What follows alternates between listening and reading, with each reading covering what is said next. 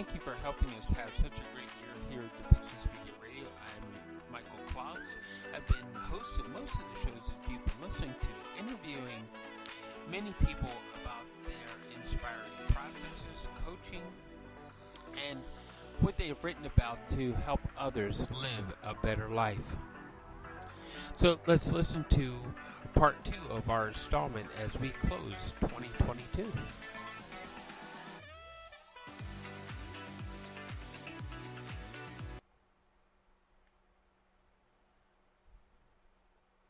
Depictions Media Radio.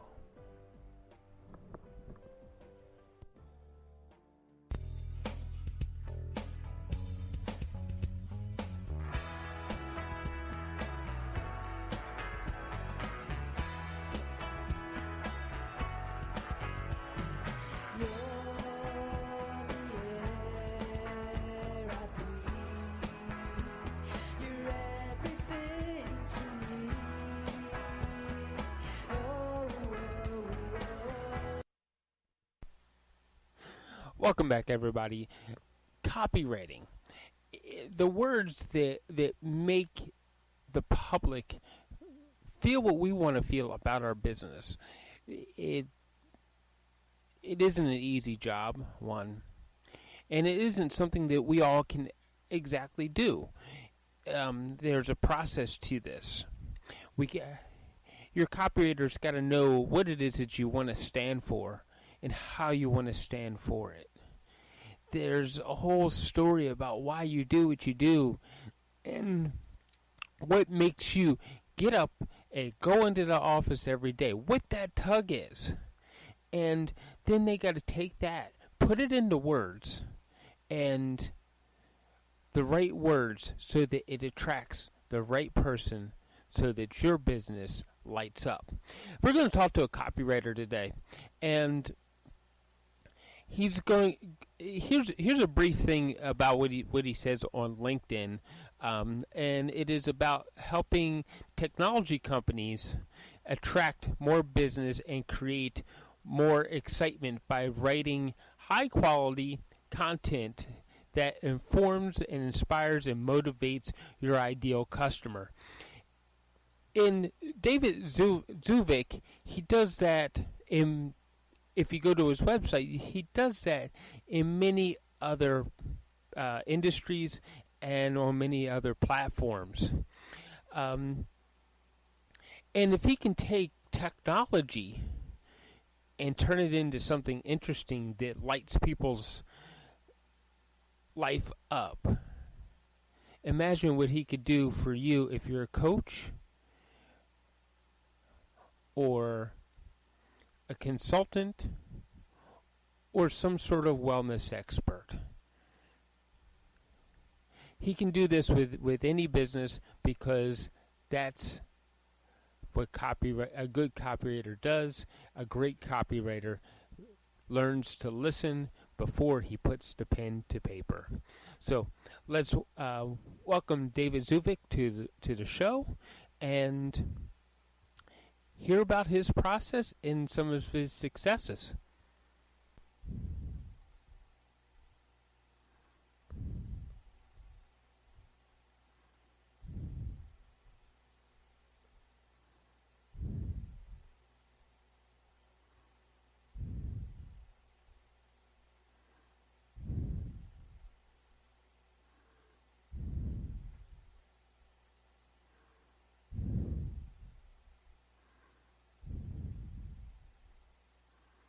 Recording in progress.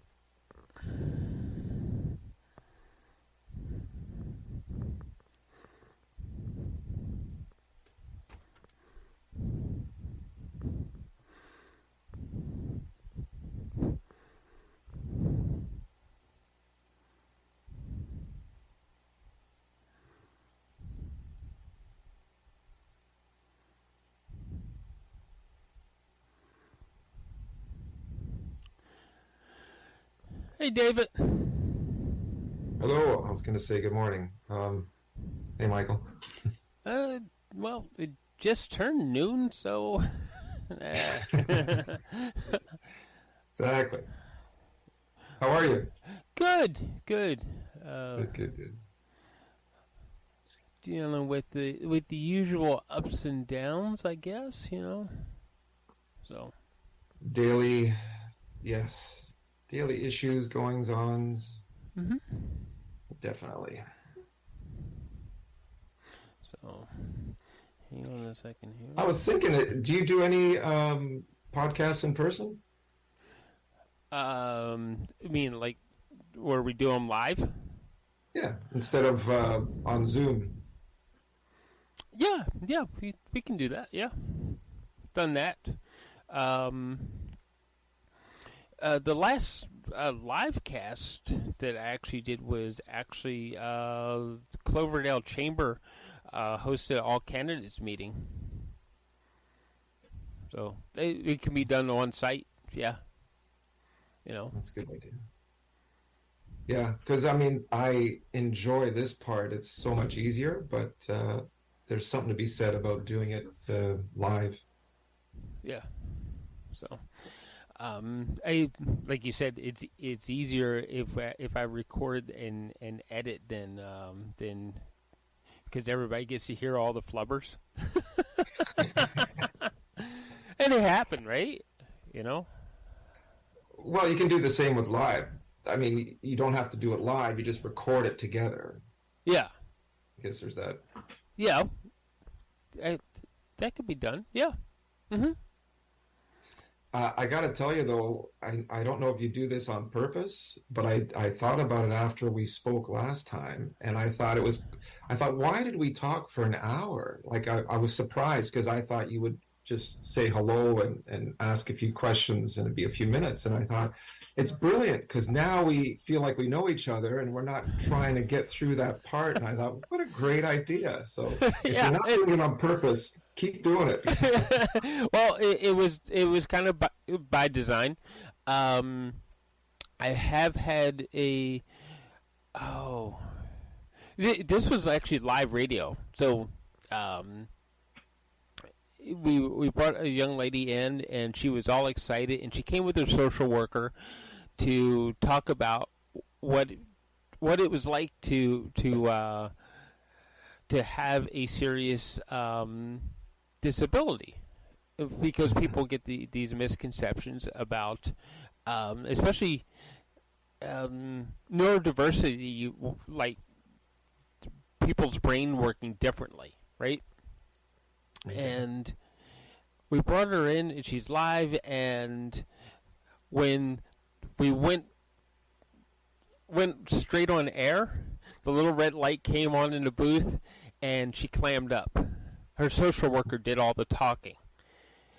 The light went off, and she chatted. It was like, wow. And you get a few of them where the other one was there's actually a serious phobia out there. I've run into it once, and other friends of mine have said, well, yeah, I had one, and it turns out that there's a serious phobia about standing in front of a microphone or a camera. And Absolutely. if you don't have... Actually, Zoom as a platform eliminates some of that. But in general, if you make people feel comfortable ahead of time, you get a much better conversation going. So, absolutely. Even though, like in this case, for sure, I would be thinking, all these variables of what could happen. Yeah. I'm going to be nervous as hell. And then after I'll be thinking, geez, I didn't even talk about this or that. So it helped definitely make me more comfortable. So. Yeah. And if ever you, if you feel like, hey, I got more to say, call me. All right. I do. Wait, once I have somebody on, unless I have a really bad experience with it, there's like maybe one or two people that I won't ever invite back. One, again, there's a live radio situation. He was advocating for for better training and better handling of how we straighten teeth. Straighten teeth? Yeah, I get this because he's on a CPAP machine. If you know what overnight CPAP thing to help you breathe overnight, because he suffers from breathing apnea. Okay, and when we got him live on air, he threatened to kill a bunch of dentists. I was live on air at UBC. The police were showing up. Security showing up. And so how'd you handle that? Well, first thing was I had something I don't have here as an auto DJ. I flipped on the auto DJ, so we went straight to music. Okay. And then I politely said, "The interview's over. You need to leave now." I said, "We can't have you threaten anybody in any way, shape, or form. It's just simply not acceptable. Can't have it. Can't do it." So the interview's over, and we won't invite you back. It's not going to happen that way. And he tried to get upset with me about it, and I said, "No, don't get upset. Just leave." I said, from what you just did, the station manager already triggered the security and the police. They're on their way. My advice to you is go, and nothing more will happen. And he tried to argue back, but I said, no, there's no argument. Just leave. Yeah, and once you cross that line, you can't go back. Yeah. It was like, oh, man. The station manager was pounding on the glass. Like, what's going on in there? What the hell is going on? And it's like, because she thought I was in danger. Sure. Well, of course. Of course, right? So screening process is important. It makes you feel comfortable. It makes me feel comfortable. I know that, and doing it in some other situation other than a coffee shop or something like that, it actually works out better. Again, Zoom as a platform has fixed a lot of that for me. Yeah. So yeah, that's good. So yeah, but once we get through the initial screening process and everything, it's like, I've had great success. So yeah. So it works. Yeah, it works. I can tell you that too. It works. Yeah, I like it. We just got to stick with it, right? Once we get those screening processes. So anyway, I have already read an intro based on your website and your LinkedIn profile. Okay. And you do a lot of writing. Getting there. Yeah. So, why don't we start with this? First question is, why do you get so passionate about writing? So, what's the passion there? Something along that lines. And we'll get started in 5, 4, 3, 2. All right, let's welcome David to the show now, and like just right off, David, you're a good writer, and what makes you so passionate about writing and writing people's stories and doing the copywriting that you do? That's a very interesting question, because I don't consider myself passionate about writing. When people say I love to write, I think back to that old Odd Couple TV show where Oscar Madison and Felix Unger, and they were talking about Oscar, who was the sports writer, saying, "You must love to write." And he said, "No, nobody loves to write. They hate writing. They love what they get, the result." And that's kind of me. So my passion is not so much doing writing, it's bringing out a story. I love stories. I I just get hooked on any story. And I assume everybody's like that, but I don't know, you know? And so when I'm writing a book for somebody, it's an adventure for me because it's like reading the story. I'm learning about it.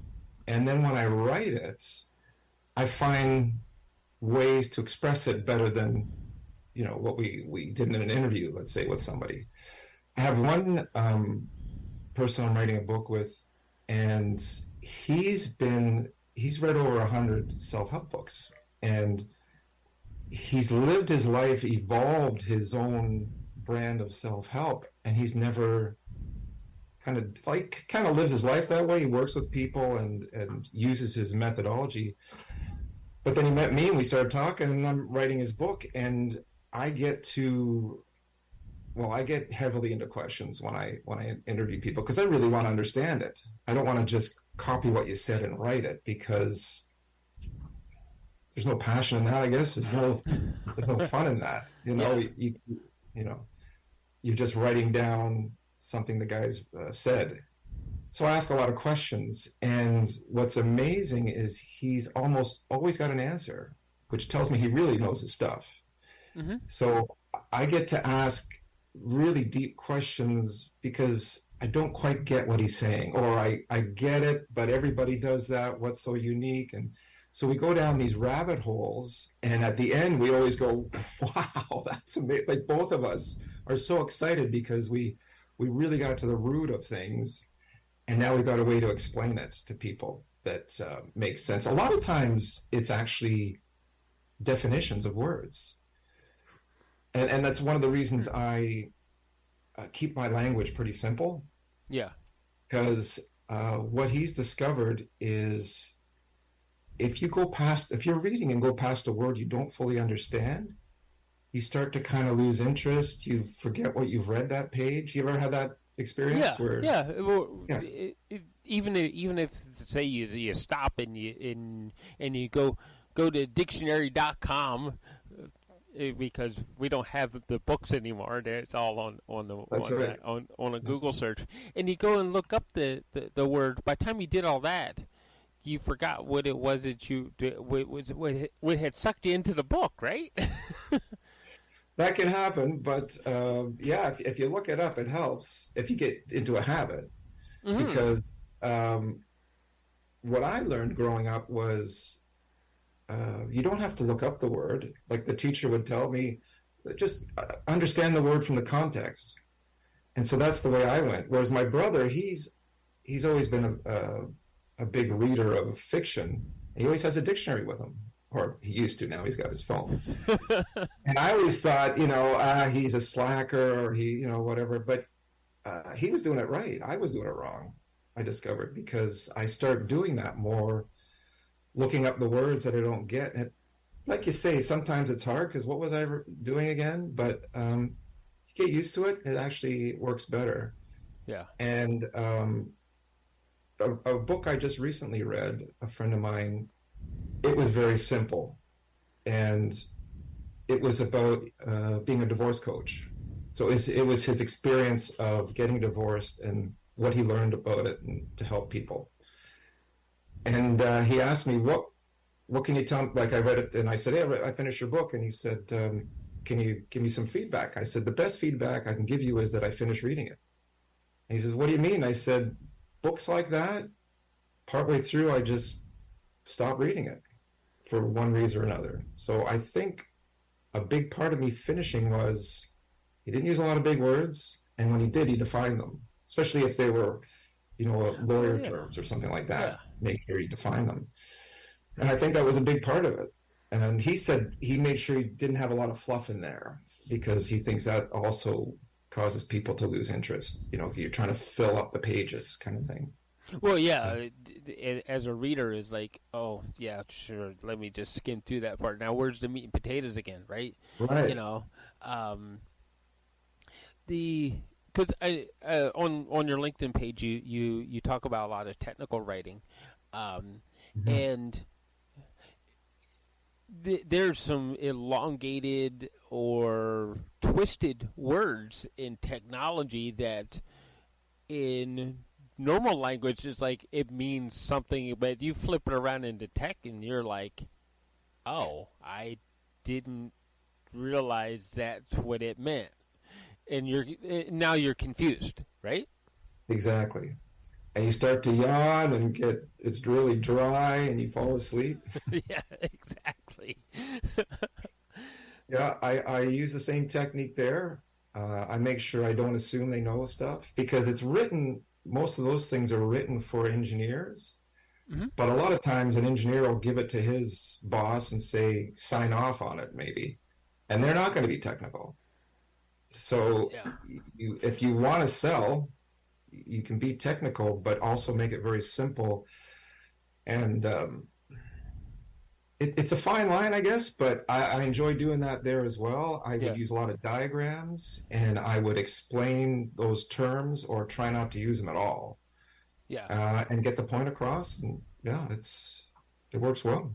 Yeah. Some of the my favorite technical thing is actually E equals MC squared. Right. Now, for those of us who took a lot of physics and got into quantum theory, we know that E equals MC squared is not the equation. It's actually something else. It's twisted because they were looking for a relationship that how mass was created from energy. And so, but everybody knows, because I could go into the explanation of what E equals MC squared really means, but the public doesn't. You get yawns and you get like nods and people falling asleep, and that's why I stopped in the whole thing of it and it just said no. But everybody understands that. Hey, that's Einstein's theory. Yay! I know something, and that's what people, when they pick up a book, that's what they're trying to do. They're trying to learn something, right? So we Well, is make that it what easy Einstein for did too? Then was Einstein trying to simplify it by making it E equals MC Oh, squared? some other person did that for him. Oh, okay. Yeah, he was just simply trying to find a relationship. That was the theory, that there was a relationship between mass and energy, and that was it. And somebody else came along and said, "Hey." The conversation could have gone something like, "Hey, Albert, why don't we simplify this so that the public understands what they're looking at?" and Right. and that's what it seems like you do for a lot of people, is that you work with, that you make it so that, okay, yeah, that's great, but we need to make it so that the public understands what it is you're talking about so that they become interested. Well, and that's the thing with the internet. There's so much information. You can learn about anything you're interested in. So, to what depths do you want to go? And most of us don't want to go that deep. We don't have the time, or we don't need to know that. We just need to know a bit more. And so that's kind of where I fit in. I like to be one step removed from the highly technical, because they need to know it, but the rest of us don't. We're not going to design a satellite system, but it's nice to know how it works. And one of the great things, it just reminded me of, I was in the satellite industry, and there was one product we made. It was about this big, and it was about $300. Okay. But people, some customers would say, "Yeah, but I can get that for $100." And so we had to find a way to work with that. So, because, yeah, you can, right? So we finally showed people that satellite systems are serial, which means one line goes through everything. Yeah. There's not a bunch of different circuits. It's everything comes together. You start with the satellite signal coming down to a dish, into a receiver, and then through, adding power, and then goes off to maybe your TV or whatever. It's one line.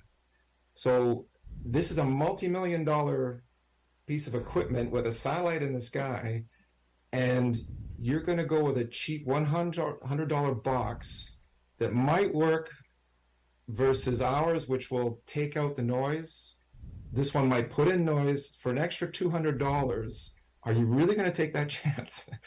So it was fun actually to explain the differences technically, but also to say, explain the whole system, because people that buy the equipment might not realize that everything's going through this one little box. And it's crazy to go cheap. Some things you can go cheap on, but where to go cheap is the key. Where to go cheap? Yeah, that is also another good question. Where should you cheap out, and where should you put your money into, right? And I would say that don't go cheap with your run of the mill copywriter. Find the copywriter who wants to put some time and depth into it and pay him a little more, but the end result is brilliance, right? Yeah, exactly. Well, it's a value thing. We always talked about that it's not about spending more, it's about where to go cheap, where you can. And so we're very proud of the fact that a customer would come and say, I want this piece of equipment, and say, well, what do you need it for? And then realize you don't need to pay that much. You can go cheap because you don't need all that fancy stuff, because you are going to end up with that customer for life. And so never go for the quick wins. Never go for just going after the quick money. Right. Go for the long haul. I guess we're going off on tangents, but I'm also about customer service. So I like to keep my customers as long as possible. So if I'm going to agree to do work at a certain price, I'm going to do my best work anyway. Yeah. So I better do the right price. So because otherwise you're going to be sitting there thinking, well, he's only paying me this. I'm not going to do a good job. That doesn't help me at all. No. I might keep him as a customer, but my work is going to be crap. Yeah. Well, you got to feel good about what you're doing, right? Yes, you do. Yeah.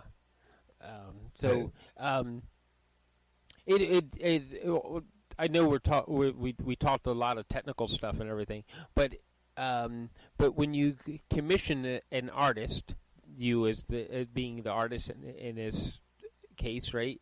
You if you were asking a painter to come paint your portrait, you would definitely make sure that, hey, I'm going to put as much budget in there to hire the best guy possible, right? Mm-hmm. And again, leading back to, you want to make sure that you hire the right guy in this case, who's going to do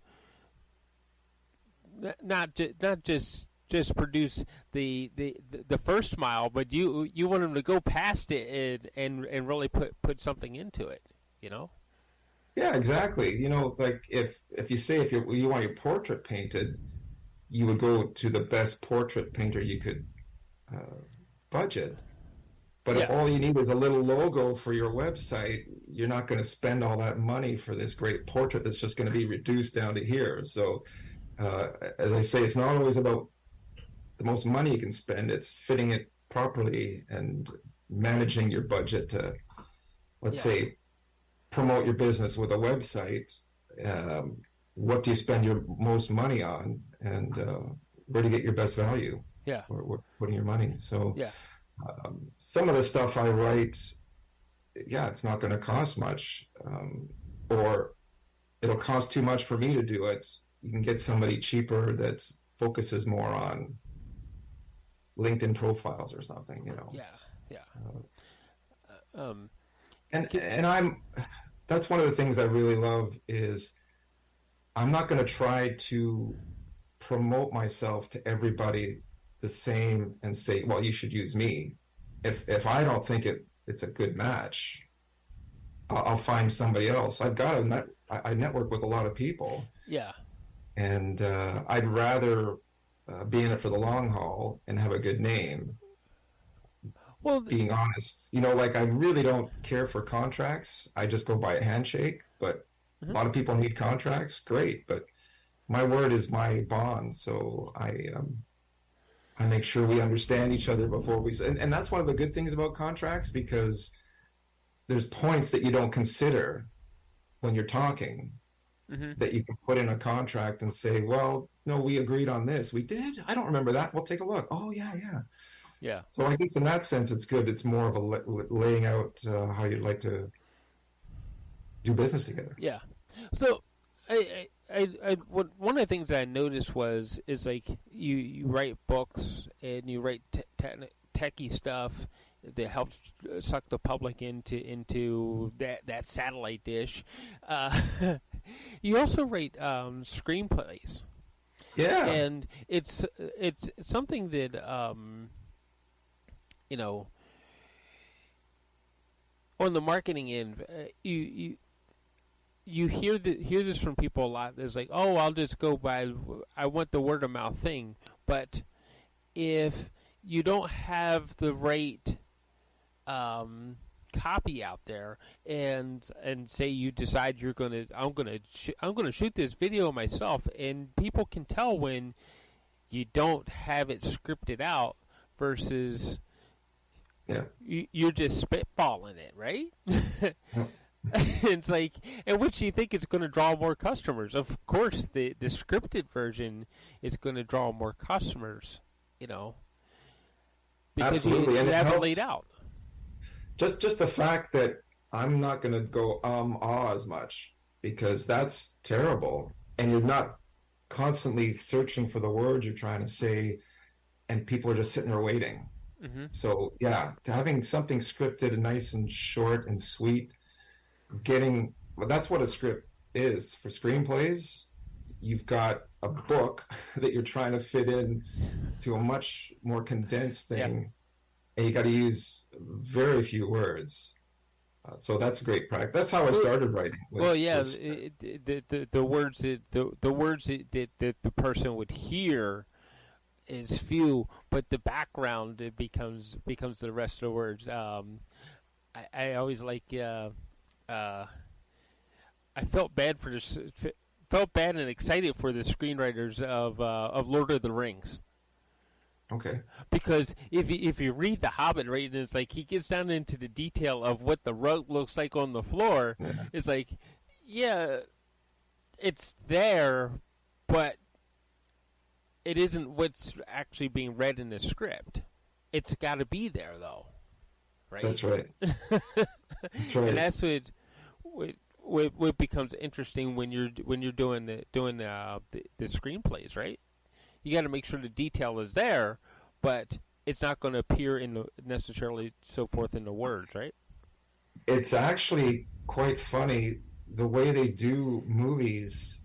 In a sense, is wrong at a lot of times because the screenwriter is kind of isolated, and so he's got to put in as much detail as possible without stepping on the toes of the actor, let's say. Mm-hmm. Because if you'd say he had a he lifted his right eyebrow in question and then turned to look, you're getting into his realm now, the actor's realm, because what you're supposed to do is say he was worried. And now it's up to the actor to figure out how to present that.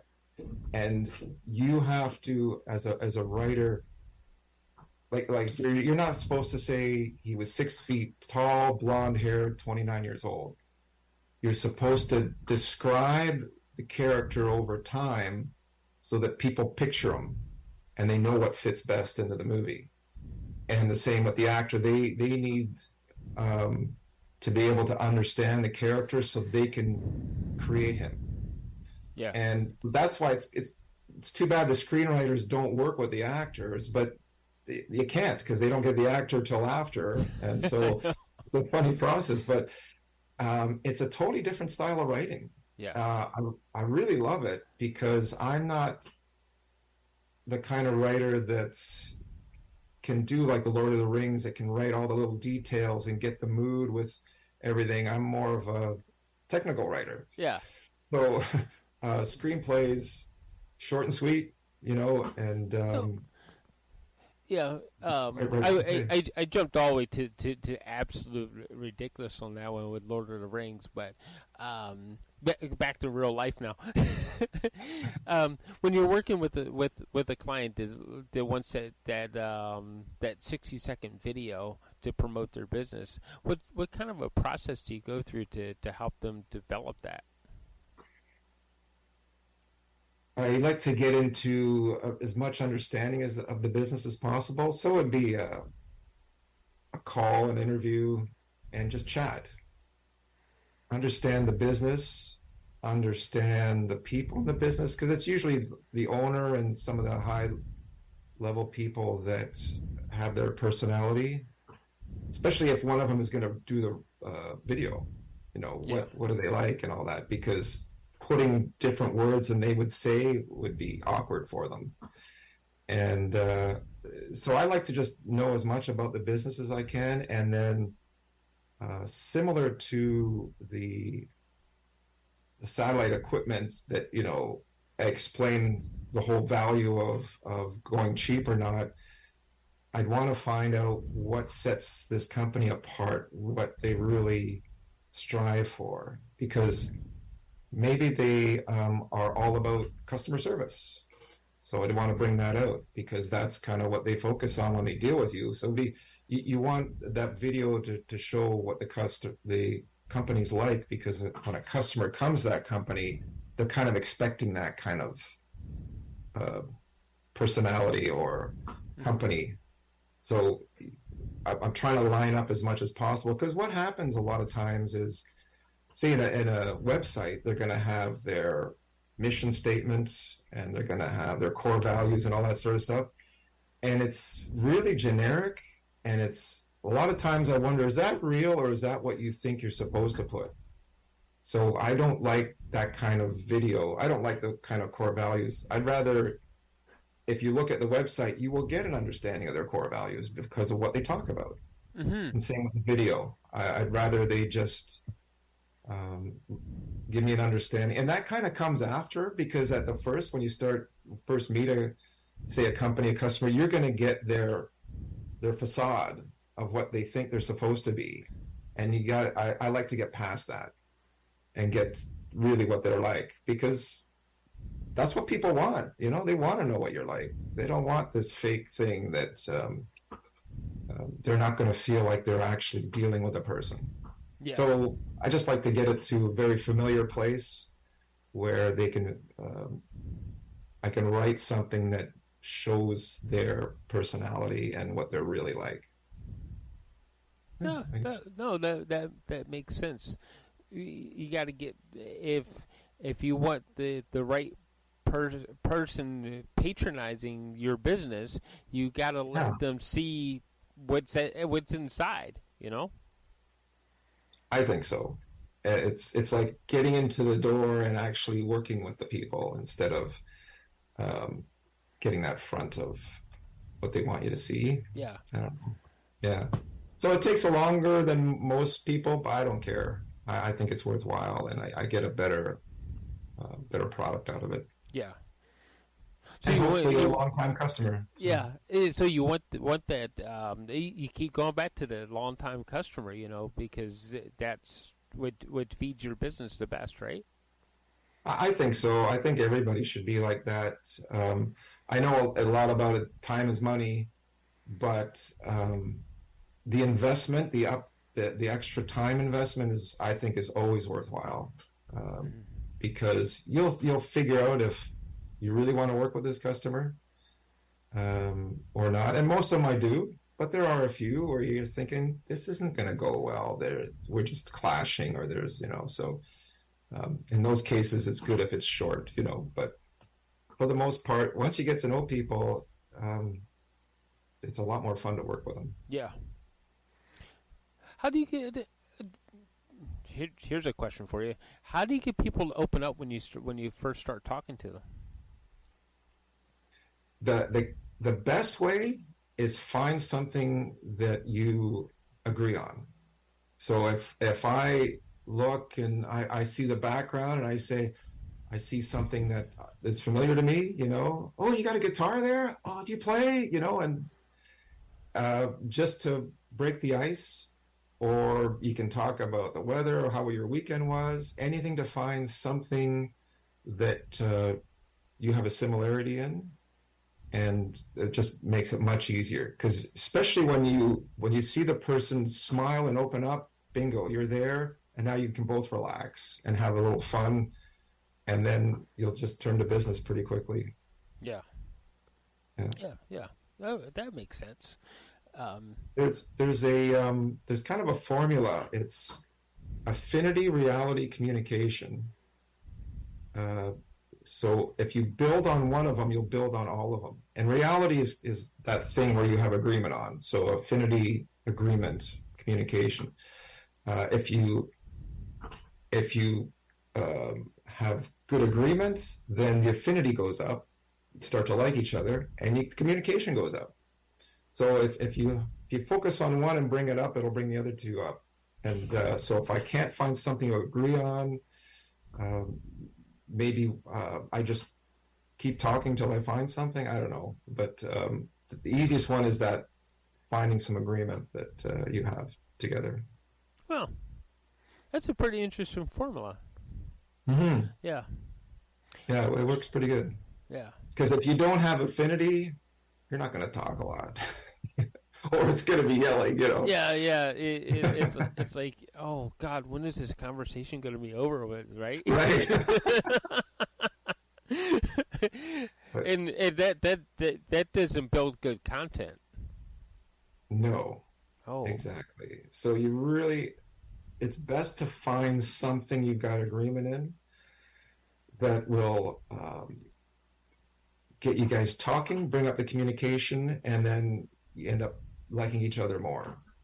It's sometimes it's tough, Yeah. It could be the other person is not open to having a discussion, wants to go straight to business, and in that case, it's okay. But I still tend to joke around, keep it light until I find something that makes them laugh, or something that hits with them that will take them out of that just straight business, because seriousness is overrated. I don't think you have to be serious to be successful. Like, I gotta work. Hey, I can work and have fun. And that's what I try to remind myself, because you get too serious, you're working, and what are you working for? You're killing yourself, you're not enjoying life. So anytime I'm working with anybody, I keep it as light as possible, but work my ass off for sure. Yeah. Sorry. Well, yeah. No. That particular word is okay in small portions. Right. Because a lot of our business owners are moms, or they work at home, and dad may have someone run past, right, with delicate ears, but right. How do you? Would that be? There's a good thing, right? Right there, audience, right?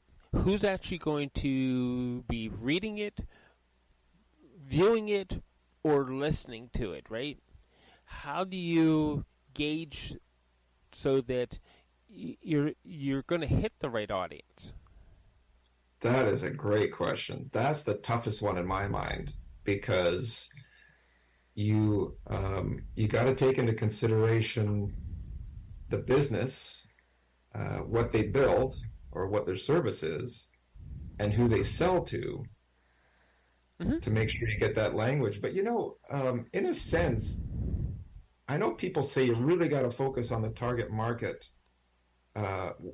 And it makes sense. I mean, you can't focus on everybody. It never works. Everybody tries, but it never works. Yeah. You've got to start with a target audience. But really, it does kind of evolve itself when you're working with the customer, because they are telling you who it's for. I mean, if you just focus on the product and don't think about who it's for, you're probably going to have a problem. But trying to just figure out the target market, how to talk to them, you got to make sure you've done it in the end. But most of the time, it just sort of happens because, which is why I get into such heavy detail with the questions and try to figure out not only what the product does, but its application. And then when you figure out the application, you figure out how your product really does well in that application, or how it stands out. So it just automatically goes to the right market in that sense. But the process of really getting to know the company and the product is how I get there. Yeah. If that makes sense. Yeah, it does actually make sense. So if you just keep it very general in the learning about the company or the product, so you can write their website, yeah, you're probably going to keep it general. It's going to go out to everybody. It won't be targeted. But the more you delve into the product and what they're trying to do, the more it'll automatically go to that target market. Yeah. But it's funny because you brought that up. Sorry to interrupt. Go ahead. I popped into my head the stories I write about my parents, and I think, who's my target market there? And so it kind of makes me laugh. I guess in that sense, it's more just my Facebook group, and people that grew up with me knowing my parents. It's kind of to reconnect them, because when I was young, all the parties were at our house, and everybody got to know my parents because my parents are so social. And so when I talk to old friends, I grew up in Toronto. When I talk to old friends, they always say before I hang up, say hi to your parents. And I never think of saying that to them because I never knew any of their parents. So I guess that's anyway. Sorry, I went off on the tangent. No, but they kind of make sense, right? I knew everybody's parents, but not too many people actually had the opportunity to get to know my parents. Okay. So how come? Mostly because my parents tried to keep everything kind of private. They were welcoming to an extent, They would never turn you away if you showed up at dinner, but at the same time they kept a lot of things very private, and Gotcha. some of it is to be totally transparent and or should I say vulnerable about it. My father was an addict. Oh, okay. So you want to keep that in the closet, right? Of course. And the fact that I admit that in public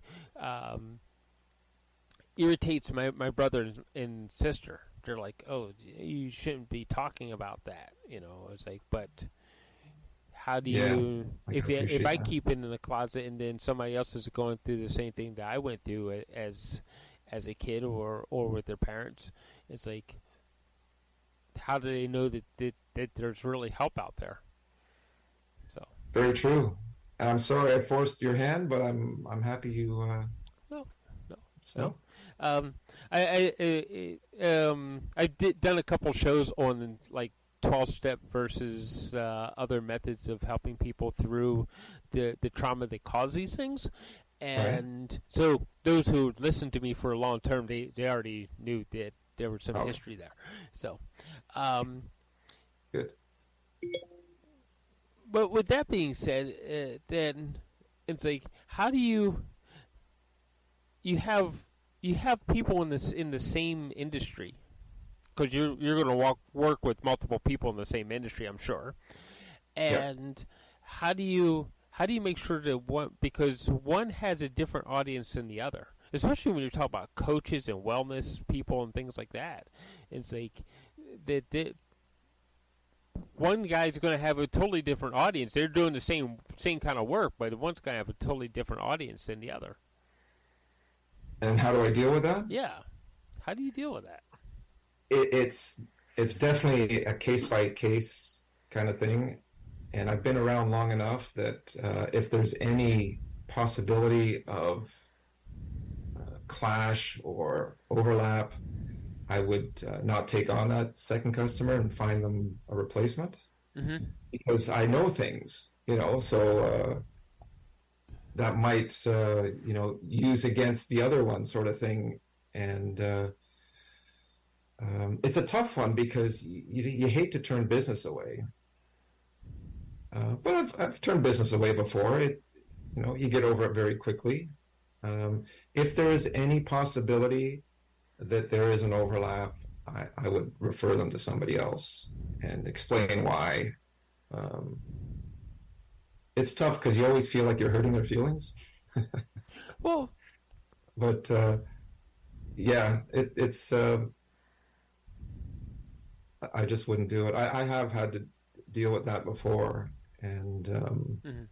it usually isn't noticed at the beginning, but after you've worked with them for a little bit and realize, hold on, there's an overlap, and I'm very upfront about it and say, what are we going to do here because there could be some conflict, and yeah, as long as the more open you are about things, the easier it is, and so far there hasn't been any problems. Everybody understands, and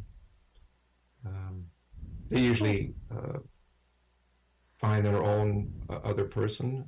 But like I say, I have lots of networking, so I could refer them, but I just haven't had to yet. Yeah. Yeah.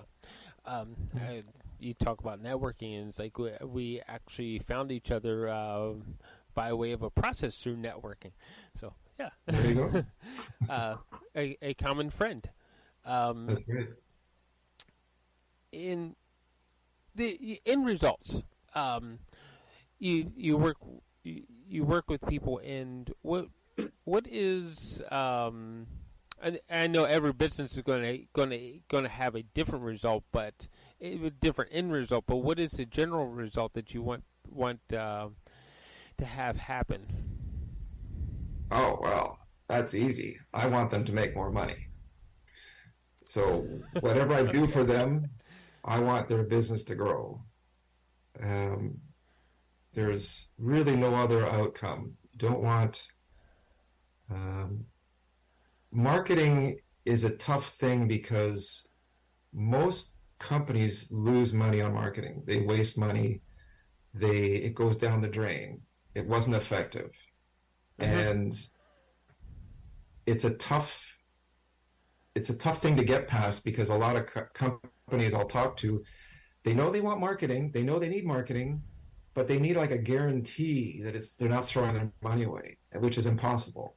So my outcome is always that they're satisfied that they made money on the marketing, because a lot of times customers will do marketing because they have to, they're supposed to, and they don't check to see if actually it's making them money. Because let's say they were making $1 million a year before, they started doing marketing, adding $100,000 of cost to marketing, but they're still only making $1 million a year. So that's ridiculous. But they're supposed to do marketing, so they do it because they got a brand and it keeps the brand going at $1 million.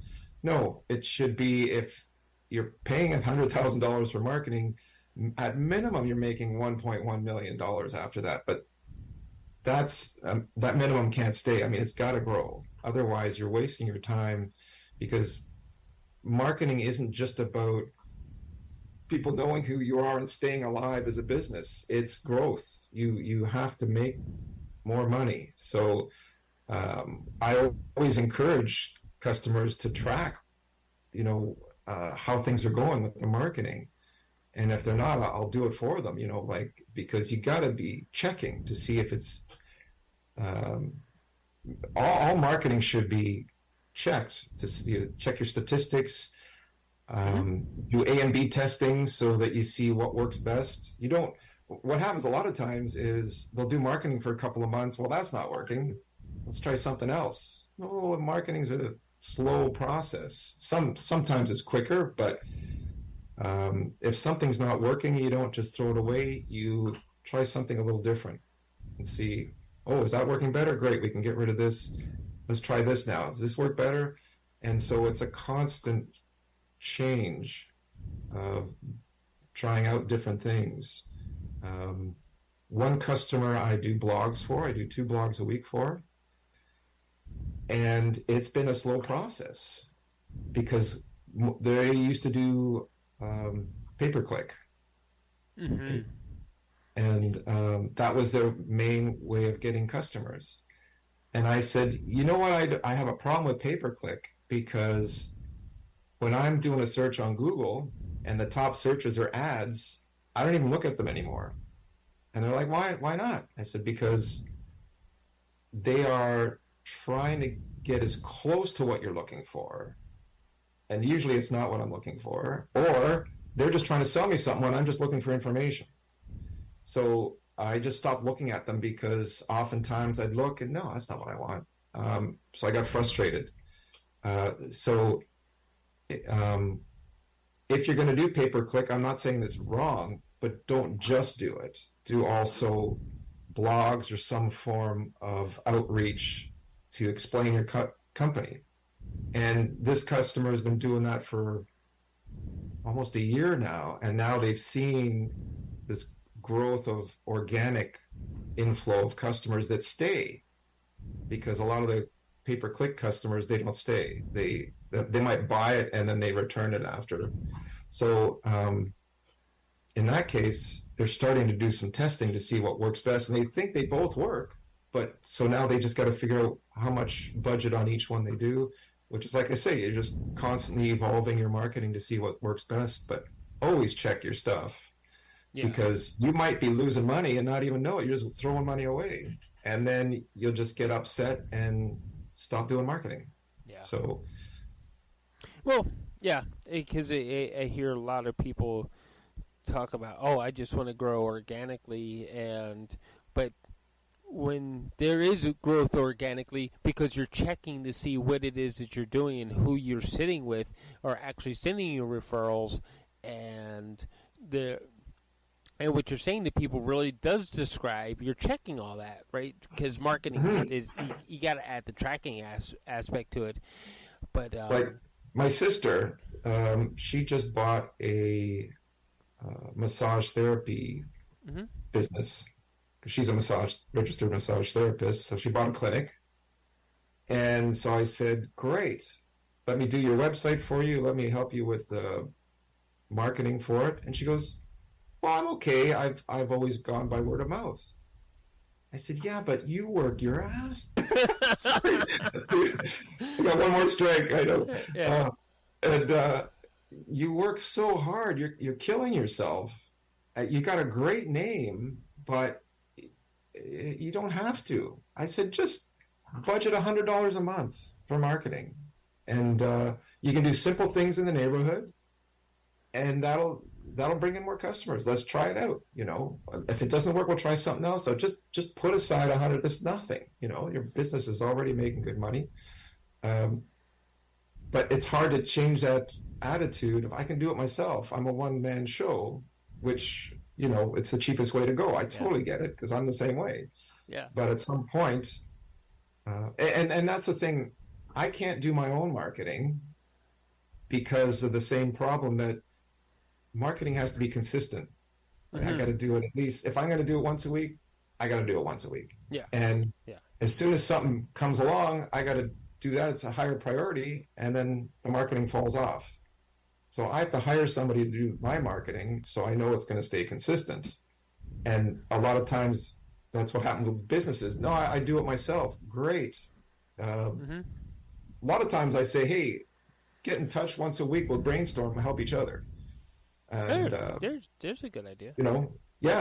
Because then you motivate each other, and you're like, our meeting's starting tomorrow again. I better make sure I get done what I said I would do, So I tell that to people all the time. If you're going to do it yourself, get a partner, some other business, some friend, and meet every week so you can help each other, because it's all about consistency. Yeah. So anyway, because we're about out of time now,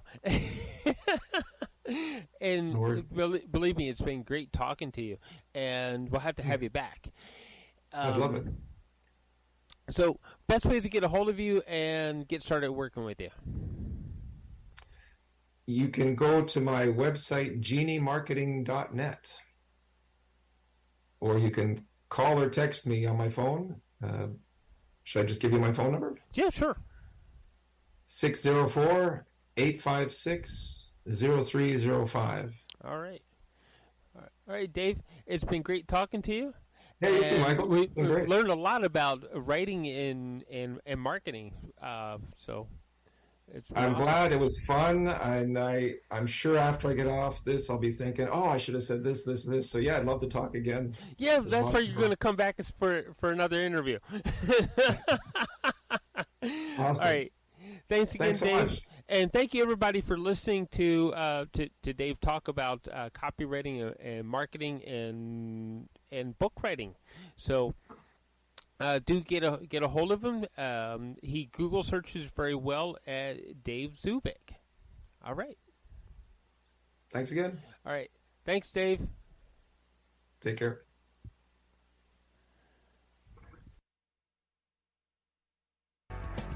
And I looked up at a shooting star, and then I wondered who you are. I just need to know. So I wish upon that shooting star, and then I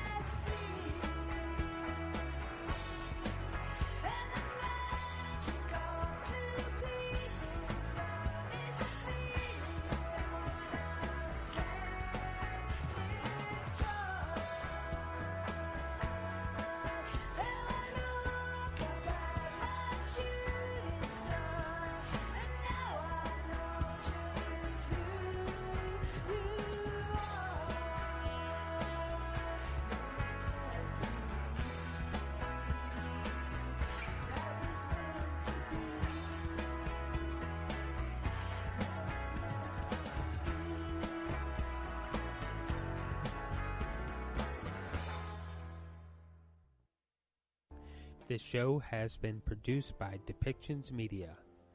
Please contact us at depictions.media for more information.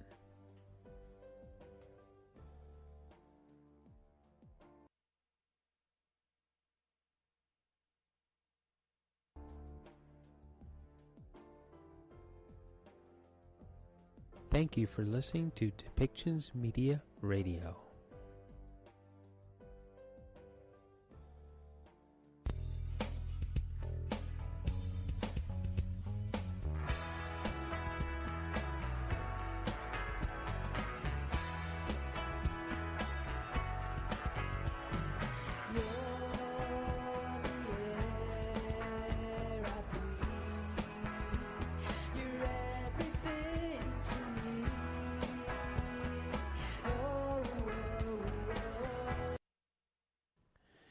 Welcome back to the show, everyone.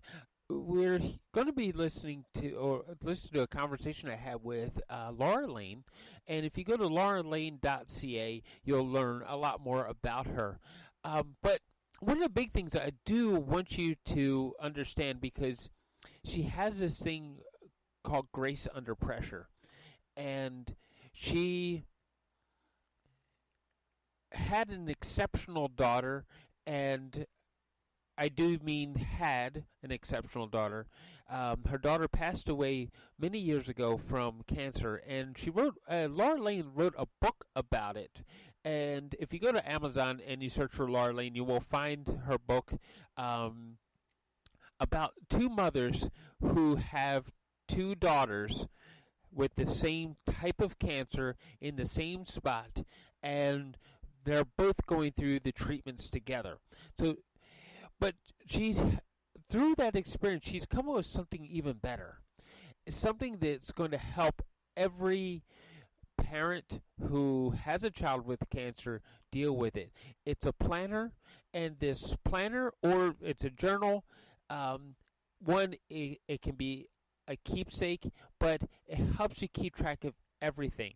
You won't forget those memories, and you won't forget the medications and the procedures and all that kind of stuff. It becomes not only a keepsake, but a medical file for your child. And there's nothing more precious in our lives than our children. And for Laura to be as brave as she is and courageous as she is to not only develop a coaching system, but a support system, and then on top of that, to develop these journals that will actually give back to the system that helped her daughter, and give to the parents who they just need this support. So let's listen to the conversation I had with Laura. She's an amazing, amazing person and a really good friend. So she's going to talk to us more about those journals and more about her journey as a person. Just trying to keep going day after day. So, welcome her to the show.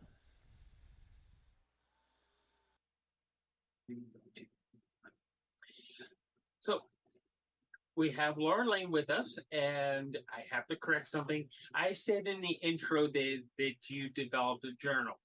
You say it's a planner, so I have to correct myself. Everybody, it is a planner that she developed, and there's a specific reason why you say it is a planner. So why don't you tell us why it's a planner and what inspired the planner to come to life? Okay, sure. So we call it a daily planner, and it's the daily planner for the most amazing moms on the planet. And the difference between a journal and a planner is a journal is usually something you just sort of write your thoughts and write it on a daily basis. Well, a daily planner is to keep track of everything. So what happened, how this all came about was I asked a whole bunch of cancer moms what they wish they had learned when their child had first been diagnosed. So like, what do you know now that you wish someone had told you days, months, years earlier? And so I got all this it's incredible advice that came back from these women. And I noticed that a number of them talked about the importance of keeping track of everything because there's so much to keep track of when a child has cancer. So first there's the diagnosis, and then they give you a treatment plan. And then there's the whole medical team, from the oncologist to the child life specialist to the social worker to the chief nurse to the radiologist to there's all of these medical team who are there to support us. And so keeping track of that, and then who's available to help. So the first thing we did when Celeste was diagnosed is I made a whole bunch of phone calls and said, hey, we're going to need some help. We need someone to look after Grayson for us when we go into the hospital. We just called on all friends and family. So we have a whole section in the book that's for that. And then we have, so I'm going to just pull this up in front of me, resources, like what resources are available to me. And prescriptions, and because there's just so many different pills and things that they need to take, and be able to track all of that. So then there's the appointments. So there's the doctor's appointments are coming up, and then there's the ones that they've scheduled for a couple of months down the road for follow-up, or sometimes it just takes a while to get into. So we have a calendar. So we've got a monthly calendar, and then taking a look at a week at the glance. So there's medical appointments and other appointments and a meal plan, like who's thinking about who's going to feed my family. And if someone's bringing in a meal, I want to make sure I've got it written down somewhere. And do we have a shopping list of things that we need? Who are my helpers this week? Do I have any questions for the medical team? And then when Celeste was in treatment itself, when she was doing her chemo, there was blood counts every single day, so we could see what her white blood counts were, her polys and the hemoglobins and the platelets and all of that.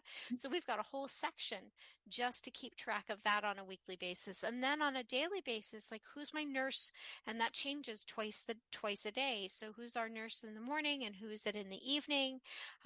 Does she have any symptoms? What medications have they given her today? Because there's importance to correlate the two, to keep track of, like, if she's been given this medication and all of a sudden she has these particular symptoms, then we can sort of correlate and go, well, every time you give her this medication, she has the symptoms. And this is something that happened with Celeste, and the particular reactions to the medications. And then how well is she sleeping, and is she eating properly? And I've got kids at home, so who's helping with childcare? And is there any school stuff that I need to keep track of? And what's going on at home? And what is our hourly schedule? So all of these things, we just thought of all the stuff that moms have to keep track of, and I put it all in the daily planner. So they can go on a day-to-day, weekly, monthly basis and be able to sort of schedule things in advance and have it all in one place. And whoever ends up at the hospital can be handing over the planner and go, okay, Mom, it's your turn. Dad's your turn. Grandma's coming for the day. Grandma, here's the planner. So everything can be kept together. Well, you said a couple things that I want people to understand. As a community, we can actually step up and help mom and family with these things. And it's something that my wife and I, we do when we hear of a family that's having a difficulty. We cook and deliver. Mhm. It's like, I mean, and you mentioned that right there, who could be delivering food. Yeah. Yep. And it's something that as a community, it's not that hard to do. Mhm. Or it's not that hard to go pick up a bucket of chicken or something and drop it off to say, hey, we know that you're going through a time, and we want you to know that at least emotionally we're here for you to lean on, right? Yeah, exactly. And one of the things that I noticed is people would ask how they could help, and my brain was so full sometimes I didn't know. But if I've got this planner in front of me, I can open it up and go, what's on here that I could ask somebody else to do? Because I have a to-do list, I have a shopping list, I have a meal plan, and I could say, you know what? We could really use a meal at the house on Friday. Or Yeah. Laundry needs to be done because I had a friend show up at the hospital and collect my laundry for me, wash it, and bring it back folded. I've known people to do that. Not my thing. I don't do laundry that way because if you want it back, you're going to get in a big heap, not folded. That may be worse, right?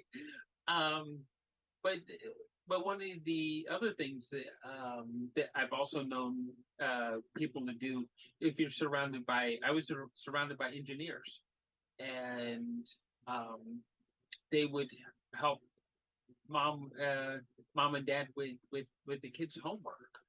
Hmm. Oh, I was that'd like, be awesome. Yep. They lift something away. And that's the thing is, as a community, we have a skill. Go ahead Mhm. and just give it to help your neighbor, right? Yep. So, Can and that can I go planner is pick a up wonderful. Susie? Yeah, can I take Susie to soccer practice for her? Can I pick up Johnny from daycare for you?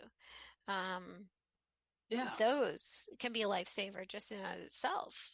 yeah, yeah, yeah.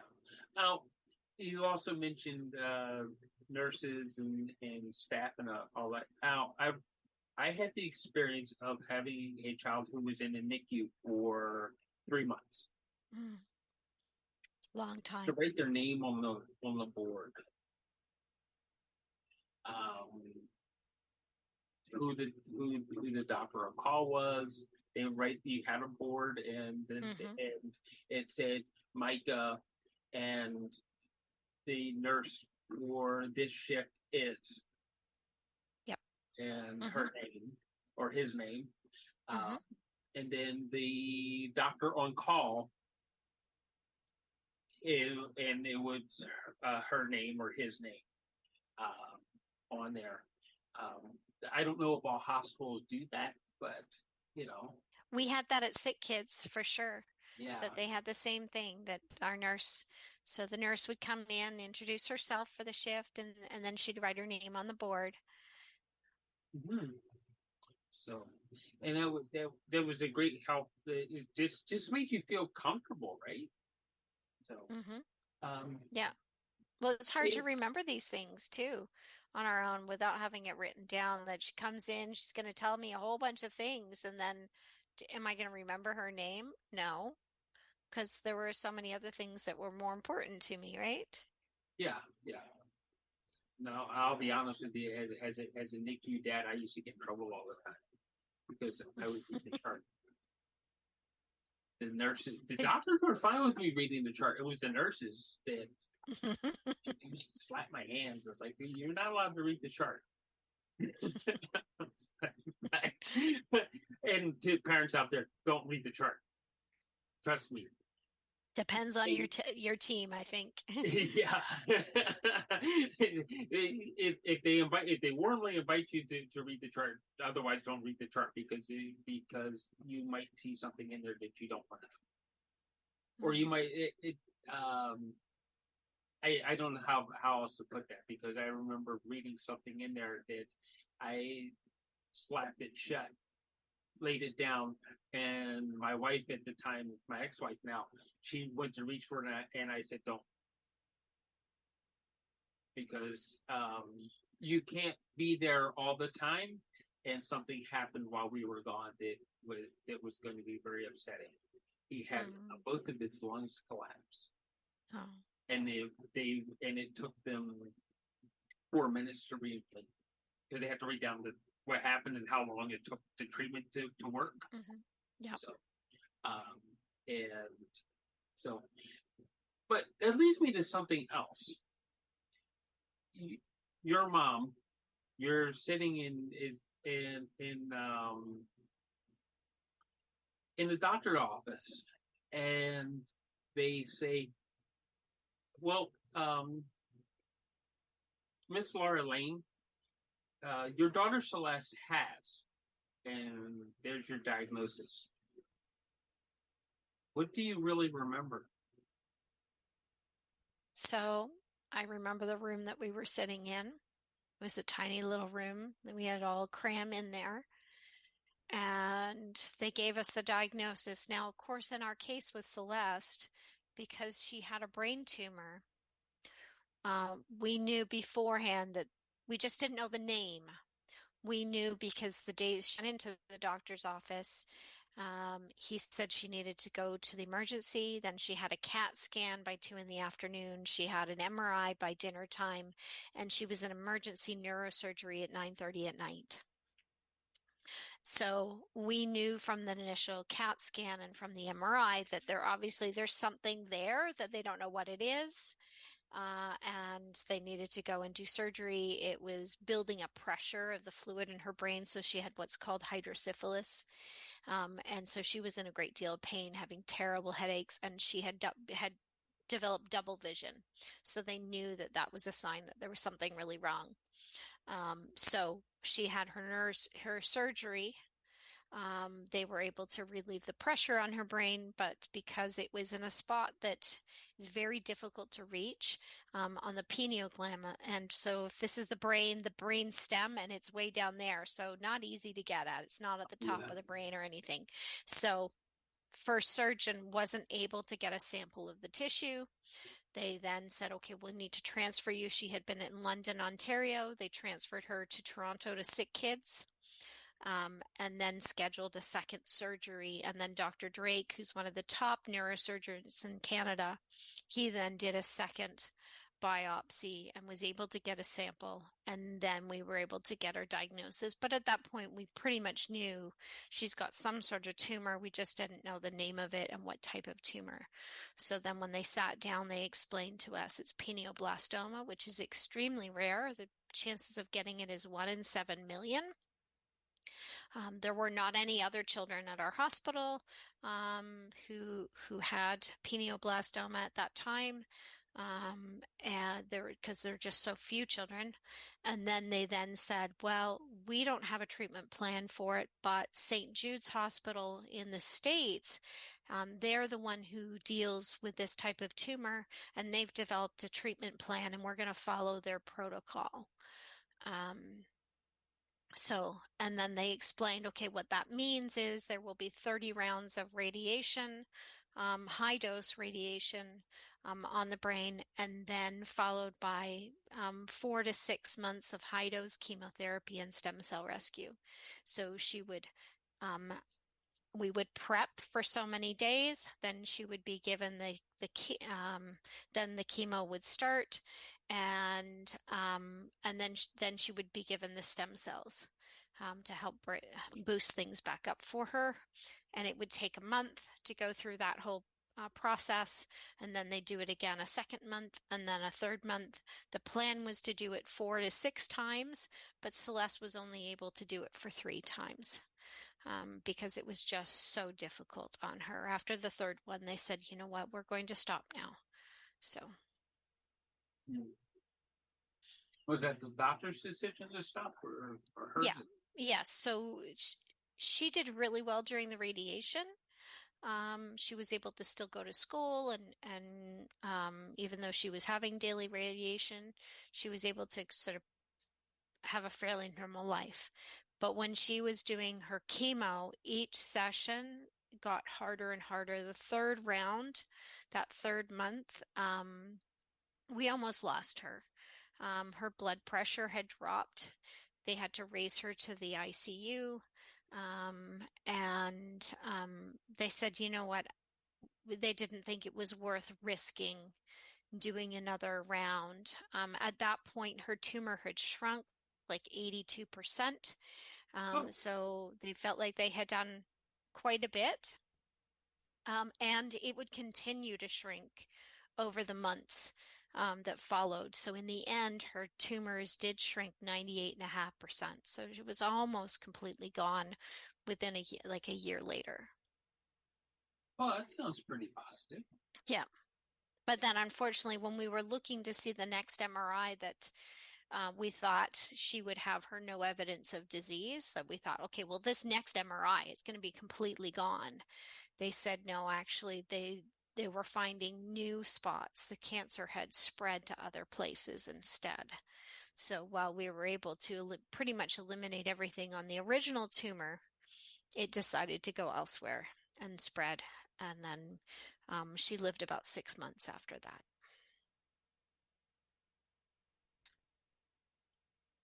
And she's living with the angels now.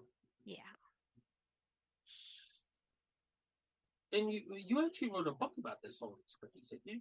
Yes, I did. It's called Two Mothers, One Prayer, Facing Your Child's Cancer with Hope, Strength, and Courage.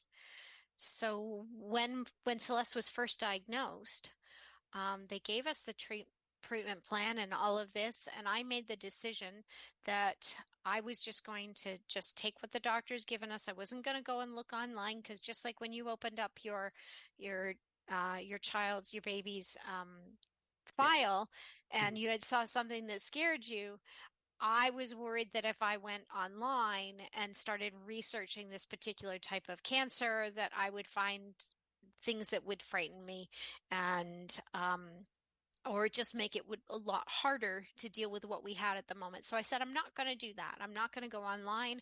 We're just going to stick with the research that the doctors have given us, and everything um, from St. Jude's, and that's what I was going to do. And I was very clear about that and comfortable with it. And a few months later, I get this nudge, this spiritual sort of kick in the pants that said, "Hey, Laura, you should go and look online." And I said, "No," I said I wasn't going to do that. So I had this argument that went back and forth with Spirit until I finally said, "Okay, fine, I'll go and look." And I opened up my website, I opened up my computer, and I Googled pineoblastoma. And the first thing that came up was a website that was created by another mom. And she was explaining about what the pineoblastoma is and the treatment, and she had created a page specifically listing all the kids that she had ever found that had it, because there were so few children who are diagnosed. She was able to make a fairly exhaustive list of the children that did have it. And so I'm scrolling through this list, and I don't even know why I'm scrolling through this list, but I am. And there's like a 15-year-old boy, and he was diagnosed in 1986. And here's a 3-year-old girl, and she's diagnosed in 1992. And going through this list, and then there's this 12-year-old girl who was diagnosed in February 2011. I'm like, but my Celeste, she's 12 years old, and she was diagnosed in February 2011. So I'm like, there's another girl out there the same age as my daughter going through this at the same time. Mm-hmm. And there happened to be a website for her care pages where her family was keeping track and letting people know how she was doing. Excuse me for a second. um, and so I reached out to this family. So this other little girl, her name is Haley. Mm-hmm. And I reached out to her family and said, "Hey, my daughter has the same diagnosis as your daughter." And I find out that Haley, her mom, is Lori. So I'm You're Laura, Laura. and she's Lori, and we both have daughters who have the same cancer at the same time. Well, Lori and I went from being complete strangers to best friends practically overnight. They didn't know anyone else who had the same diagnosis. Certainly no one in their hospital either. And they were living down in New Jersey, and they were Oh. at the Children's Hospital of Philadelphia at CHOP. Oh. Yeah. So we're 500 miles apart, and yet we found each other. And I really feel that it wasn't a coincidence. I really feel that we were guided to find each other. It was an answer to both of our prayers. Um, and it was a beautiful blessing for both Celeste and Haley to have someone who knew exactly what they were going through. That each of the girls, we put them on a Skype call, and they sat there. They were like two little old ladies comparing their war wounds and showing each other the exact same scars that they have, and the things that they were feeling, and everything that was going on that both girls were doing parallel in their lives. And it was such an incredible blessing to them, and an incredible blessing to Lori and I. And one of the things I also learned was this other family They were doing something else that was similar to us. So when Celeste was first diagnosed, I wanted her to feel the love and support of everyone around us. And I had asked people to pray for her. And I had asked people to pray for her all over the world. So I had contacts through my colleagues all around the world. And I asked people to pray for her. And every time someone would come back and say that they were, I would write it on a sticky note. And I would put the sticky note on the walls of her hospital room. And so the nurses would come in and they'd look around. They're like, what is this? Like, what are all these like yellow sticky notes? And I'm like, these are all the people praying for Celeste. So that she literally felt surrounded by the love and support of so many people. So whether it was someone in Australia or Sweden or Singapore or the United States or the United Kingdom or Canada, she would see how many people were praying for her. So that's what we were doing. Haley and her family had asked people to pray for her all over the world, and they had a big map of the world, and they would put pins for all the different spots that people were praying for her. And so I got this inspiration that I just needed to tell the world about these two amazing little girls and their faith and everything that had happened. And so I got this inspiration. I needed to write a book about them. And so the book is introducing people to Celeste and her journey and Haley and her journey. And then I kept all of the emails that went back and forth between Lori and I. And so you get to see the development of our relationship from like complete strangers to best friends and all the emails that went back and forth, and then all the things that we learned that would help other parents going through the same thing. So, and The planner. yep. And then that later on led to creating the planner. Yeah. So That is a fantastic story. Now I do remember this with Micah that we did a prayer chain, and do you know how many Presbyterians there are in the world? a lot. The prayer chain went global. Now I will say this. Part of that was I was one of the pastors and elders of this particular church at the time. So people really went to work on it, but I because I believe in the goodness of people's hearts, I think that they would have worked just as hard had I just been a member of the congregation in general. Yep. So of course, and yes.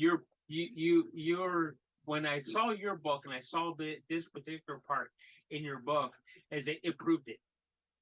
Mm-hmm. It proved it that people just want to be kind. Mm-hmm. You know, if you give them the right opportunity, they just want to be kind. Yep, people are amazing. Yeah. Sorry. I needed a breath there. This isn't. It's at this point is like you know, my son, he's grown. You know, it's like he's do all that, and you have this wonderful spirit who's still looking over your shoulder. Mm-hmm. You know, so everything happened, and eventually, I guess through because you made this wonderful, and we released this on a Sunday offering show. Your statement of faith. Mm-hmm. Thank you for sharing that. Yeah, and I just thought it was absolutely beautiful how you saw faith.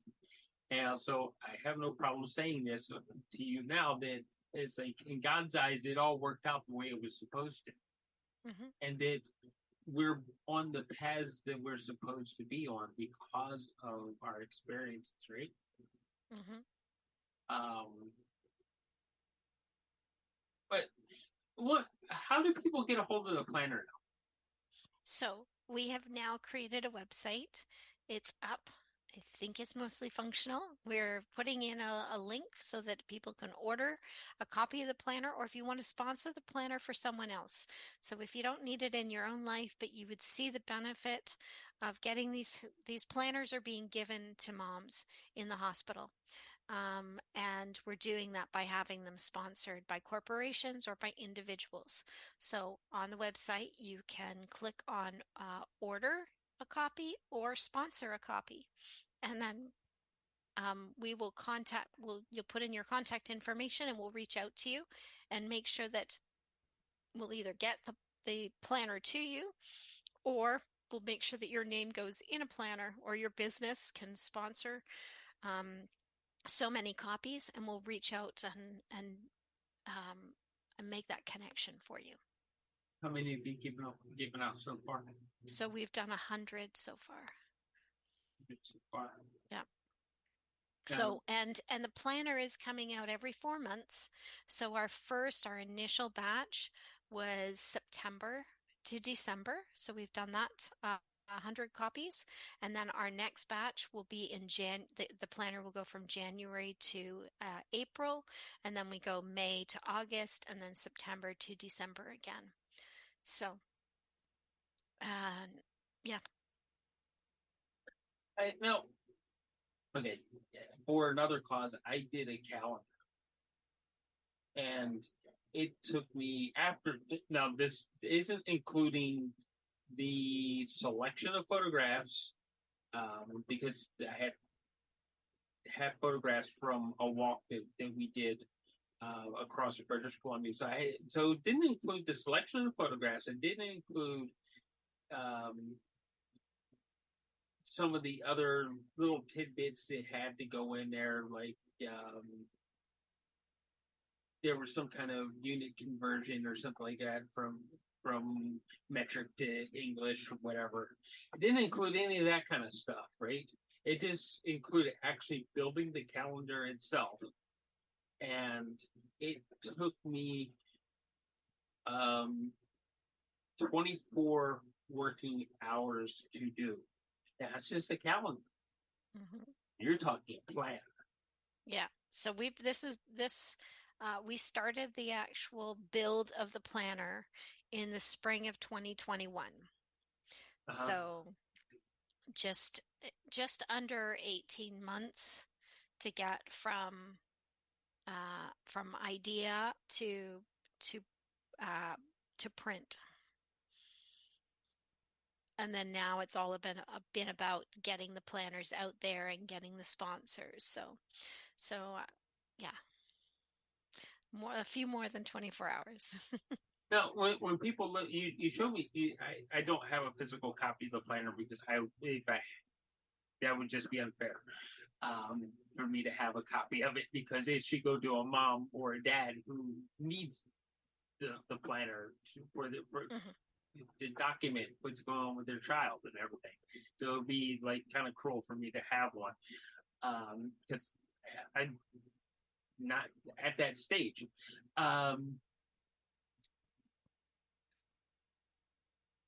You showed me pictures of it, and it's like the amount of work, and there's illustrations. It's a piece of art as well as being functional. I am so thrilled with my designers, my design team, between Megan and Ellen. They did a phenomenal. Well, Megan did the majority of the design work. Ellen just sort of cleaned up, just tweaked things a little bit for us. But Megan did an incredible job. She made it beautiful.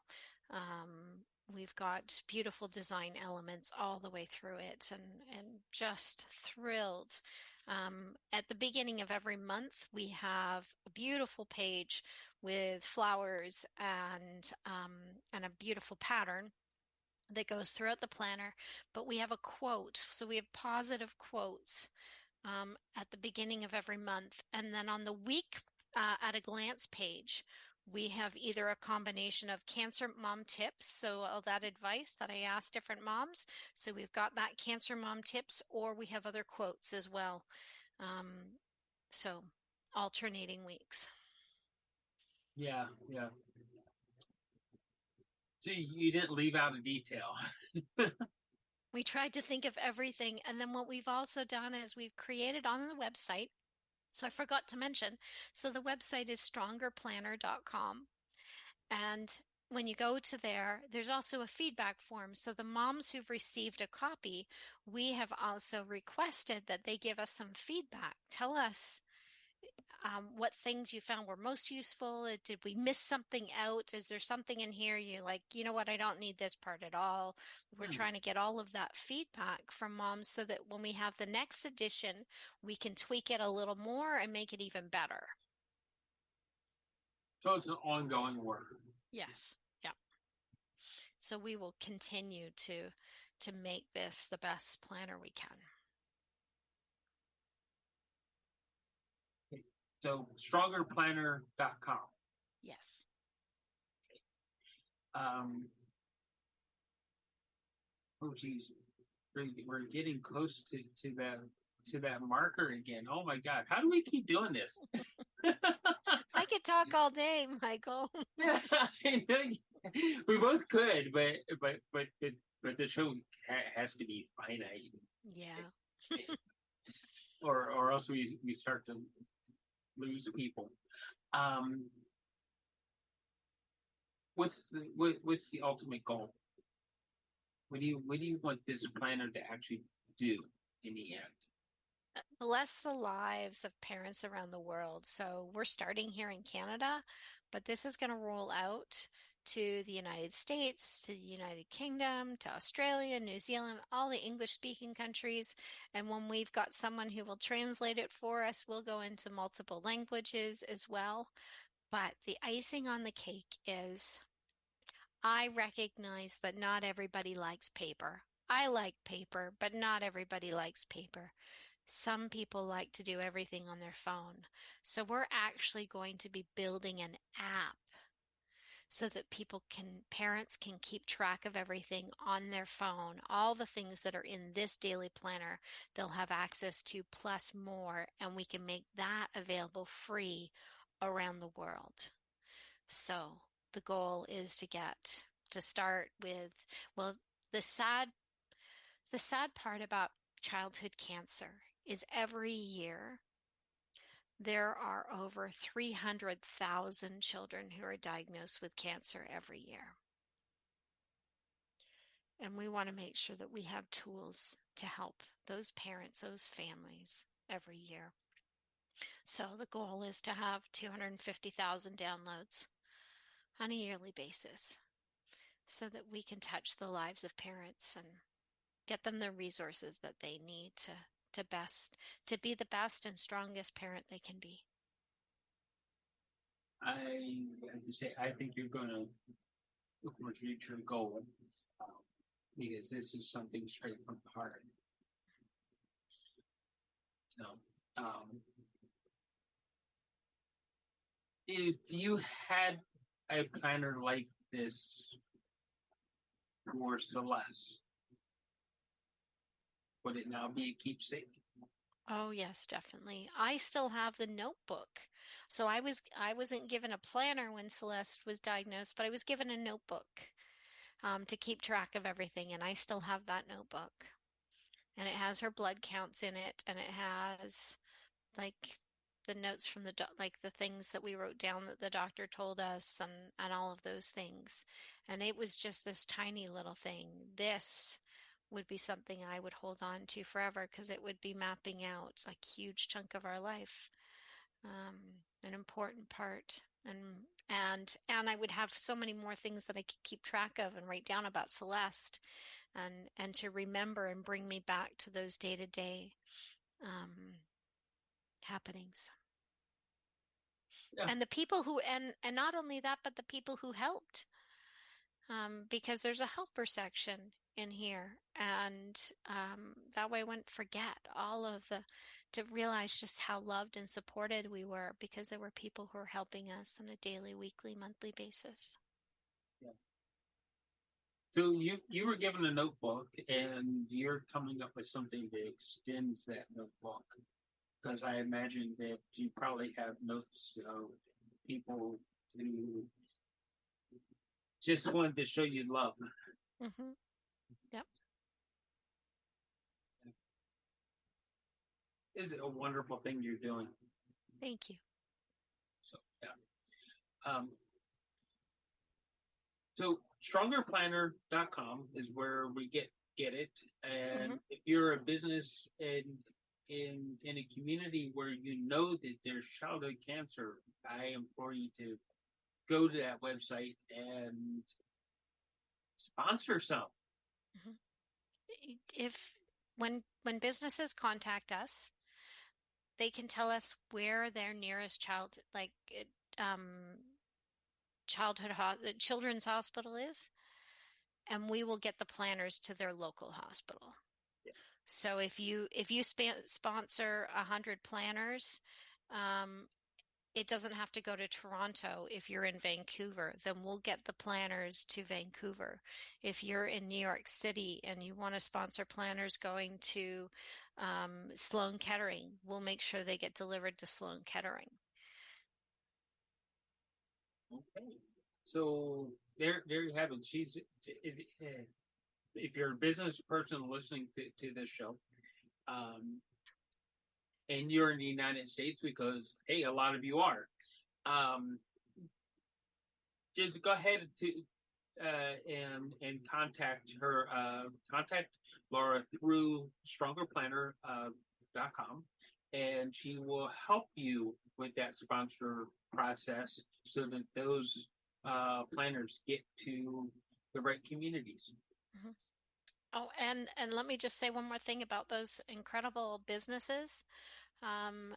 We have space within the planner. So when you open it up, we have a pocket for parents to put things in, and we can put logos on there. So we want to acknowledge our sponsors. So not only if you're able to sponsor 100 copies going to Sloan Kettering, we'll make sure that those planners have your logo on it. We have a full page spread if you can sponsor even more than 100. That there are spots here that we want to acknowledge our incredible partners. Cool. Great. Well, thank you for your time today. Thank you, Michael. It's always wonderful to see you and speak with you. I know everybody's listening; it's audio only, but hey, I have had the pleasure of seeing Laura on Zoom, and her wonderful smile, and if you're in what part of Ontario? So I'm in the Bruce Peninsula, north of Toronto. Okay, so if you're up there and you have to be visiting, and because you also have a whole coaching practice too, don't you? Yep. So I'm a coach. I have lots of different hats. I'm an author, a speaker, a coach. I'm a courage coach. I help people to cope with the craziness of today's world. Yeah. And we do workshops and retreats as well. Yeah, and you can find that for those in the United States, do not type in .com. It is lauralane.ca. Yes. Because yeah, .com is a different. reporter in Washington State. Yeah. Or Portland or something. Again, probably a very wonderful person, but not a courage coach. Yeah. So, because I make that mistake myself. lauralane.ca if you want to work with Laura as a coach. Or just give her a shout out about the wonderful work that she's doing with cancer moms and cancer dads. So lots of ways to get a hold of her and work with her and see that beautiful smile that she has and her big heart full of love. Okay, so again, thank you for joining us, Laura. Thank you, Michael. Thank you, everybody, for listening. And before I forget, find that subscribe button wherever it is, because different platforms have it in different spots. And we're on just about, we're on over 100 different platforms. So however you found us, click on that subscribe button, and so you can keep getting updates from this particular show wherever you are. Okay, thank you, everybody, and we'll see you next time.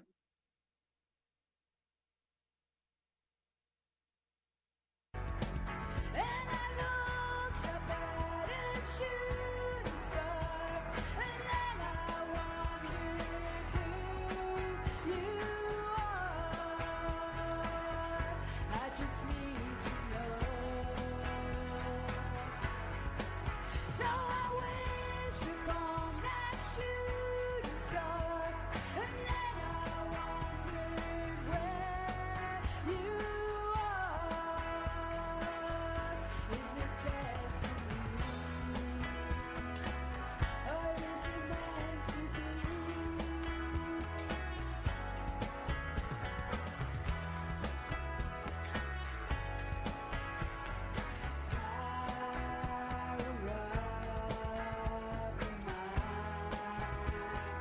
Something you cannot hide.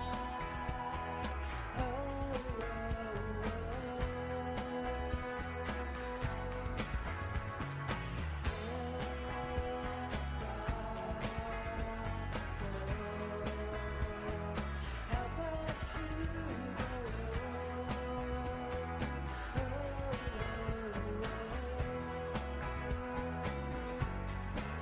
And I looked up at that shooting star, and then I wondered who you are.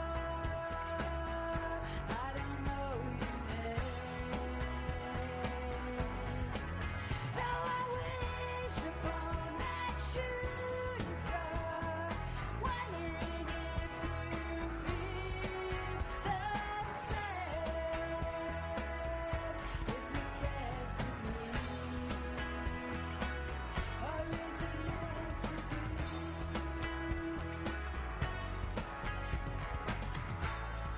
Take me like a little child in your arms. We can drift away into another world.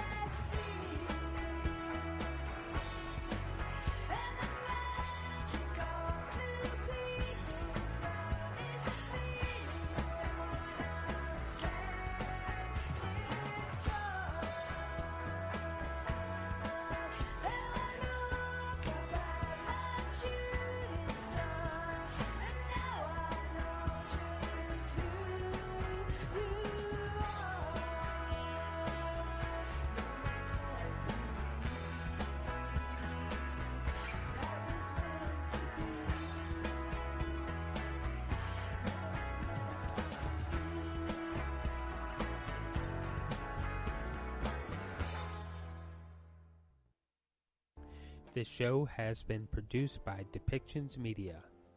Please contact us at depictions.media for more information.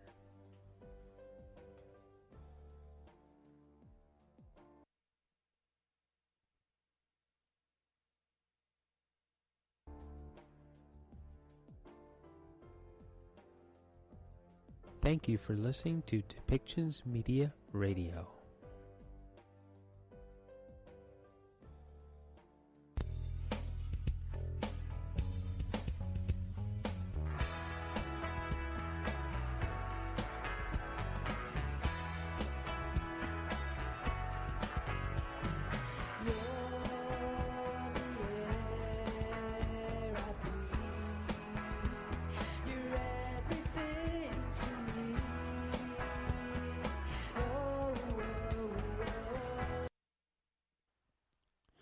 Welcome back, everyone.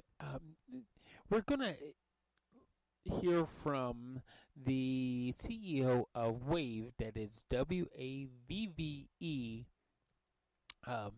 .com, and they created a really cool product to help podcasters. Um, here's the thing though, and this while we're going to talk to Jeff about this product that they created and how it actually helps podcasters get their content out there to that many more people and help them build an audience. It's the building of the audience part that we need to focus on. We need to what the Jeff Dolan and the folks at Wave did was they found a group who had a need and they created a niche from that. And that is something that if we're going to be successful business owners, sometimes we need to listen before we act. We need to listen to what the needs of a group of people are, a group of people who already trust us, and build on what that need is and create something cool that fixes a problem. So, and that's what the folks at Wave did for podcasters. So we're going to listen to Jeff as he describes that and how they built a company around this particular product and niche.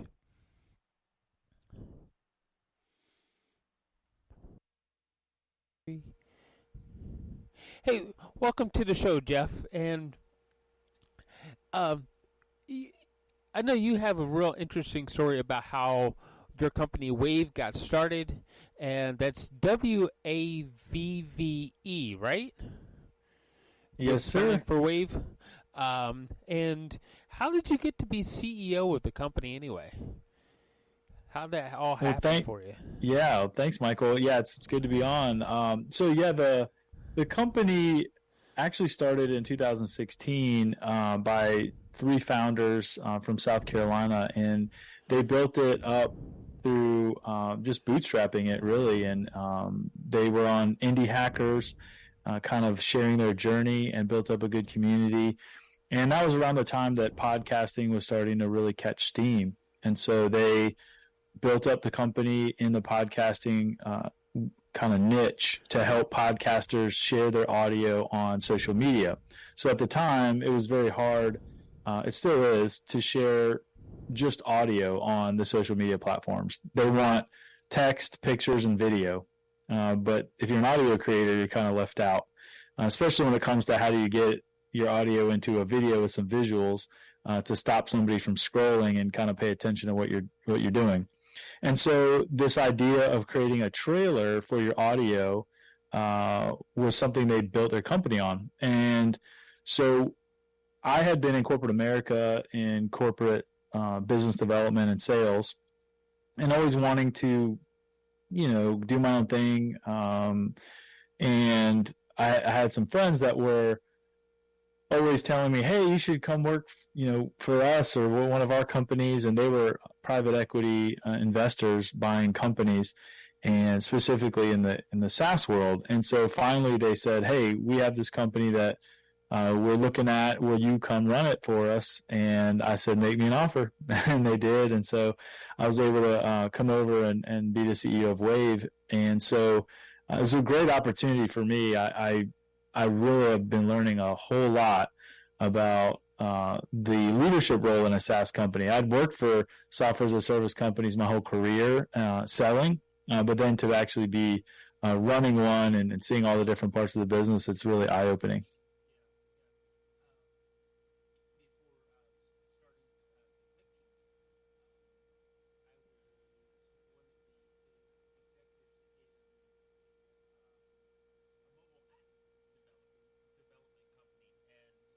Oh, cool.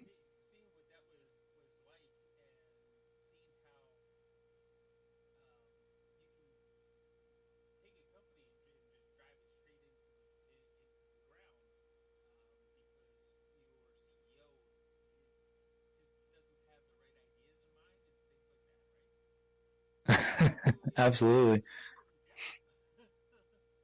Right. Right. Yeah, absolutely. So you have to make good decisions for sure. You have to manage your capital, right? The cash flow of the company. You have to keep your shareholders in mind. So any of the stakeholders that are involved, and there's many, right? You have the investors in your company, the shareholders, you have the board, you have the customers, right? And then you have your staff. And so all those different stakeholders, you have a different interest in the company. And so being a good communicator is also important, right? So you have to not only manage the cash flow, keep your eye on the decisions you're making, and paint a picture of what the vision of the future is and for each of those stakeholders. So you want to really focus in on what is going to create an environment for success for everyone involved. Why do people want to come work for you? Are you building anything exciting, right? Do the investors want to invest their money, their hard-earned money, and see it grow there with you?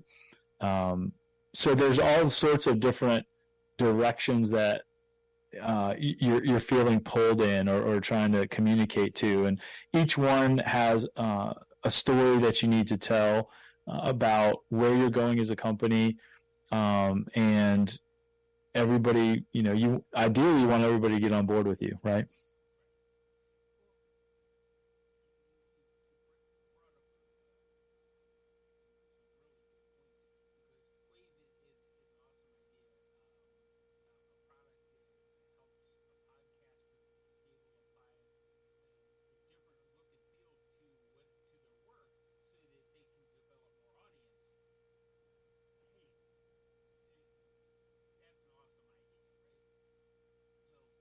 Absolutely.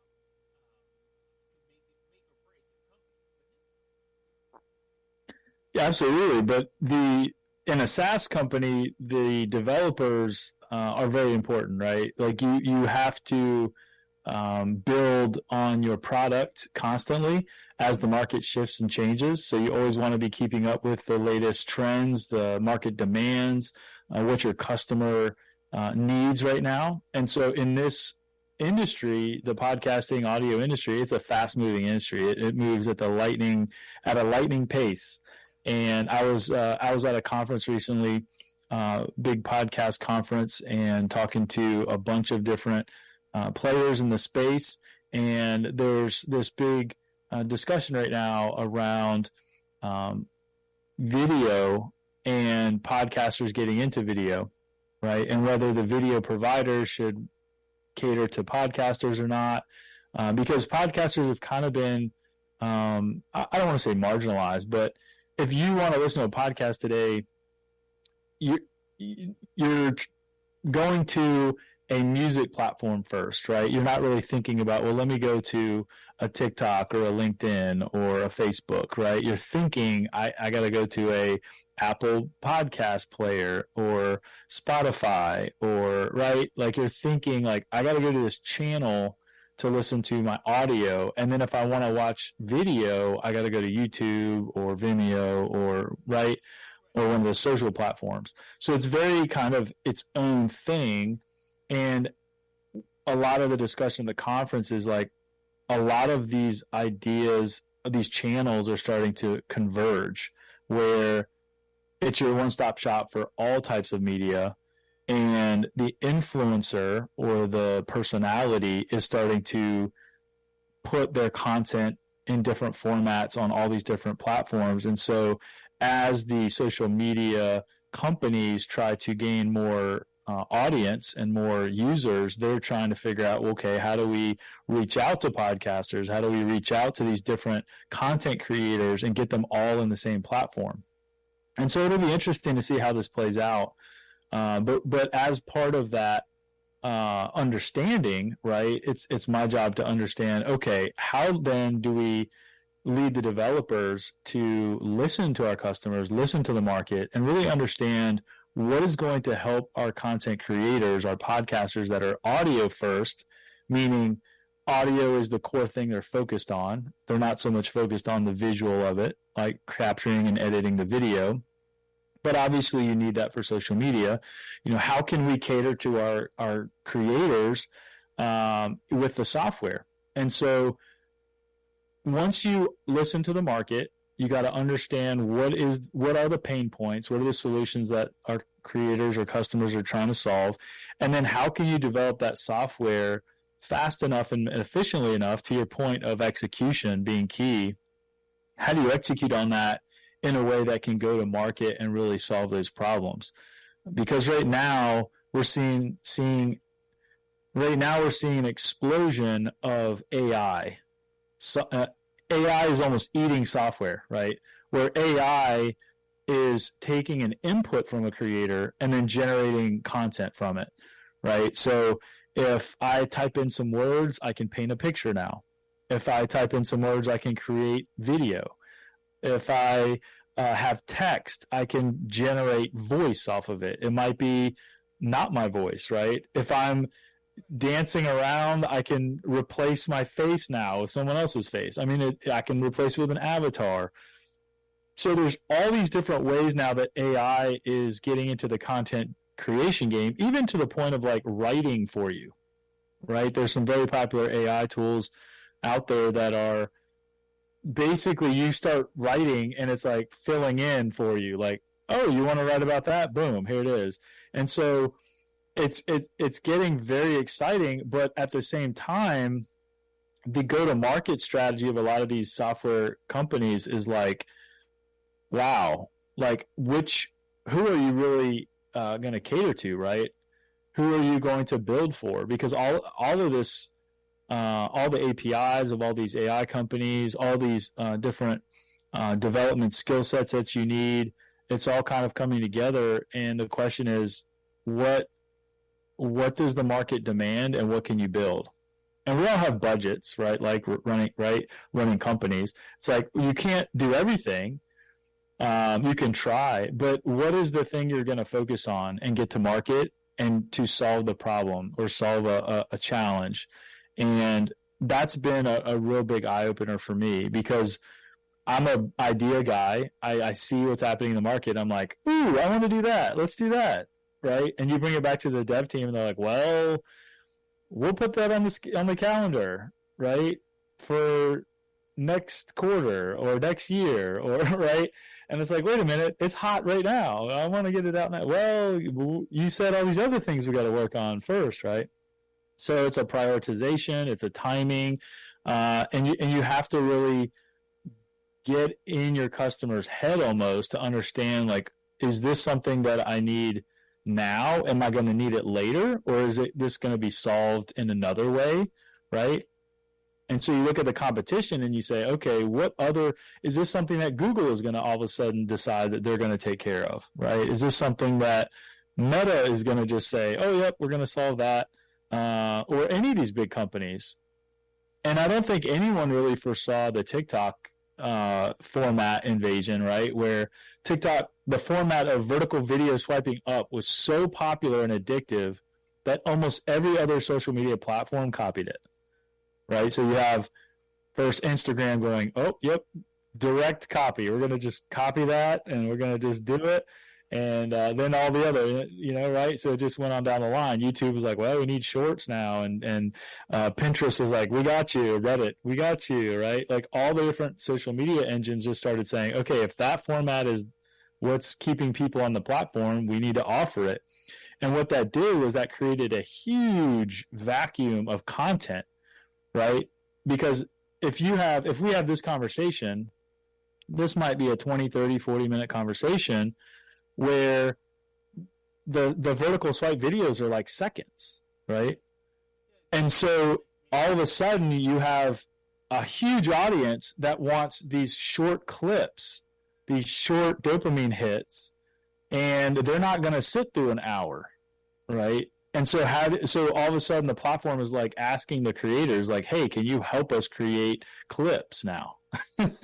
And so at Wave, that's a very big focus. Like, how do we help you chunk down your longer content? That's not to say your longer content is not important, right? I think there's obviously audiences existing today that love the longer formats, right? But the new inventory, the hot new trend is the shorter. And so now the content creators are like, how do I cascade my content, remix it, cut out the highlights of it, and get it in the formats that are popular right now? And so those are some of the challenges and some of the things that, I'm learning and looking at in the market when I consider, how do you rely on your dev team to execute at a level that is going to meet the market demands.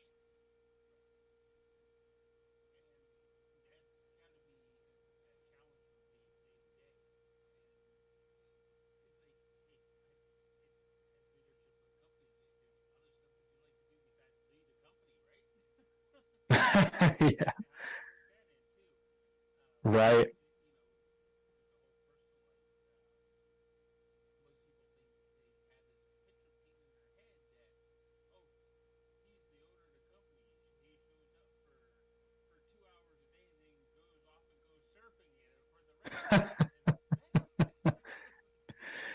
It's almost even worse than that, right? Because I feel like being in the social media space or the content creation space for social media, it's almost like if you don't create content, you don't exist online, right? So it's not even like you're not showing up; it's like you just don't exist. So if you're not regularly creating content, it's like, are you okay? Where did you go? And it's almost funny now because and this has kind of been a shift over the last couple of years, but as the paid ads have become less effective and the ROI on it has become less, the focus on creating social media and creating brand and showing up online has increased, right? And so more and more people are shifting their focus from spending money on paid ads to spending money on their own content that they're creating, right? And so it does become a very vicious cycle of creating content to exist online, right?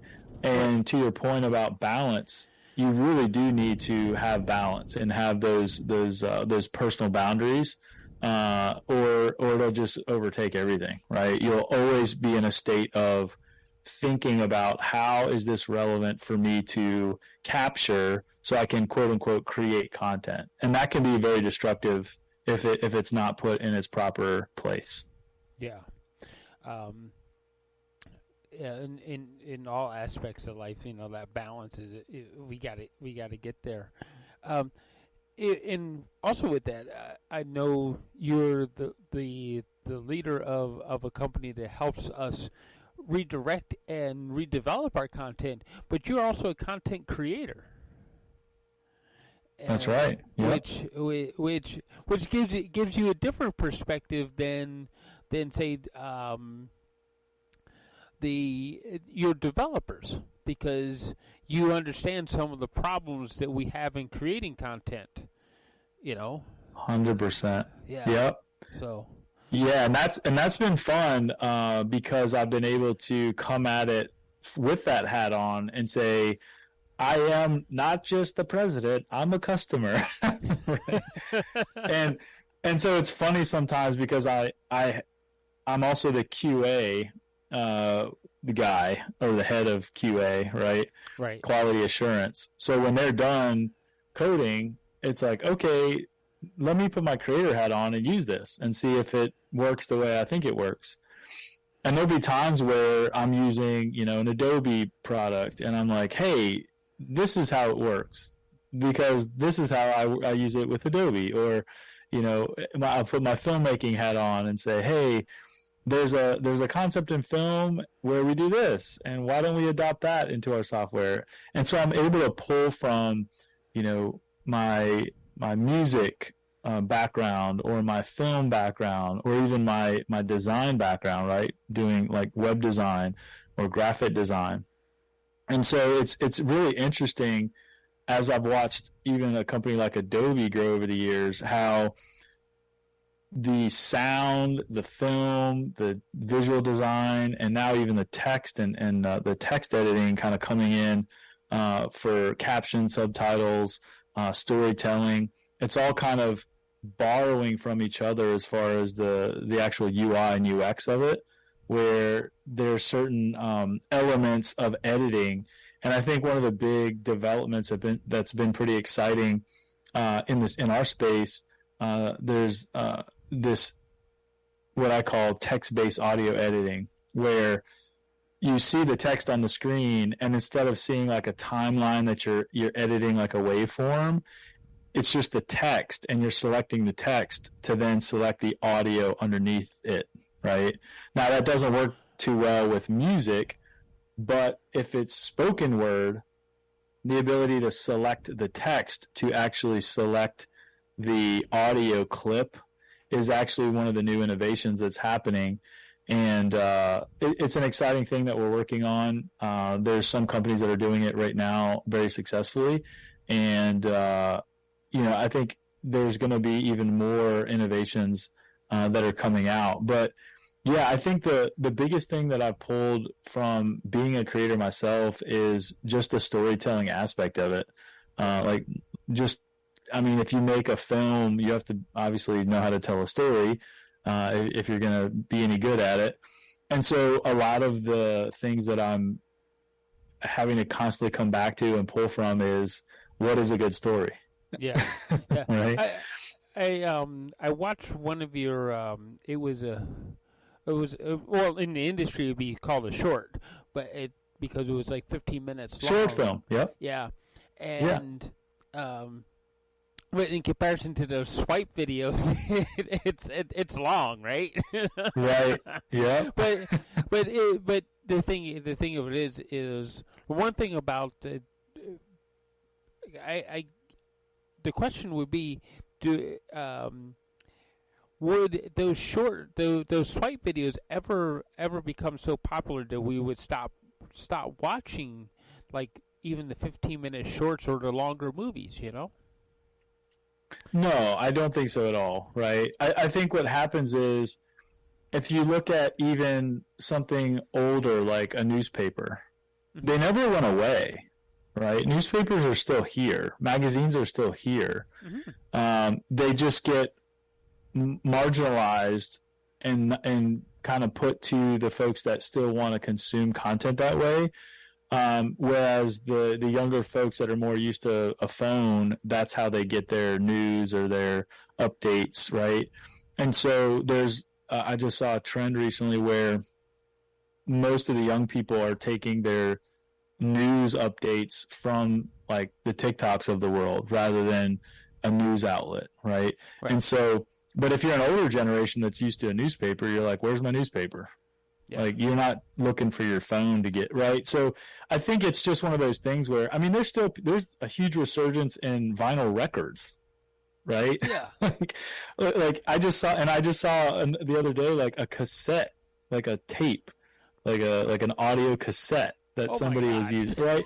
So, now granted, it might just be hipsters in Nashville, but I think there's always an audience for whatever you're creating or whatever you're doing. The question is, like, how big is it? But I do think film is not going away. I mean, film in any length is going to match the time that you have for it, right? Now, some people, they like to browse and they just like to watch a little bit of something and then come back later and watch a little bit more. But most people want to finish it in the time that is allotted, right? So if they're like, hey, I want to relax for this evening, and I want to fill the evening, and I want to watch a 2-hour movie or a 3-hour movie, that's great, right? It's going to fill the night, and then they're going to, have a good time. Some people are like, hey, I'm on a commute. I got 20 minutes. And they'll look for a podcast that's 20 minutes long, or they'll look for a short film that's 10 minutes long, right? But there are people that will, the different time time formats will fit whatever your budget is for time, I guess. Yeah.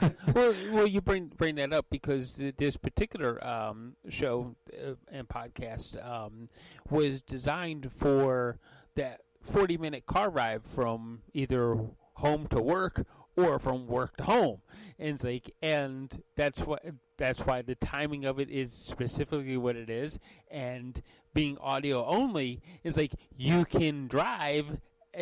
Because you can't drive and watch a video, Right? that Exactly. doesn't work too well.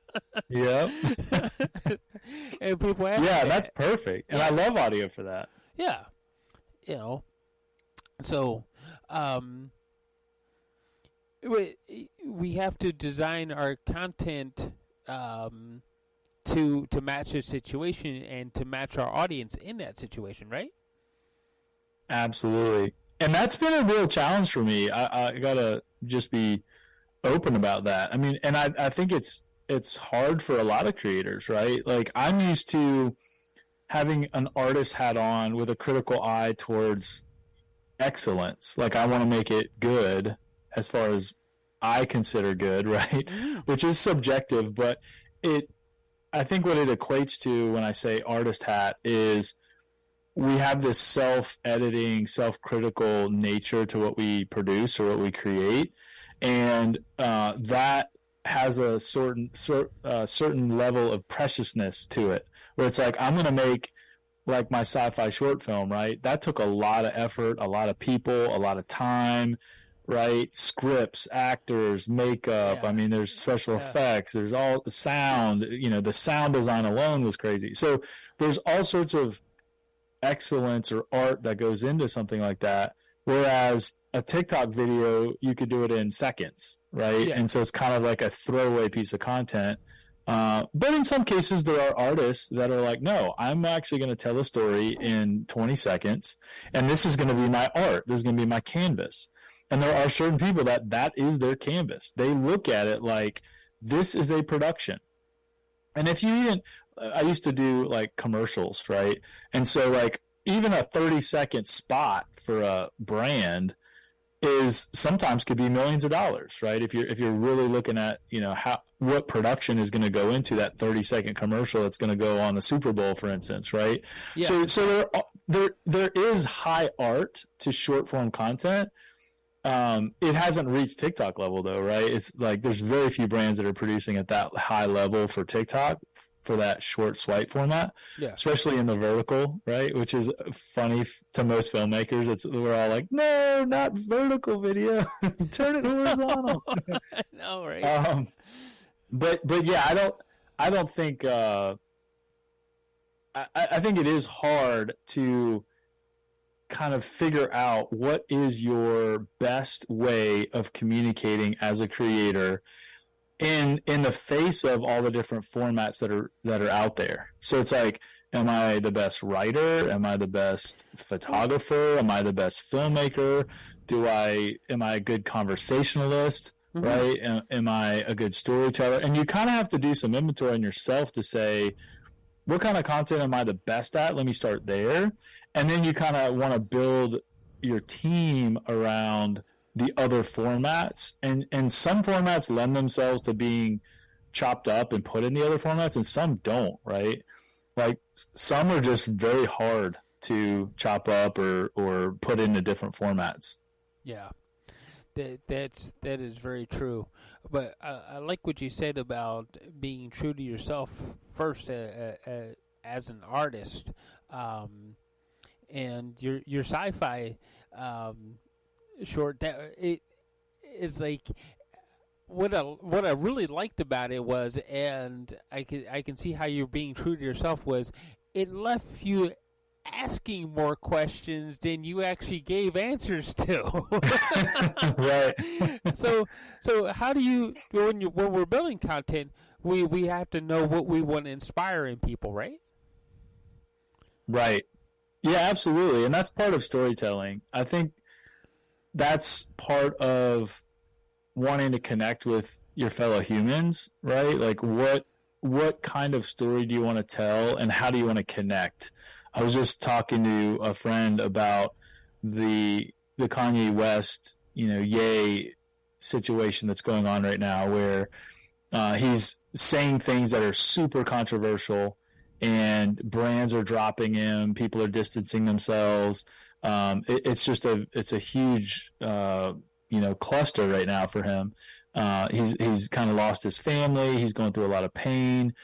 I'm very sympathetic to that, but on the same time, my friend was pointing out that he's instigating that, right? He, like Trump did, he knows the social and culture cycle and how the news cycle works, and how the story that he's telling gets him into those interviews and news articles and PR, right? Like, he generates his own controversy to create the platform worldwide for what he's doing.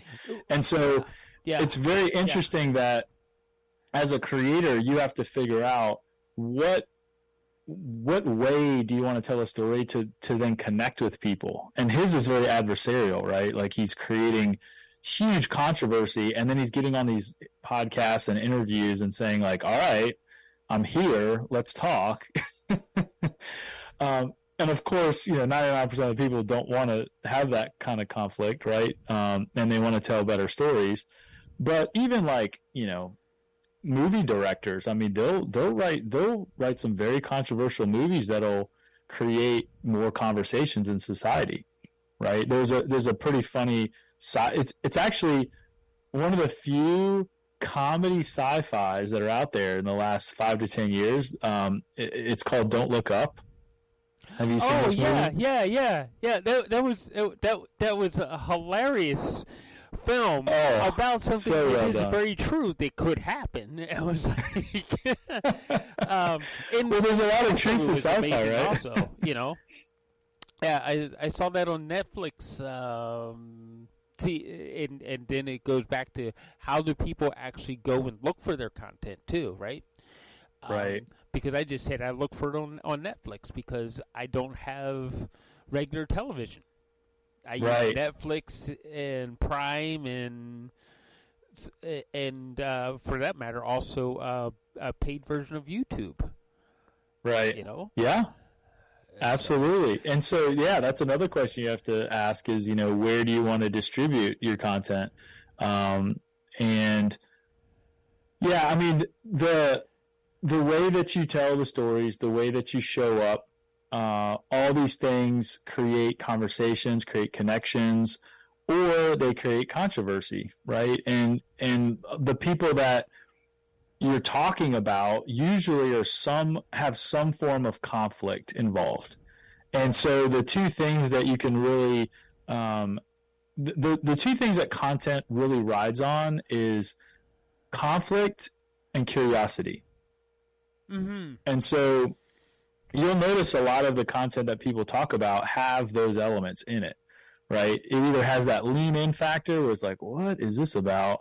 Or it's like, man, you're taking sides, right? You're like, oh, I'm on this side.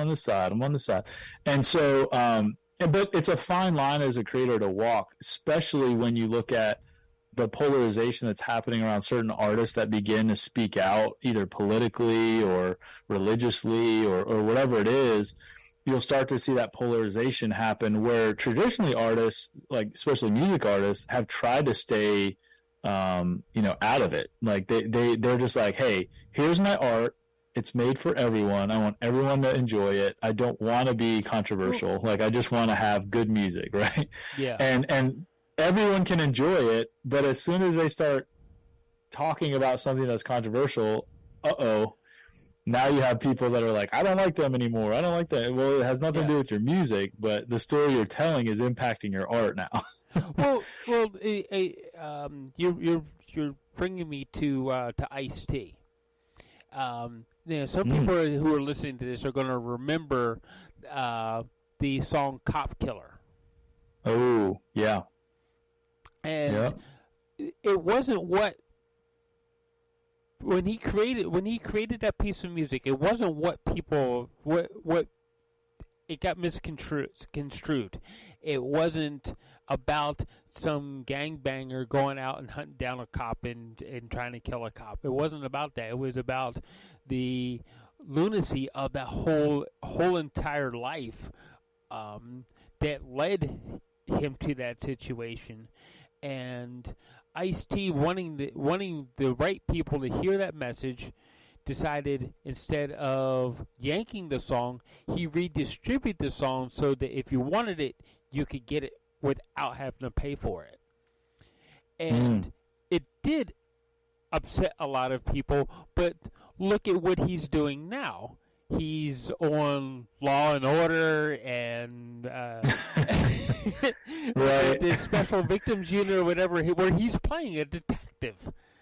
Right? That's funny. Yeah. It's like, so he reinvented himself so the people understood that his message was, hey, we need these laws, we need these people to help protect us. And Right. So, Yeah, and that gets into a lot of the kind of headline reading that's happening today, where people don't read anymore. They don't dig into what's really happening to understand. We're just getting the headlines, and so we're reacting, especially in the news cycle. I kind of doubt that it's mainstream and people are actually this way. But when you look at the news reactions, it's like, oh my gosh, everyone's freaking out. It's like, did you read like 5 lines into the article and what really, the headline is clickbait, right? Like, don't react off the headline alone. Read what's going on. Like, what did the person actually mean? Like, what's the real message? yeah, exactly, right.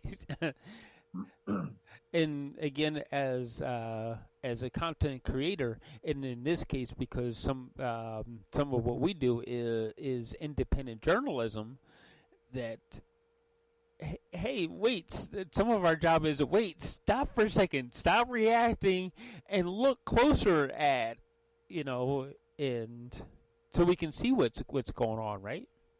Right, absolutely, and journalism is so needed. I mean, I went to UNC Chapel Hill for journalism in college, and it's a huge need in society right now because the long form, in depth journalism is just hard to find. Yeah, and so we got the headline reading going on, the polarization of our country with the reactions with politics and who believes what. And then you got the added challenge of, if somebody does an in-depth piece on a topic, then it's like, well, I don't trust your sources, or I don't trust your facts. Like, I believe a different set of facts, right? Yeah. So it's like you're getting questioned from different directions, and it's very hard to find truth, and what the actual truth is about things. And so people are questioning that.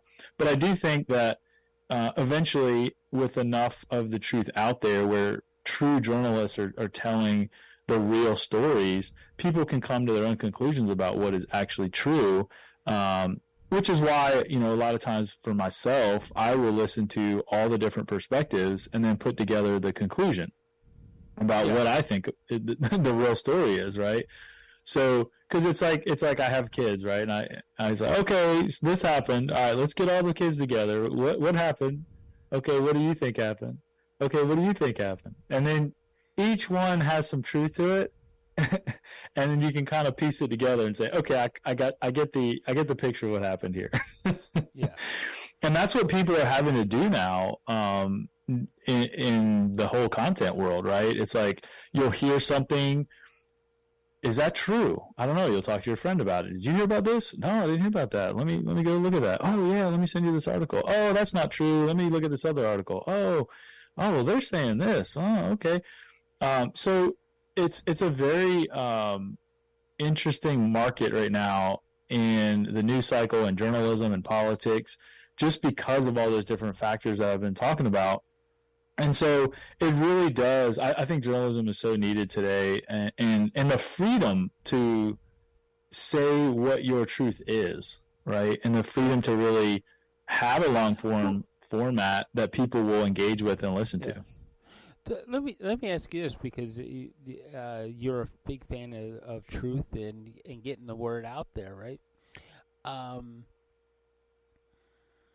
especially during the pandemic and everything. What did you think of some of those situations where the journalist was getting beat over the head by a cop? Now, there's probably some extenuating circumstances on either side of that did not show up on the camera and didn't show up in text or any of that kind of stuff. We don't know that the journalist didn't agitate the cop to the point that he attacked, and we don't know that the if the cop kept poking till he got something provocative from out of the journalist. We don't know that part because we only know what was presented to us. How do we get past that?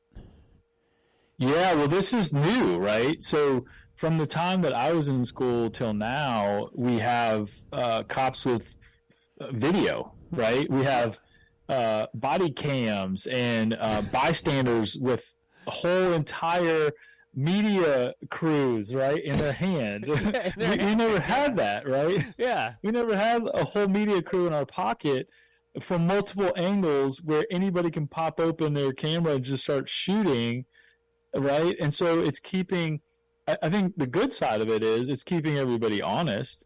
But to your point, where the video starts and where the video stops and what's edited out, what's cut out, right? You have the Jeffrey Epstein thing where the camera stopped working magically somehow. So, we have things like that where, like we don't have the story. So, but I think that's where the investigative part of journalism comes in, where it's like, what is the thing we can investigate? Right. Right.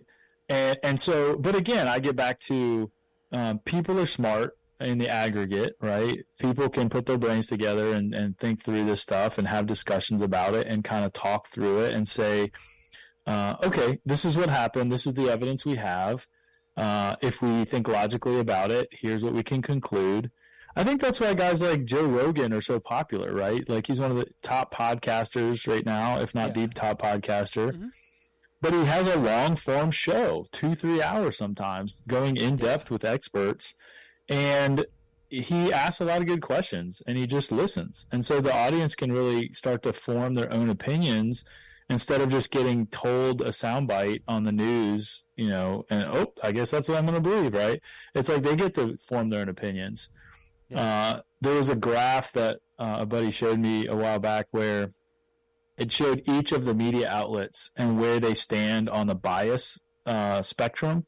And so you could see kind of which news outlets are left-leaning, which are right-leaning, which are in the middle, and then how factual they were. It is really fascinating to see kind of the bias in one chart kind of deal. And, just looking at that, that's how I was able to say, okay, well, I'm reading more towards this way. Maybe I need to start picking up some of these other biases to equal out what I'm reading. Yeah. So you can kind of see like the other side. And so I thought that was really interesting. Yeah. So anyway, we're starting to run out of time. Wow. This is fun. So, you're the CEO of Wave, and again, I'm going to spell that is WAVVE, right? .co. Yep, wave.co. Yeah. So, what is the ultimate thing that you want for your subscribers and users? Yeah, so if you're listening and you produce any sort of audio content, or you do Zoom calls, or you want to create content, build an audience, grow your influence, we help you to turn your audio into clips for social media, so video clips. And it's simple. We try to keep it. We're known and differentiated by being as simple as we can. So if you have a picture, either of your podcast or of yourself or of a landscape that you like, just find a picture, put your audio in there. We'll help you clip it out and then create those videos that you can share on social media. So, and it's a free account, so you can come and create it for free and get started. And if you want a paid plan, you can email me at jeff@wave.co, and I'll give you a special coupon code to get a discount. Yeah, I mean, it's just there to help creators. So we hope we can help as many people as we can. Awesome. Well, Jeff, we'll have to do this again, right? Absolutely. Yeah, this was fun. Thanks for joining us today, and thank you everybody for listening. And we'll see everybody next time. Cool. Thanks, Michael. Take care.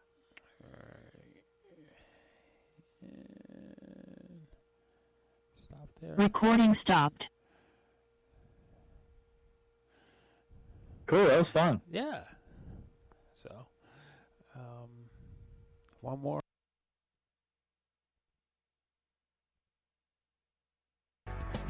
And I looked up at a shooting star, and then I wondered who you are. I just need to know.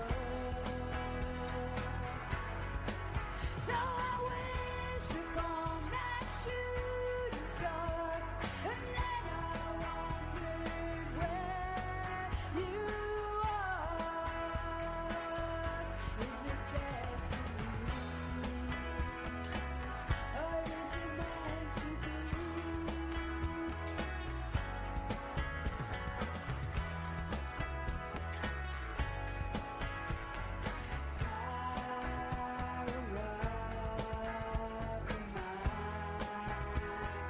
Something you cannot hide.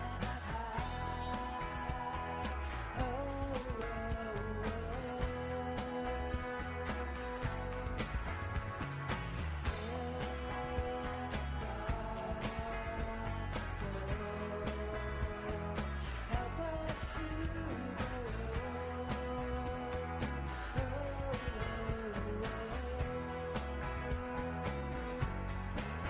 And I looked up at that shooting star, and then I wondered who you are. I don't know your name, so I wish upon that shooting star, wondering if you feel the same. Is this destiny, or is it meant to be?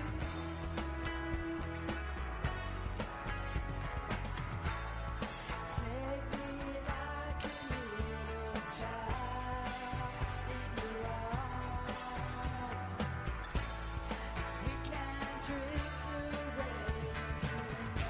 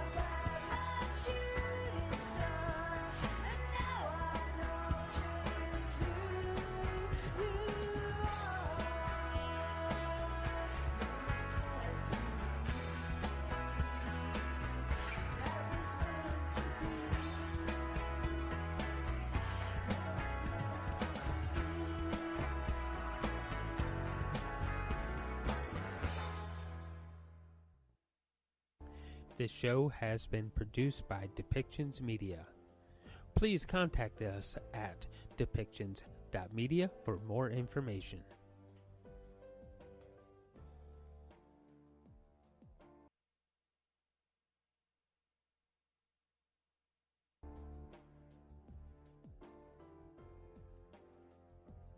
Thank you for listening to Depictions Media Radio.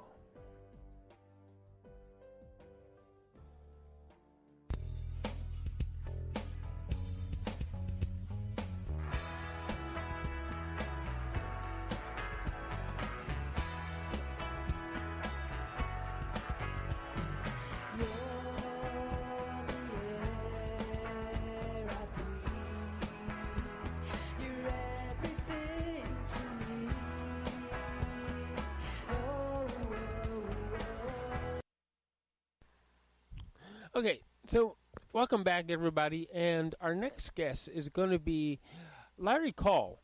And Larry has a passion for being a solopreneur. He takes his projects by himself. He works on them by himself. He may invite some people in on the background to help out, but for the most part, all of his projects are bootstrapped and run by Larry. And it becomes a really interesting dynamic. And we're going to ask Larry about that dynamic of working as a solopreneur, working by yourself to achieve a product and a result for a customer. And if you go to Solopreneur Inc., and Larry has he has a talking group and supports and all sorts of other things to help you in your individual projects so that they develop and come clear to you. So let's welcome Larry to the show.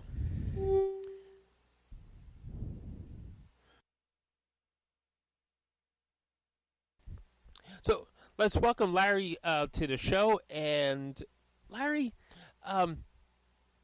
what makes life so special to you as being a solopreneur?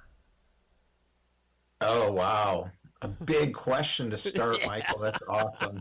You really gave me something here. Yeah. I think I'm born to do this. I've got some history behind me in this too, which I really didn't think about and don't think about very much. But my great grandfather came to the United States in 1871 from Germany, and he, as far as I know, never got a paycheck from anybody. And then my grandfather went into business with him, and also, as far as I know, never got a paycheck from anybody.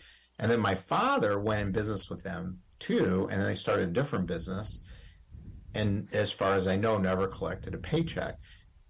And I'm not saying I follow in everything my family does. It's actually kind of the opposite in a lot of ways. But fundamentally, I've never felt like it was possible to work for somebody else. So I want to fulfill my promise of what I want to be doing. I want to make my own decisions. I want to make enough money to live the lifestyle that I want to have.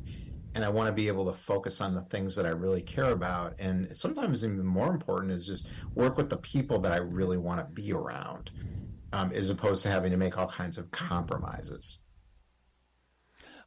Yeah, you know what? That makes sense. I'm not exactly the solopreneur, but I'm definitely the entrepreneur. One of the reasons why I left the corporate world was I just didn't want to work for Mitsubishi, Sony, you name the big corporation. It's like, no, I want to do it my way, you know? Yeah. Yeah, the solopreneur part of it is a niche in the self-employed marketplace that I think gets misunderstood. So I'll clear that up, at least my opinion. Everybody sees it a little differently. But to me, a solopreneur is not an entrepreneur, a small business owner with training wheels on who may someday be successful, or a freelancer. A solopreneur to me is someone who does want that independence and at the same time is doing it for some very particular personal reasons. So there's an underlying, sometimes purpose-oriented motivation. Sometimes it's based on an idea or a particular passion or area of interest that they have. Other times it has to do with their family life and building the kind of lifestyle that they want to have. And they're doing it where the product is coming out from inside of themselves. So there is no thought about, oh, I'm going to go raise money and scale it, give up some control in return for profit. It's just not the way that they're thinking. And unlike a lot of entrepreneurs, they're not really willing to do whatever it takes to make money and make as much money as possible. So the motivations are quite different. And then, unlike a small business owner, they're not really looking to delegate, raise up above the business and lead a team and build a culture. That's a very, very different kind of person who wants to do that. And unlike a freelancer, they're not just out there looking for projects. They're looking to build a brand and a position in the marketplace. And there's a lot of ways to do that, which is very different from essentially looking for people who want to pay you to do work for them.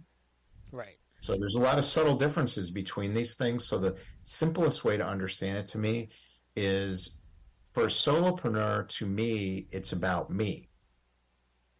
I'm the company, and I'm not giving up control of that to anybody for any amount of money. Well, maybe there's a certain amount, but probably not. Well, that brings you to a question, because entrepreneurs I know usually have teams behind them. You see them up front, and then there's this team behind them. Would that solopreneur have a team helping them do things behind the background? So we have 5 stages of development in our what we call self-employment mastery system, which is a system designed only for solopreneurs and a very specific type of solopreneur, those who want achievement and are willing to do things to get it. So they have a bit of a experience already in the marketplace and something of value that they're offering. So for people like this, when they're thinking about their company, there's these 5 steps or stages that you want to really master. So we call it mastery, self-employment mastery. Step 4 is we call it the solopreneur operating system. In other words, how do I scale this thing? Or how do I not scale it? Depending on what you really want. I have a partner. So there's 2 of us involved in this.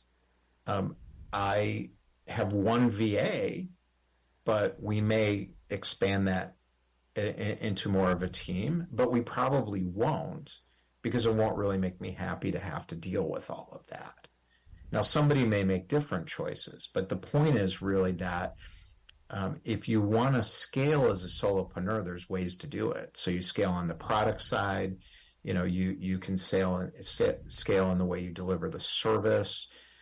You can scale in the way you do partnerships or even barters or joint ventures with other people, build joint products. There's a lot of ways to do it. And you do want to build a system underneath the company. So a solopreneur, I think, is misunderstood a lot of times because it's thought of as somebody who's trading fee for services and just has clients. And yes, it could be that, but that's not what it is definitionally. So it doesn't. That would lead us back to the freelancer again, right? If they were just trading, going from one gig to the next gig, sort of thing.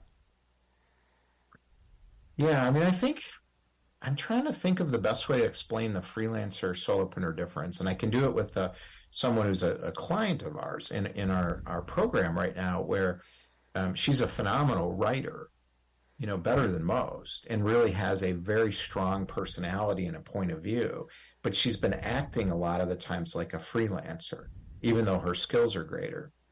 So one of the first things I did with her was work with her to create a signature method for a very specific audience.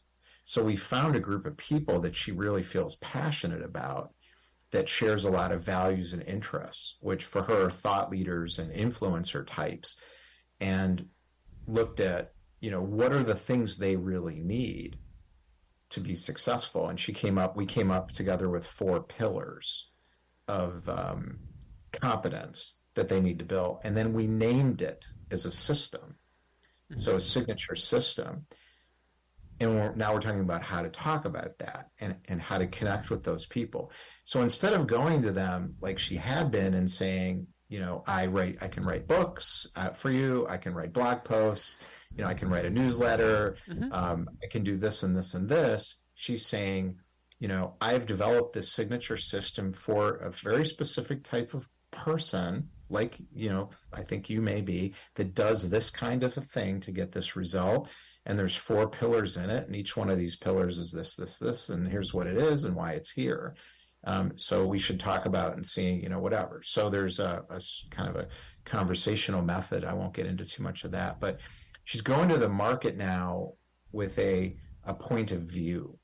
And I don't think freelancers are doing that. They're going to the market and telling people what they do and Right. can deliver to them, and then how much they charge for it. Okay, that makes sense, and I completely understand that because one of the things there is one begging for work, the other one saying, "Hey, this is my intake system. If you want to work with me, let's go through this process so that we find out what a result is going to be for you."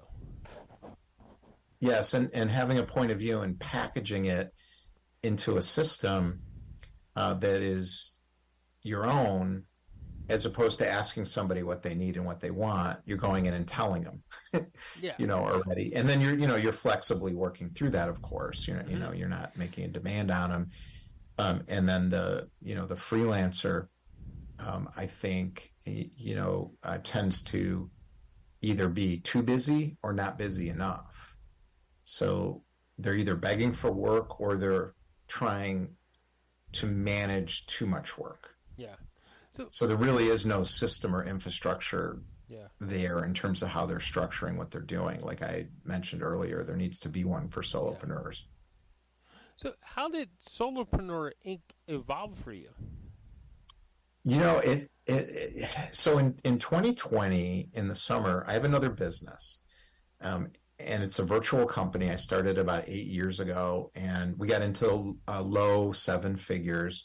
And it's been a bit of was kind of a rocket ship when I started. And then it became, I've kind of been hanging on to the tail, trying to, stay above water with it for a few years as well. And I delegated a lot of responsibility in that business to somebody else. And I started looking around in the marketplace, and I thought, there's a lot of people out there who appear to be a lot happier than I am, and with their businesses. And I didn't know if it was, mindset issue or it was true. And I finally realized it is true.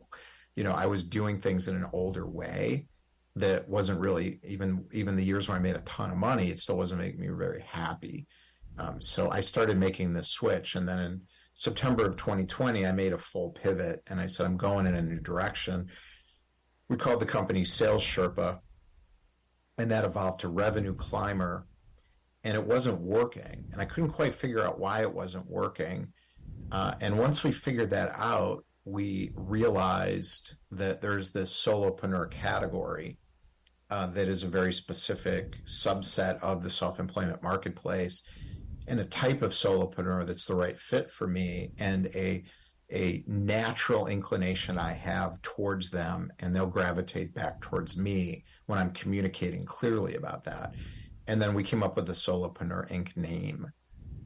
So it all just kind of fell in place through doing something I'm actually now teaching people to do, which is because it works. So I'm like, okay, that's going in, to the model. But it happened by accident. It wasn't really, it was just a lot of trial and error and experimentation that led to it. Okay. So it's kind of like polishing the stone till it shines, huh? Kind of or turning the turds over until you find gold underneath. I don't know, but I love Winston Churchill's quote. Failure or success is going from failure to failure without loss of enthusiasm, and I think I got a lot of that. So that allowed me to go through a lot of this tough stuff, and that's one thing. And then the other is this thing about being uncomfortable is. I can tolerate not feeling okay for a long time. And I think it's table stakes, for people who become really successful, because there's no way around the hard. This is not easy. There's no easy. People sell easy answers, quick answers. They're playing to that persuasion principle brain, that wants the quick pill, and it doesn't exist. I mean, you can take it, but eventually you're going to end up in the mental hospital, with DTs or something. So, it's not going to work. So I kind of tell people, this is, I'm not for everybody. If you don't want to do the work and feel uncomfortable, some of the time, I'm probably the wrong person for you. So I'm gearing my conversations towards people who want mastery, that really feel like I'm good. I'm tired of this crap. I'm tired of feeling kind of underperforming. I'm tired of feeling stuck. I want something more for my life. I want to make this work. I want to make money, but I also want to be happy. Those are the people that I connect with. Now, there's other people serving a similar marketplace where their thing is all about helping people feel belonging or enjoyment or fulfillment. It's very different, and they should speak that way, and they'll find those people too. Yeah. You said something about because you said you're happy, right? And that's different than feeling okay. Because you can be happy and still feel that little bit of discomfort because you're moving forward towards something, right? Yeah. Yeah, that's an excellent comment. And I love Ray Dalio, the hedge fund guy, and he's got a really good series on YouTube. And he talks about how his principles for life and business. And one of the things he said that really stuck with me was his ability when he was very young to realize that he had to fall down and hurt himself a lot to get anywhere. And then the thing that really got me, which I did not know or was practicing, was he started to enjoy it.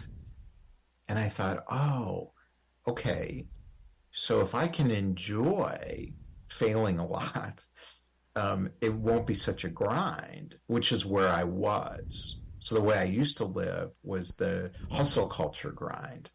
Mm-hmm. So I think hustle culture is misunderstood. You have to have willpower.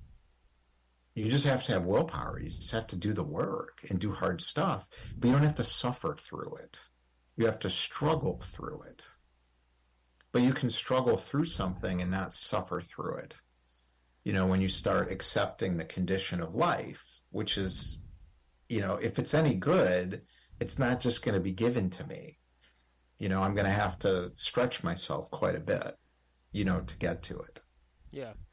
And I didn't know that. I kind of learned that in the last couple of years, even though I'm old. Yeah. So how do you teach others those same lessons? Well, I think that we've built in our system kind of a combination of things. So we have this idea of, you build your company from the inside out, finding out your unique power that's inside of yourself, and bring that out in the world. So the impact you make on other people, the thing you really love to do, the kind of work that you're best at, type of personality you have, purpose is in there as well. So you want to connect into all of those things. So that helps with some of this mindset stuff. And then we get into what we call the connection conversation method, where you're building the product with the market. So you don't compromise on the business or the what you're doing, but you are compromising on how you're doing it.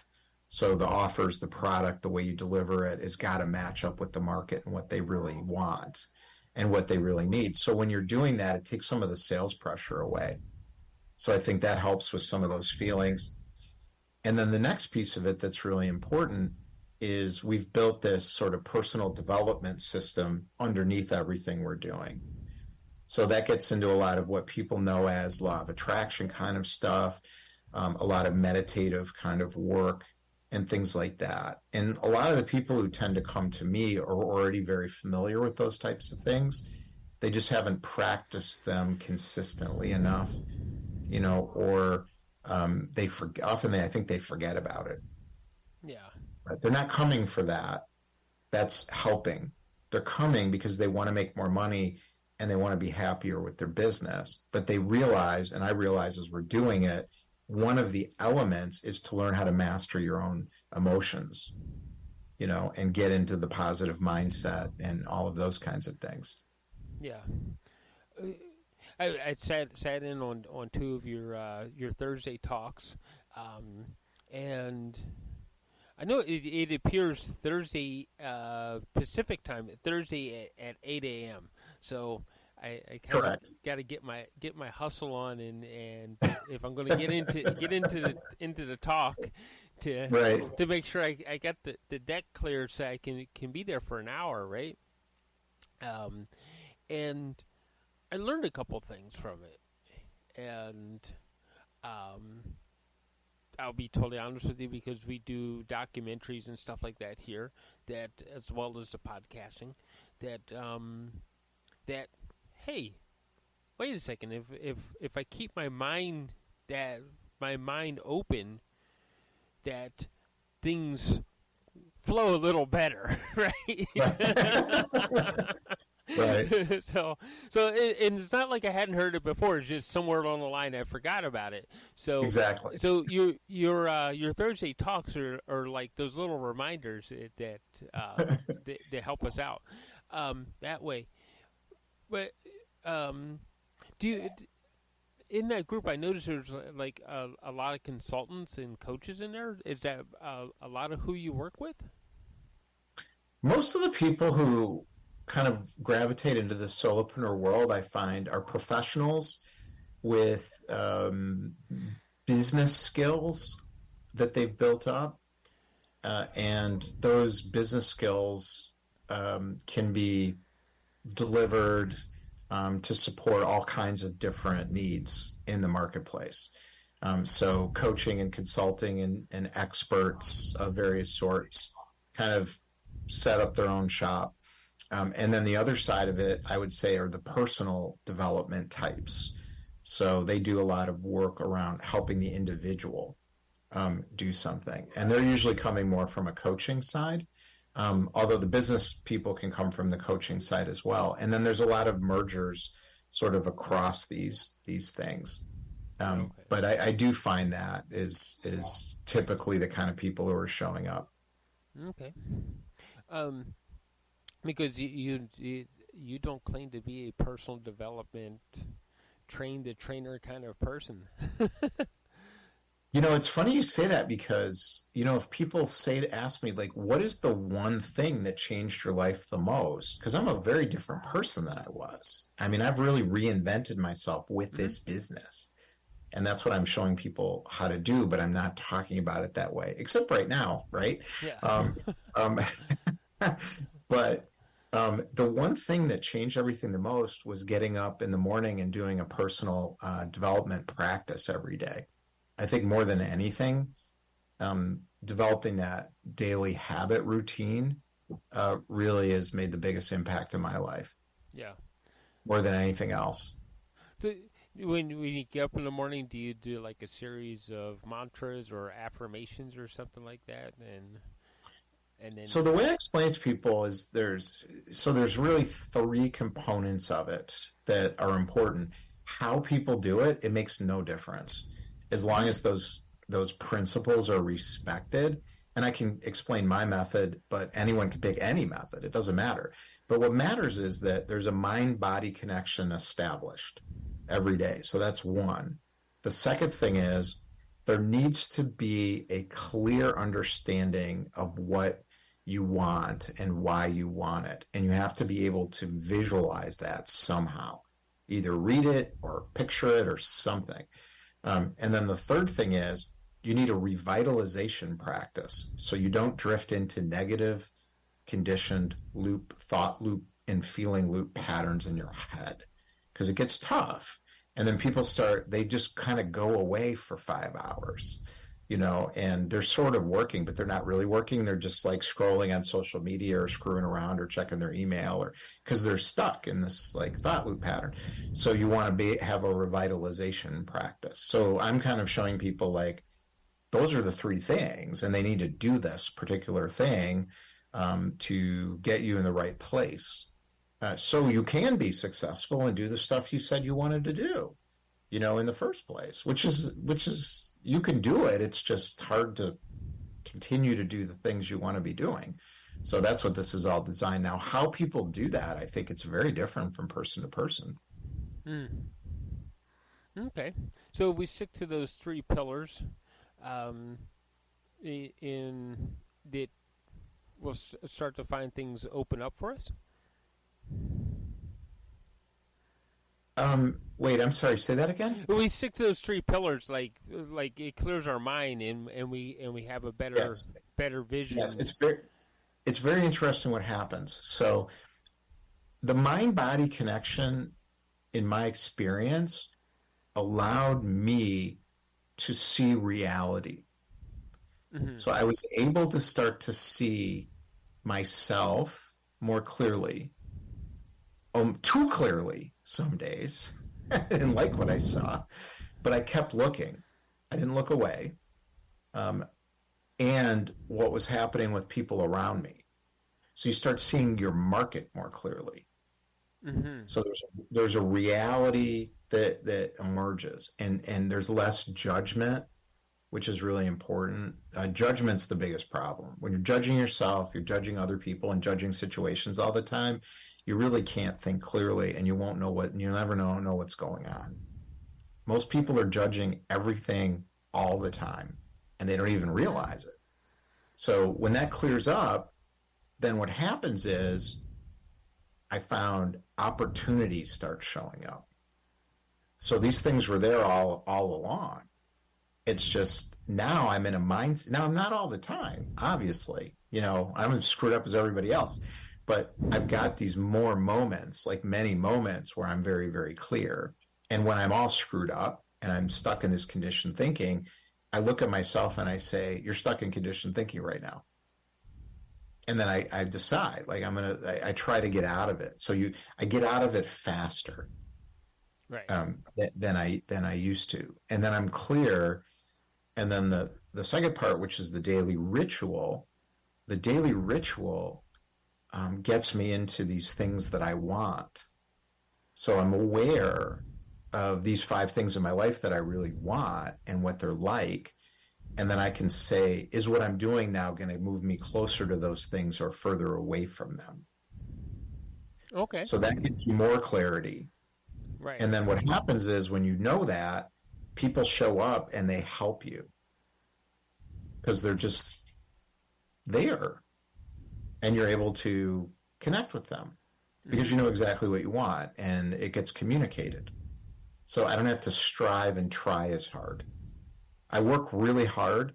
I have a lot of self-discipline, which is a muscle that anybody can build, but I don't do the hustle stuff like I used to.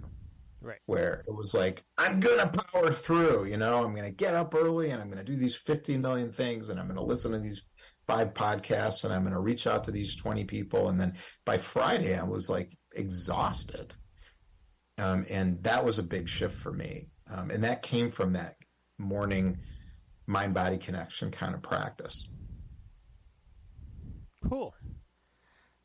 So it's more energizing than did some of those other. I used to watch the sales coaches, right? And then I get frustrated because it's like it wasn't working, and it's like, what am I doing wrong, and what's wrong with me, that and. It wasn't anything was wrong with me. It's just that something was different, and their system wasn't right for me. So yeah. And that was something that I noticed when I sat in on 2 of your sessions. It was like, oh, hey, this makes more sense than what this other guy was saying. Well, and there's a lot of people who would come to one of my sessions and say, this guy makes no sense. So it's sort of like, I'm attracting and repelling at the same time. And this is kind of what I'm telling people too, is you're going to be a lot happier and you're going to feel a lot stress and strain if you surround yourself with people you like to be around and that you think you can help, as opposed to just trying to attract customers. Yeah. So,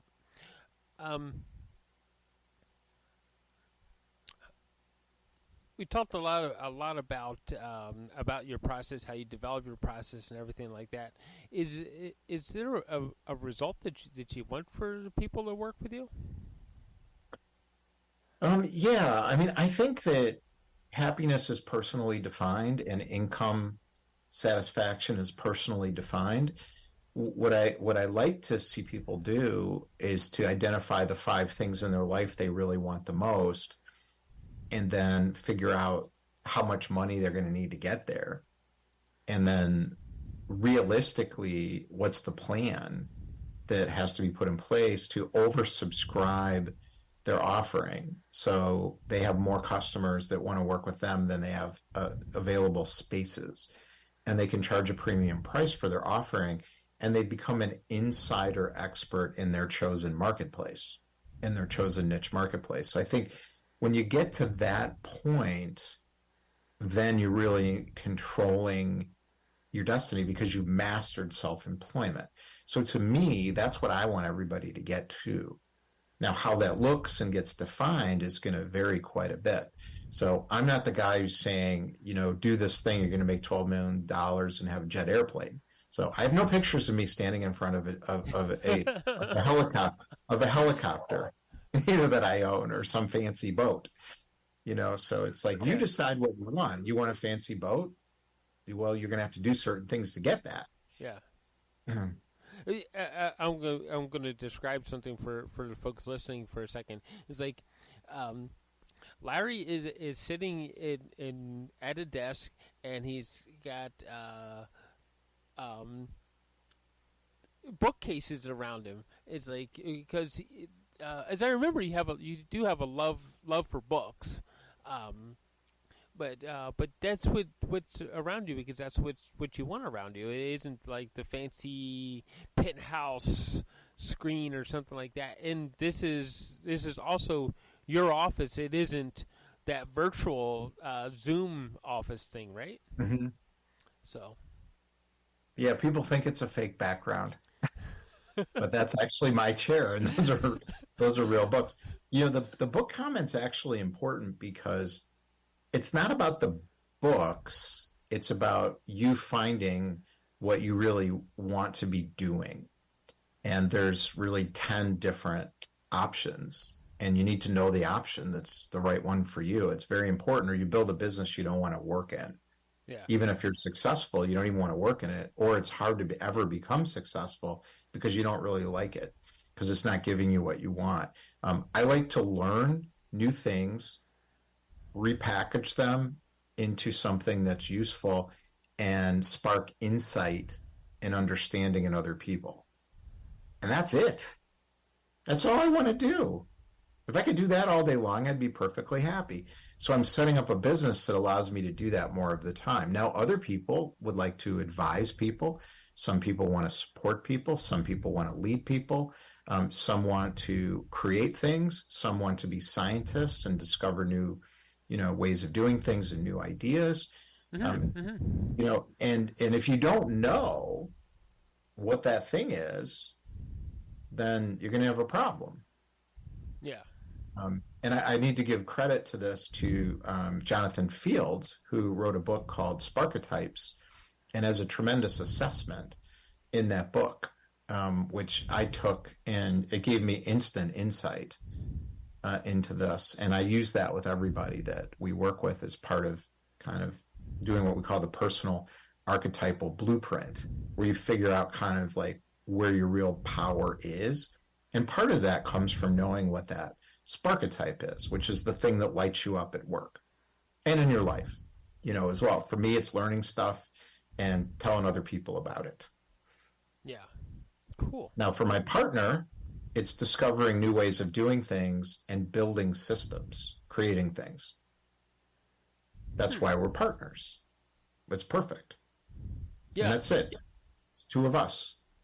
Yeah, that makes sense. And that when you find something that meshes together like that, and you teach people how to make sure that they can mesh into, if that's what they want, that they can mesh into things, right? Well, the step 4 for us of the solopreneur operating system could include finding a partner. Or barter partners even, which I've done before too, because I've done a lot of these virtual companies, So I've been able to scale without employees. Not here, because I'm not interested in doing this again here. But in my other company, which still exists and somebody is running it, we did scale that virtually. And there is a way to do that. And there's some concepts in business. I'll throw one out. Gino Wickman, who wrote a book called Traction and created something called EOS, the Entrepreneurial Operating System, talks about visionaries and integrators. So if you're a visionary and you're creating a business and trying to make it work, often it's very hard for people like that to get the boat out of the harbor. And until they find a COO, the company never takes off. So this is a little off the solopreneur ranch, but the concept's relevant. So you need an integrator, which is someone who can take all your vision, all your ideas, and simplify it and turn it into an operational, scalable system and infrastructure. And visionaries usually can't do that. Right. So if you're a solopreneur and you're spinning in circles all the time and you can't get anywhere, it's hard to know exactly why immediately, but first thing we would figure out is why. Like, why aren't you getting anywhere? It could be that let's go back to the Sparketype, that your Sparketype leads it, and your what's called your anti-Sparketype, the thing you really don't want to do, leads you down some bad places where you're incredibly unproductive because you're indulging it. So for me, I want to go learn things and spark insight in other people. Well, what if the business needs me to methodically get leads and sales? Well, it doesn't fit. So there's times where I need to do that, or at least I need to be setting up systems to be able to do that without it being too painful, because it's methodical and can be boring, and I don't want to do it. So I got to find creative ways to do it. But you can fix these problems when you understand yourself. For me personally, there's a point where if I didn't have an ambition for the company and just wanted it to be me and 5 clients or something, I wouldn't want a partner. I need this partner because we need a scalable system to deliver information. And I can't build that. I have all the ideas, I can explain them, I can organize them, I can teach other people how to do them, but to deliver that in a methodical way, I can't build that kind of an infrastructure. So that's why I need a partner to be able to do that. Okay. So some people may be out there and they're kind of like, why can I never get over 15 grand a month? Ever. And I should be, and I'm really good at what I do. And I think it's because I'm too busy. Well, it may not be why. There may be another reason. Yeah. So again, open yourself up to all the avenues of possibility. Well, I think it's first opening yourself up, and then I think second, it's mastering self-employment. Yeah. So this is a very complicated game, and it's a moving chessboard, and it's floating up and down. It's very complicated, and mastering the pieces of it for people, I think, who want to do that or willing to do that is partly solving a lot of these it ends up solving a lot of these problems. So you got to open yourself up to be able to do that, but then you still have to get the information and know what to do with it. Right. So, okay. So let's go through this again. You said there was 4 pillars, right? To the solar partnership. 5. Yeah. Yeah. We covered 4. That's what it was. So the first pillar, build the company from the inside out. Mm-hmm. Second, build the product with the market. So it's like Steve Jobs and Henry Ford kind of knew their market. They were expert in it. They were channeling a very specific type of energy. Henry Ford, average person. Steve Jobs, creation and product. And they knew exactly what people wanted and needed. So do that. Your market will tell you what product to build. Third, make sure that you have the mindset that allows you to be expansive, to, get into the universe, all this kind of stuff. And then fourth, build these systems where you're present in your market. So you become an insider and an expert inside your market, and people know you, the influencers, the partners, and the people who work with you. And there's ways to do that. There's systems to do that. And then this idea of systems. So building essentially a structure, for the business that allows you to spend more time doing what you really want to be doing. Yeah. So what would the fifth pillar be? I thought I had 5 there. Hmm? Thought I had. Did Did I have 4 or 5 there? I thought we were 4. Oh, well, anyway. So I think we covered most of it. yeah, I mean, the goal is basically you want to be an insider in your market, and you want to oversubscribe your offering so you can pick the clients that you want and charge what you want to charge. That's the ultimate goal to me, for a solopreneur business. So you make enough income to fund the lifestyle you desire, but you're not sacrificing happiness in return for doing that. Right. So that's that in the end is the bottom line.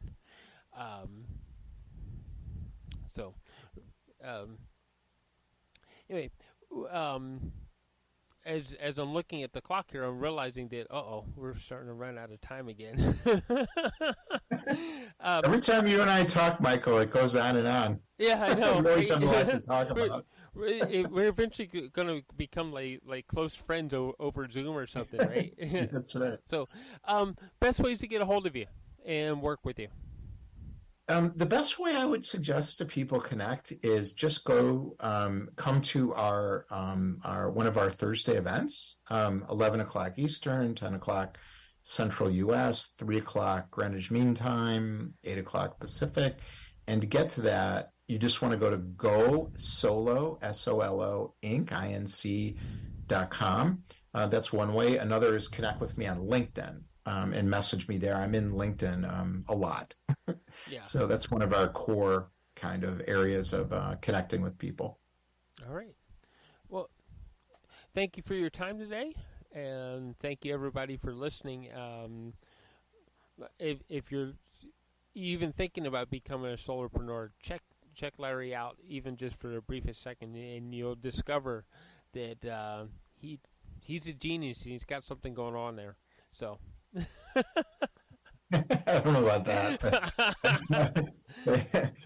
Thanks, Michael. I really appreciate the show. Yeah. Well, at least you provide the right energy for people and to incubate themselves and move forward, right? So. Great. Yeah. All right. Thanks again, Larry, and thanks again, everybody, for listening.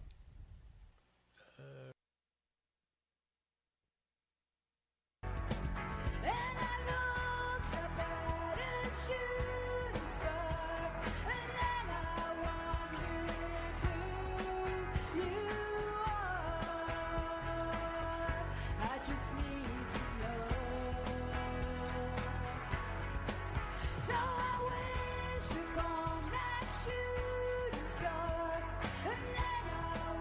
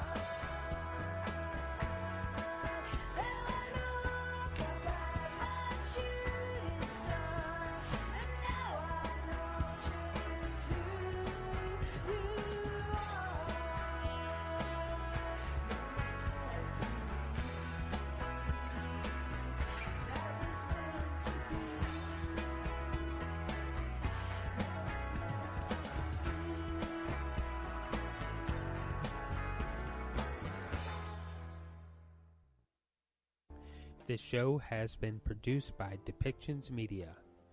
Please contact us at depictions.media for more information.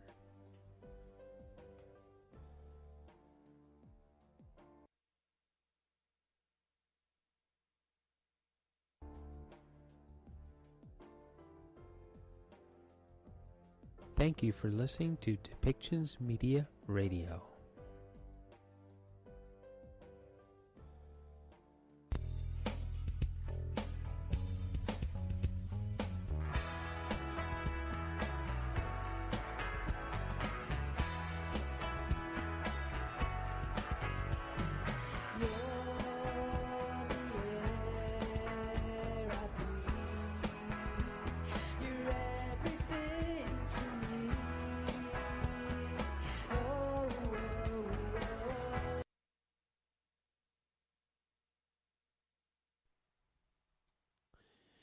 Okay, welcome back, everybody.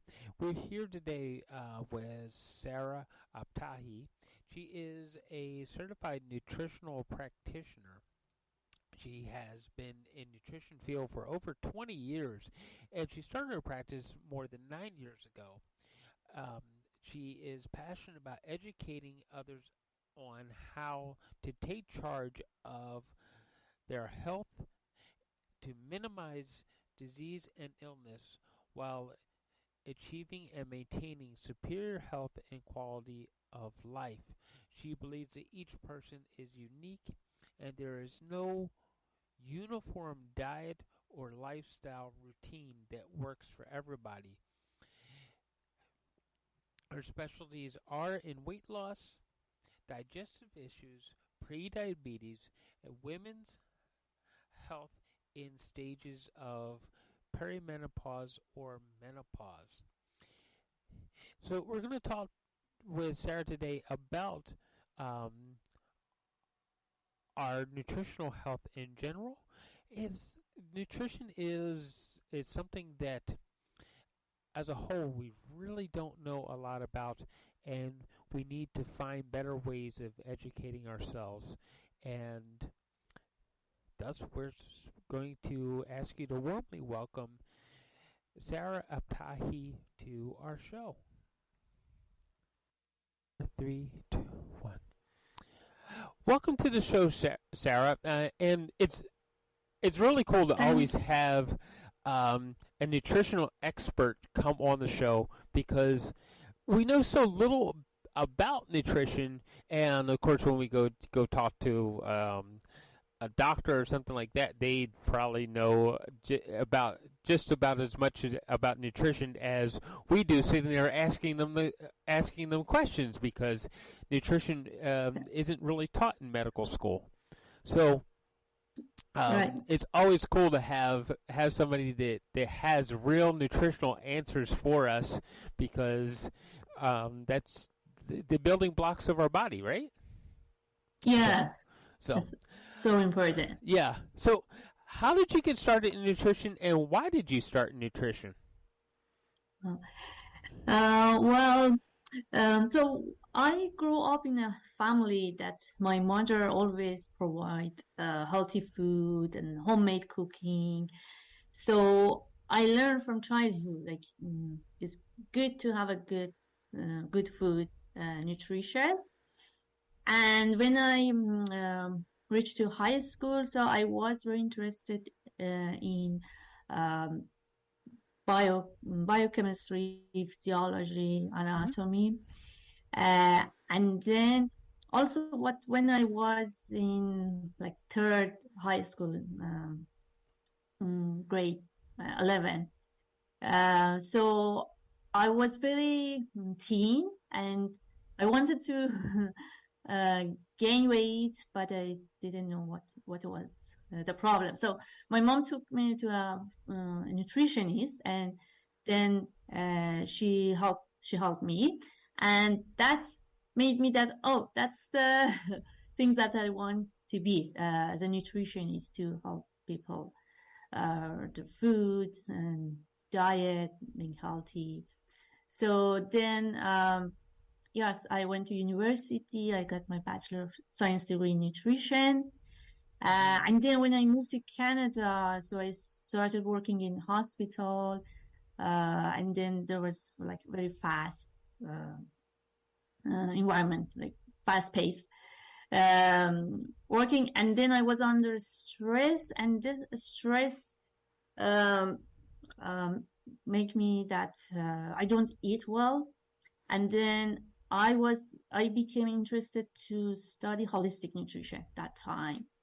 And then when I graduated from holistic nutrition school, then I started my own practice. So I combine nutrition science with holistic nutrition, that I think these two work well together, because as a holistic, we look at the whole things, because everything is important. It's not just your diet, your lifestyle, and also activity you have, and stress. Then I learned that stress is so important that everyone needs to reduce their stress. However, sometimes it's not avoidable. I mean, you have a stress, but there are some ways to reduce your stress, and that helps that your body, the nutrition that you get, then they can digest and absorb well. Because if you are under stress and then you eat healthy, it doesn't help. So it's important to eat well, and just I always say body-mind connection. That's important. Well, you bring about a couple questions with that, because you said when you were working in the hospital you were under stress and you didn't eat well, right? Yes. So when we're under stress, does that actually affect our food choices? Like, instead of reaching for a veggie snack, we reach for the processed cheese balls or something like that, or the cheesies instead of a carrot, for a snack, because we're under stress. We're going to go for the high carb, like almost empty calorie snack.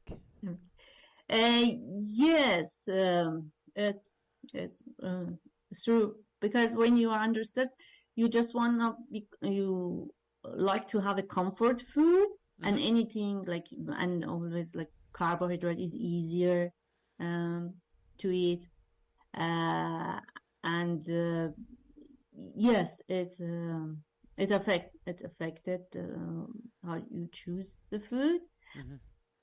But also it's important to learn how to choose your food, then even if you are under stress.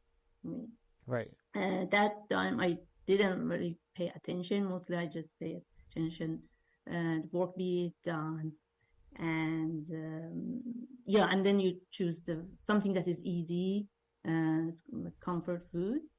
So and also it's very important to chew your food well. This is very simple, but many people, when I tell my clients, they surprised that is this little thing, that when you chew your food well, it digests and absorb better.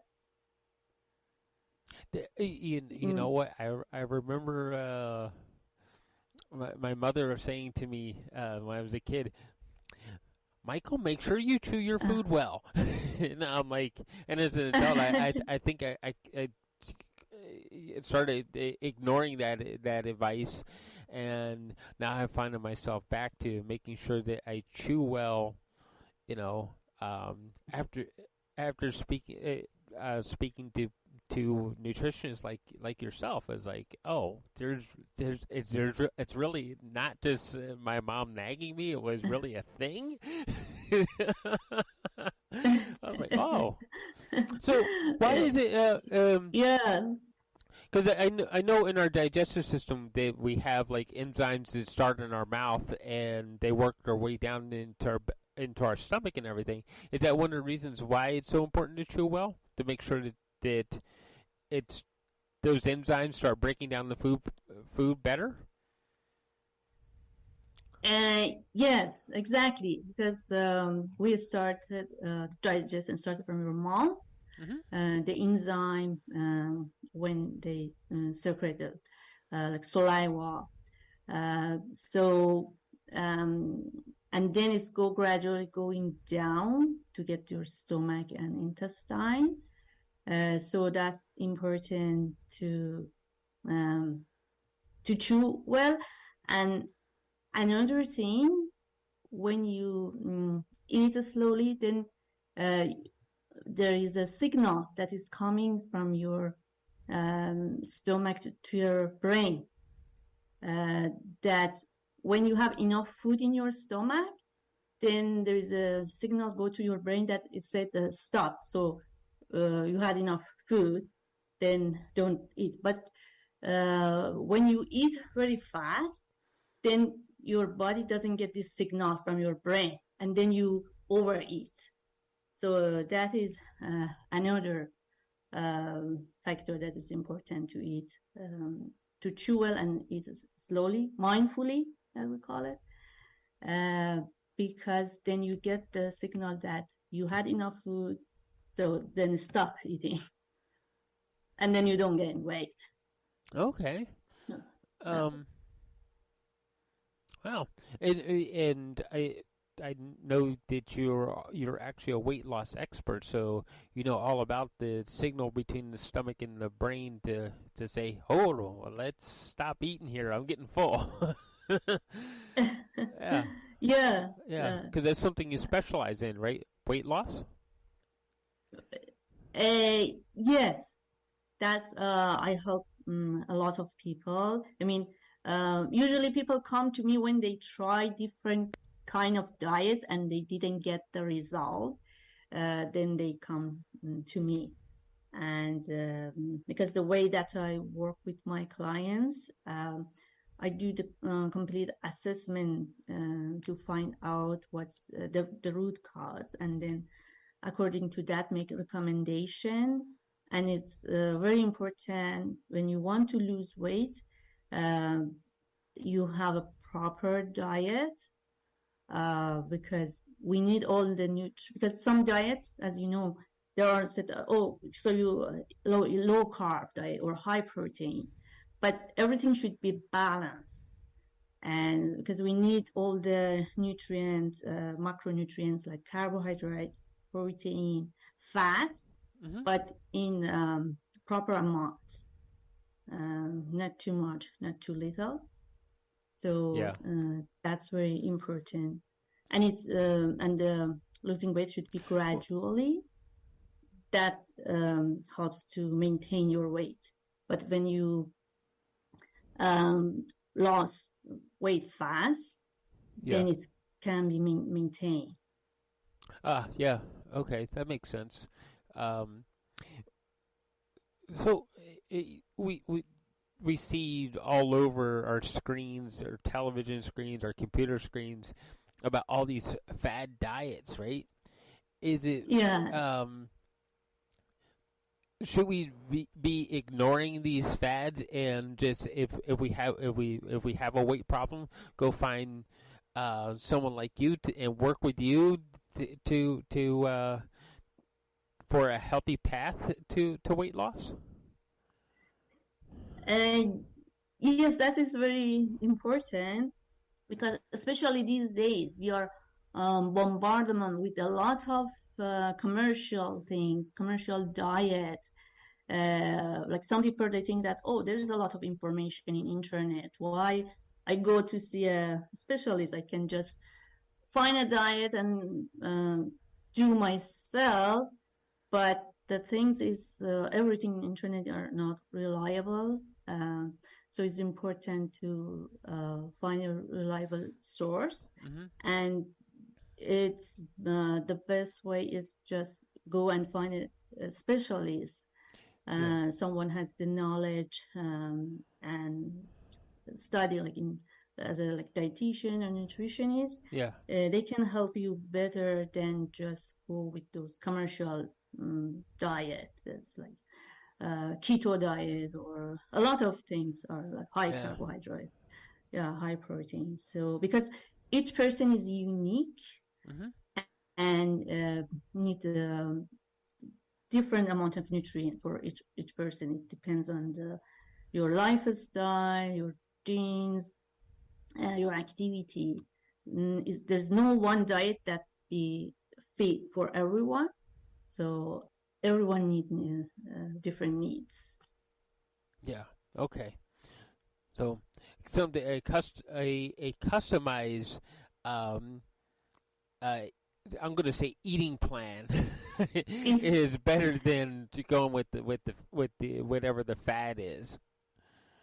So Yes, or yeah. personalized diet, Yeah. meal plan. Yeah. Yeah, or Okay. that's Because you specialize in a number of different things. I only pointed out weight loss right at the beginning, but you specialize in also digestive issues.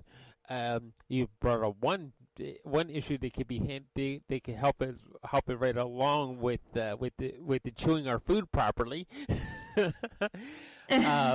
yes. You also deal in pre-diabetes, and also women's health issues that with perimenopause and menopause, and Yes. we recently had a menopause expert on, and she said that there are nutrients and everything that women need to have so that they don't suffer from the symptoms of menopause. We won't get into the symptoms because there's a list of them, right? So Yeah. when somebody Yes. comes to work with you, you ask them all these questions about their health, right? Yes. So Yeah. yeah. I usually do like the full assessment to find out what the person needs. And yeah, especially as we age, like our needs are be different, and hormones are the most important that they work well, because sometimes be out of balance. So this needs to be addressed for especially for women when they go to menopause stage. Yeah. So, with that, I would imagine that you might have, like, say, the mother of the family comes because she's having some issues, right? But how do you work that out? So because it's not just her, she's got the whole family. So how do you deal with that? Because maybe one person might have some issues, but then they're feeding the whole family. Um, yes, that's a good point. And so what is my specialty is the first thing that I teach my clients is the foundation of healthy eating. And that is good for everyone, for the kids, for the family, for the spouse, and the person has issue. Because diet is not difficult. I mean, diet actually is not a very good word to use, because some people when said, "Oh, diet," say, "Oh no, I cannot follow a diet." But it's just is to eat properly, Mm-hmm. and eat balanced meal. And this eating balance is good for everyone, for kids and adults.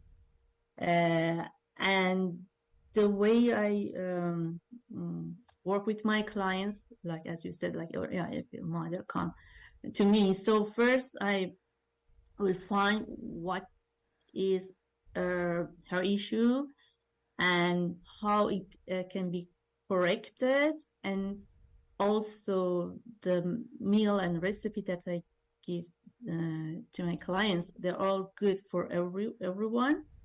And they might a few things that person needs to pay attention more, but also I incorporate that works for the whole family. Okay.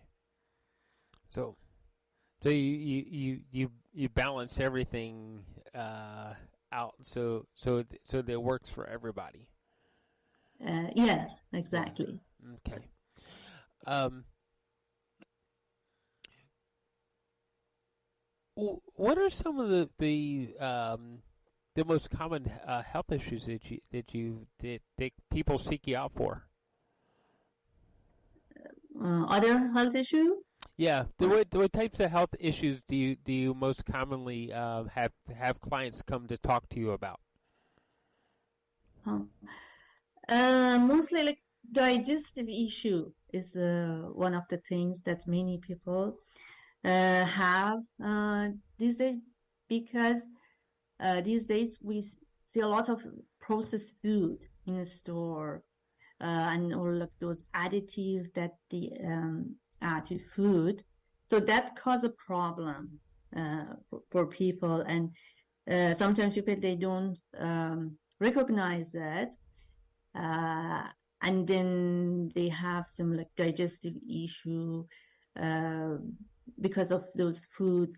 I mean, it's very important to, when you go to grocery shopping, if you want to buy things, read the label, because the ingredients, there are some hidden ingredients that maybe is not obvious for everyone, and that is what I teach my client, to how to read the label and avoid those things that are not good for our body.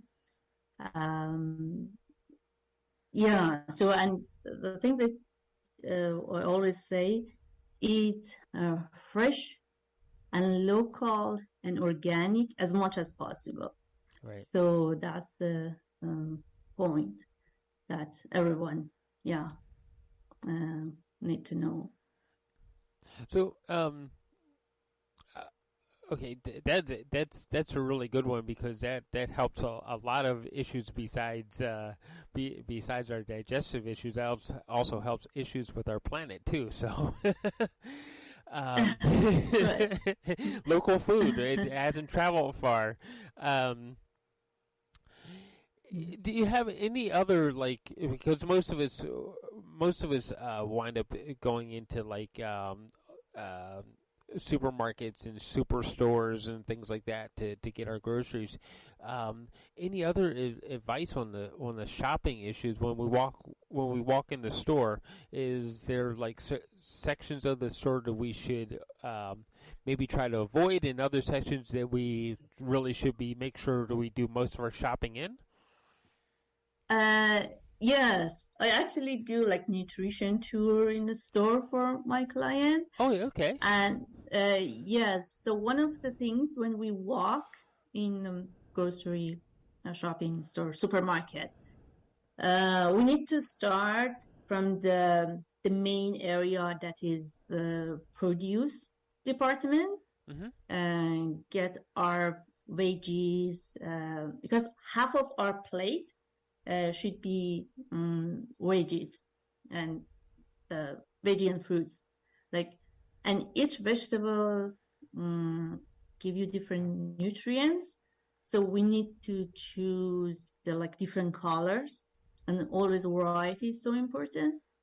So yeah, so that's the first department. And then if you go to the aisle, just be careful what you choose to pick.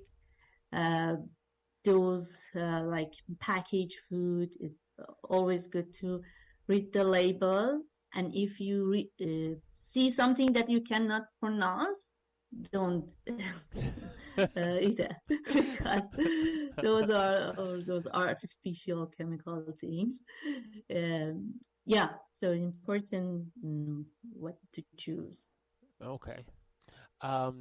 Is there, because when we're talking about packaged foods, like the sugar and salt balance thing, should we be looking to make sure that there's not too much sugar and too much salt and all that kind of stuff, so like so many grams of sugar? Is there a threshold? Like, don't buy this package because it has 800 grams of sugar as opposed to another one that only has 20 grams of sugar. Is there a threshold to that? Do we just just stay away from it? Yes, these two is very important, sugar and sodium. And sugar is not just the name of sugar. You see sugar in different names, and those is important to know, like corn syrup, fructose. There are a lot of other names for sugar, and also sodium, because this is a hidden salt that we need to avoid it. And always look for less ingredient. Everything less ingredient is better. Like I just give you example, like yogurt. If you want to buy a yogurt, so the good yogurt is just have two ingredients, like milk and culture.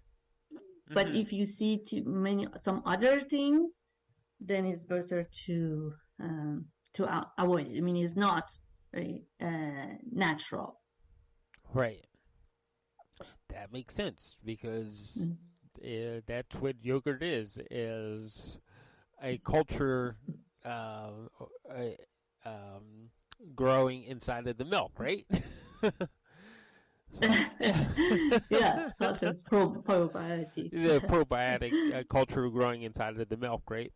So that kind of makes sense. So the smaller the label, the better it probably is. Would you say? Yes. Less ingredients on the label. You see, Less ingredients. That's the better choice. Yeah. And if you see something that says phosphor, I can't even say the word. Leave it behind.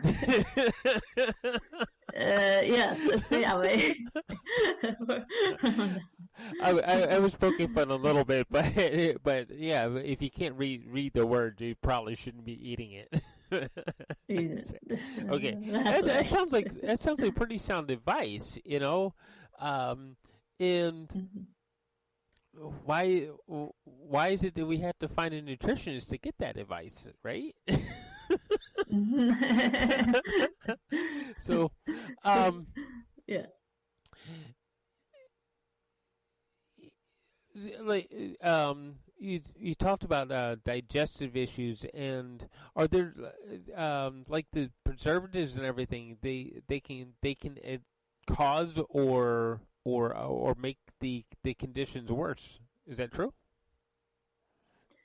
Digestive issue? Yeah. You mean? Yes, because that causes a lot of problem when you cannot absorb well, then you don't get the nutrient that your body needs. So that's the issue first need to be solved. I mean, our gut health is so important. Healthy gut helps the body to work well. Okay. So we're all filled up with gunk. We're not going to get the nutrients that we need. Yes. Yeah. Yes. Which leads us to other conditions, like the pre-diabetes and stuff, because we're not getting the right nutrients in, so our body starts trying to find those nutrients from other places, or organs start to malfunction, right? Yes, because and the second thing, our hormones. Our hormones is very important to work well, and insulin is the master hormone in our body, that not only regulate our blood sugar, also it regulate the metabolism. And when I say like pre-diabetes is important if someone shows this symptom at the beginning of diabetes, so it can be treat easier than a person when she or he is diabetes.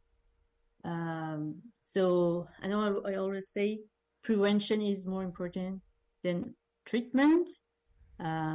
Just listen to your body, and if you see the sign of because our body is very smart, and it tells us if there's something wrong in our body, and we need to listen to that, and then try to address it. Right. Yeah. So the hormones, yeah, is so important to work well in our body. Do you teach people how to listen to their body? Sorry, I teach Do you teach people how to listen to their body? Because how to. yeah. Yes. I mean, when your body is healthy, then it give you the right signal. So, what I teach is the foundation, how to like stay healthy, and then when you are healthy, your body always give you the right signal. And if something is bad, then you don't want to eat. For example, like sugar, like some people, they have like sugar cravings. Sugar cravings is because your body feel that there is some deficiency, like nutrient deficiency, and then tells you, I need sugar. But if you give your body the proper nutrient, then you don't have like sugar cravings, or some people that like tendency to eat too much salt. So this can be correct when your body work well. Okay. Because I cook a lot for people and everything, and I'm gonna get to one of my pet peeves at the dinner table is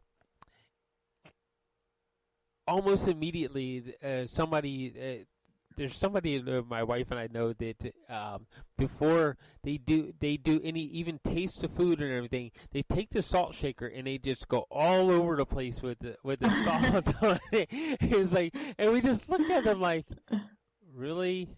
Wow, you didn't even taste that yet. You don't even know if it would, because as a whole, I don't cook I don't add salt while I'm cooking. If there's salt, their foods are already going to be salty, so you don't need to add salt to them, right? And right, is that another sign of something deficient in our bodies when we crave salt like that? Yes, exactly. There is something deficient that your body said, "Oh, I need like salt." So that's why it needs to be corrected by proper nutrition. Yeah. See, when you talked about the sugar, that was my other pet peeve. That it's like people they have to eat all of the like the great big chocolate bars. I know somebody they get these great big chocolate bars and they have to eat the whole chocolate bar right there. It's like, I'm like, there's something wrong with that. You just said there is something wrong with that. It's like it's okay to eat a piece of it, but when you gotta eat the whole thing, there's something wrong, right? So something. Yes. When you're healthy, you just a little bit, because always like treat is good. You can treat yourself with, but you just need a small amount. But if you eat the whole thing, there is something else is going on in your body, so that needs to be addressed. you say you have an assessment, and that assessment process that you take your clients through, does it help them discover what those deficiencies are, so that they can find the right nutrients and vitamins for that? Yeah, I have different kind of assessments. So first, I have like a questionnaire form that's all about the lifestyle, diet, Mhm. diet history. At that, it tells me a lot when I hear what my clients say about their diet history. So then from there, I can find out. So what needs to be changed? How things can be, because sometimes you need just a little small change. It make a big difference. It make a big impact on your body. So that's my specialty. I can, Yeah. uh, Okay. recognize that Cool. and help my clients. That. Yeah. Yeah, because it just seems important to make sure we're choosing the right things to put into our body, so that our body helps feed the mind to so we have a happy lifestyle, right? Yes, because your health is the most things investment if you pay attention. Because when you are healthy, then you be happy. You can do a lot of things. So it's so important. Yeah. So, um, there are a couple other things I was just curious about, and some of it has to do with timing when we eat, because there's always been these studies that say that you shouldn't eat after 6 o'clock, and then others say that if you don't if you jump out of bed and you don't eat breakfast right that very second, you'll your body won't function correctly and all that kind of stuff. Or are those things like myths, or are they actually factual? Some of those things. And yes, that the time is important. So the reason that they said like don't eat after like 7 o'clock, because in evening you are not very active. So then if you eat too much, or if you eat until 10 o'clock, and then you go to sleep, and then the body cannot use this food, calorie, and then it's stored in your body, and then because it's stored as a fat, and then you gain weight. Breakfast is the most important meal of the day.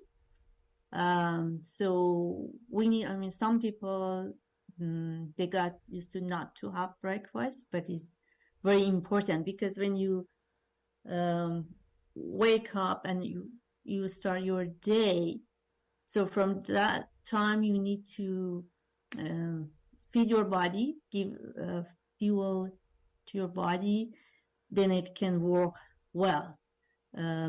Otherwise, like some people, they don't eat breakfast, then you it causes that then later the day, then you eat more, because you're starve your body for some time, and then you eat more than is necessary. So, and it's very important your metabolism to keep your metabolism like regulate your metabolism. Then this helps that the whole day you have energy, because some people, they crash in the middle of the day. Why? Because they don't eat properly, or they don't have breakfast. So these are very important, but in each person can be different, because each person is different. Okay. Um, eh, See, it leads me into exercise um, versus that first meal, because I also know that some experts say that we should when we wake up we should exercise first and build enough time in for us to have a good healthy exercise regimen before we get ready for work and all that kind of stuff. So how important it is movement versus our metabolism and our choices to eating. Yes, that's a good question. Exercise movement is very important too. And then for some people, yeah, they like to have like exercise in the morning is very good. Because actually that might wake you up. I mean, and because when you exercise, also you enter oxygen to your body. So it's good to exercise in the morning. And also movement, like you need like nutrition, good nutrition and exercise should be together, because when you exercise, you use the calorie that you produce from the food. So you need burn calorie, and then your metabolism work well. So that is important. Yeah, movement and exercise. Okay, cool. How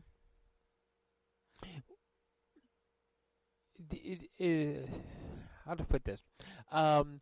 Do you have some favorite success stories? You know, people that you worked with that you, without naming names, of course. Some of your favorite results that you've seen people have after they've been working with you for a while? Yes, I have so many clients that they got a very good result working with me. For example, like I have clients that especially, I mean, she was close to the menopause stage of life, and so in this stage, your metabolism is slowed down, and it's important with proper food.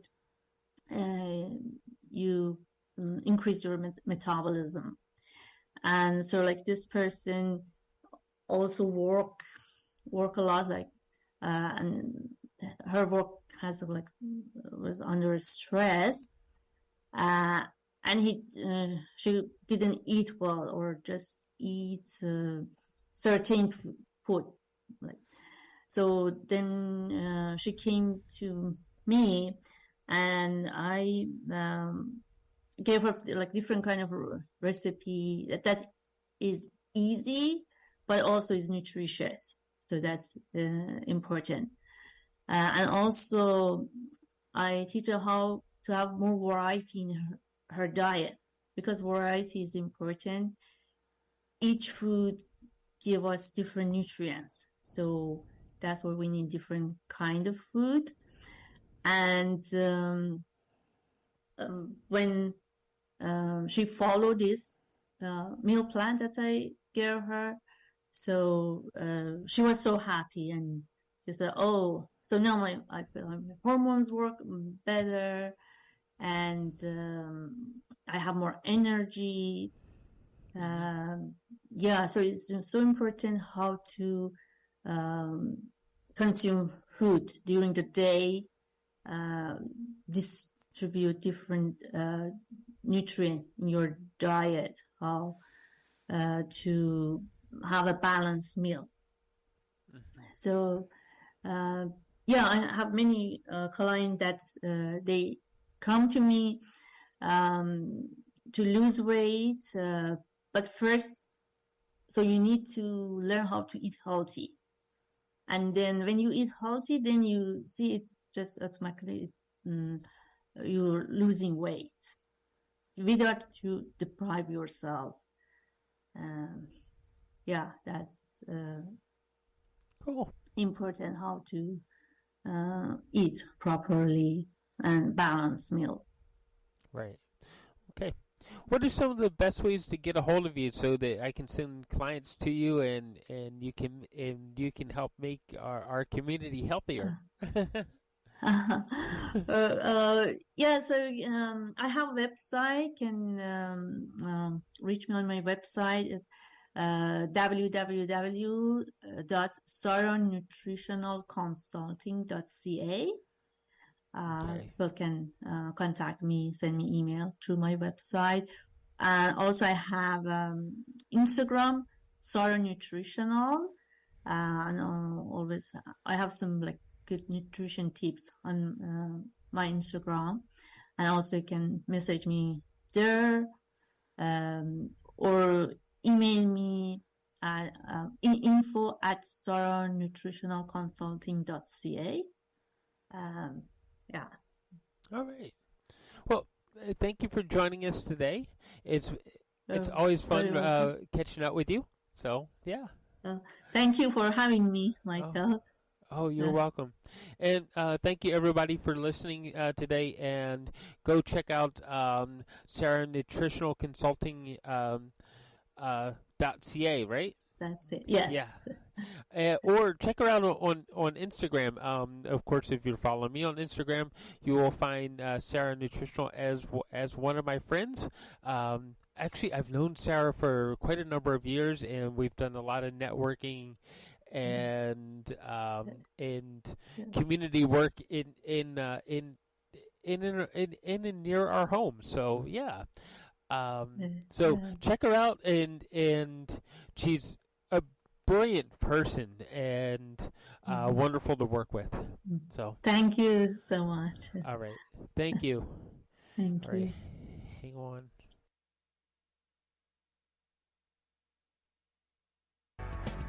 And I looked up at a shooting star, and then I wondered who you are. I just need to know. So I wish upon that shooting star, and then I wondered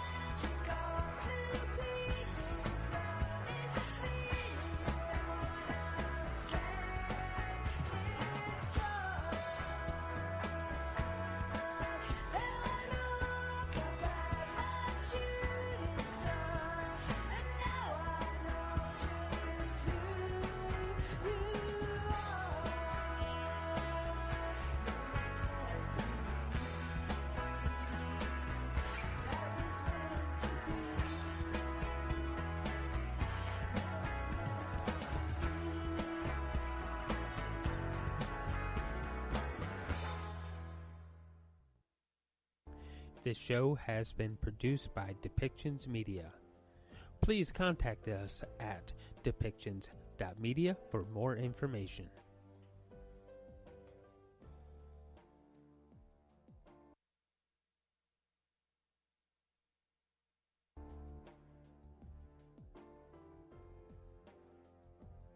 Thank you for listening to Depictions Media Radio.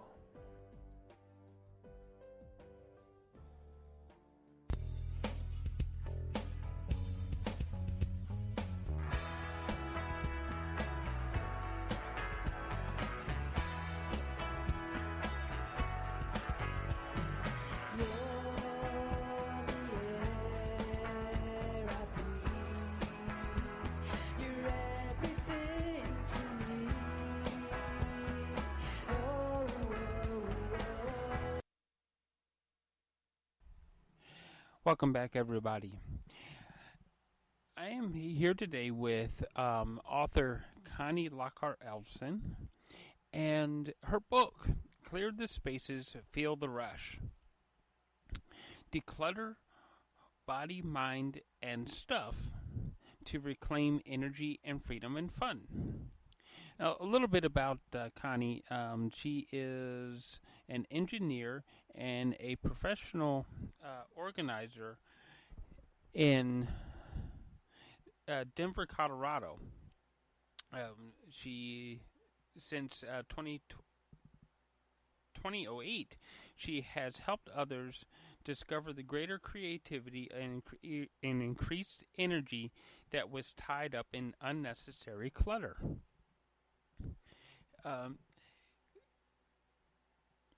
And a little bit about the book. Clear the Spaces, Feel the Rush expands far beyond Kondo's work. Author Connie Lockhart Elfson shows how decluttering can be accomplished not only with our belongings, our stuff, but with our thoughts, emotions, and our bodies as well. So, why don't we bring Connie onto the show and let her tell us a little bit more about what this is all about with declutter, how it affects our emotions, how it affects our health, and other aspects of our life.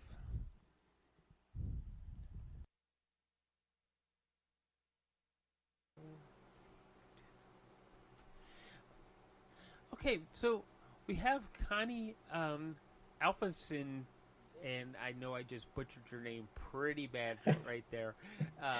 That's okay. Alphason, Connie Alphason, Alphason, yes. with us today, and she's going to talk about, well, she's an expert in clutter, shall we say, or decluttering, and her book is about feeling the rush, of course, of decluttering. So, Connie, what does the book really mean to you, and what does the idea of declutter mean to you? What's that strong emotion for you? It's about letting go of or getting rid of the things that weigh you down. It could be your belongings. That's where most of us start because that's what we see. Mm-hmm. But if, like me, I have to confess I'm an organizing book recovering junkie. I used to buy all the organizing books and get so excited about them and try every new method, and I would always stop at the 90% mark. So eventually I stopped buying the books because I'm like, these don't work. But then I figured out it isn't just about the stuff, it's about the emotions, maybe emotional clutter in me that makes me stop. I'm completely done with the project. And I grew up a very uncluttered home, at least the first 5 or 6 years of my life. My family moved every 6 months to a year. My father worked for an oil business company. And we lived, the first 4 years, we lived in a trailer that was 8 feet wide and 44 feet long. Yeah. So it was 344 square feet for 4 of us. And I remember that it never seemed very cluttered, so I have to assume that we had very few belongings. It was, obviously very compactly designed. But every time we moved, my mom would make us junk out, even if all we really had to do was tape up the drawers and head out. But she'd make us declutter every time. So we were traveling a little lighter, every time we moved, because you're always accumulating stuff. There's people give you gifts or you go shopping or whatever. That's not likely to stop. And it seems like that's kind of a myth with some of the organizing and decluttering methods is they may tell you that this is going to take care of your problem forever. But it's a fluid situation, just like your health is. As I talk about in the book, your physical body, it's always accumulating clutter unless you never, ever, ever eat any junk food, or you're always getting just the exercise that your body needs. You're going to be accumulating some clutter in your body. And of course, there's always emotional challenges coming along all the time, or else life would be kind of boring. But that clutter keeps accumulating and you keep having to release that as well. So same thing with belongings. They happen all the time. So it's not a one shot deal. You have to realize there's maintenance in all kinds of decluttering. But the fun part is, as I realized at the end of my book writing process, which took a very long time, that rush of energy and exhilaration that you feel when you declutter a space, you get rid of the stuff that's in your line of sight that kind of just drives you crazy. If it does, some people it doesn't bother. Obviously, that's why people, when they live with someone else, there's always going to be a disparity between what one person can stand and what the other one can stand. Anyway, when you get rid of that, you feel exhilarated, but you also feel exhilarated when you declutter something in your body. Such as if you go for a walk for half an hour or run, you start feeling those endorphins. That's what it is. It's endorphins. It's pain-killing chemicals that come into your body. Your brain releases it.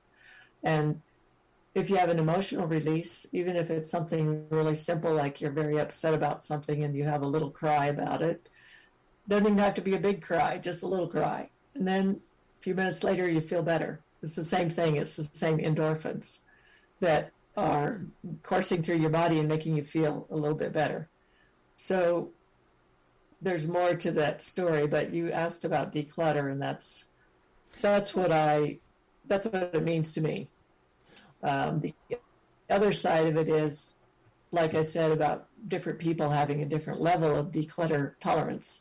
When I worked with clients in the past, I would show them this beautiful book of different decorating styles, from the severest minimalism to almost Victorian in how crowded it was with decorative objects. But so I didn't want to impose on them my level of declutter when they may prefer to have more beautiful things on display.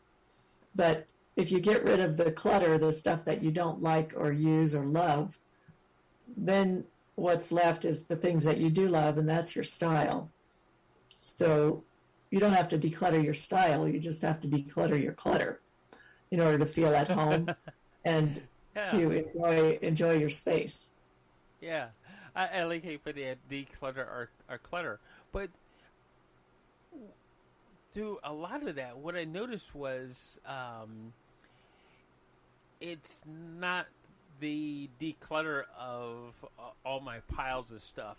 I'll be honest, I am one of those who organizes myself by way of pile. Oh yeah, there's a pile for this, there's a pile for that. Yeah. It drives some That's people okay. crazy. But when they discover that, it's like he knows exactly where everything is. They're like, oh well, I guess I'll have to deal with some of that. But the one thing that I had trouble with wasn't the physical declutter, it was the emotional declutter, and I noticed that you kept referring back to the emotional declutter.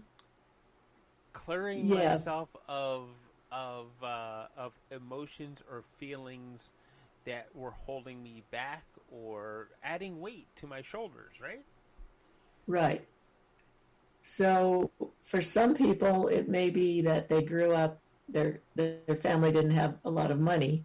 That was the case when I was younger. It changed as I got older, but so you may hold on to things, obviously, because you feel like if I let go of this thing, I may not ever be able to afford to get it again. And with all this moving that I had in my life, I learned to stop making friends when I moved to a new place because it was so painful to move again and then have to say goodbye to those friends. So it was kind of an isolating.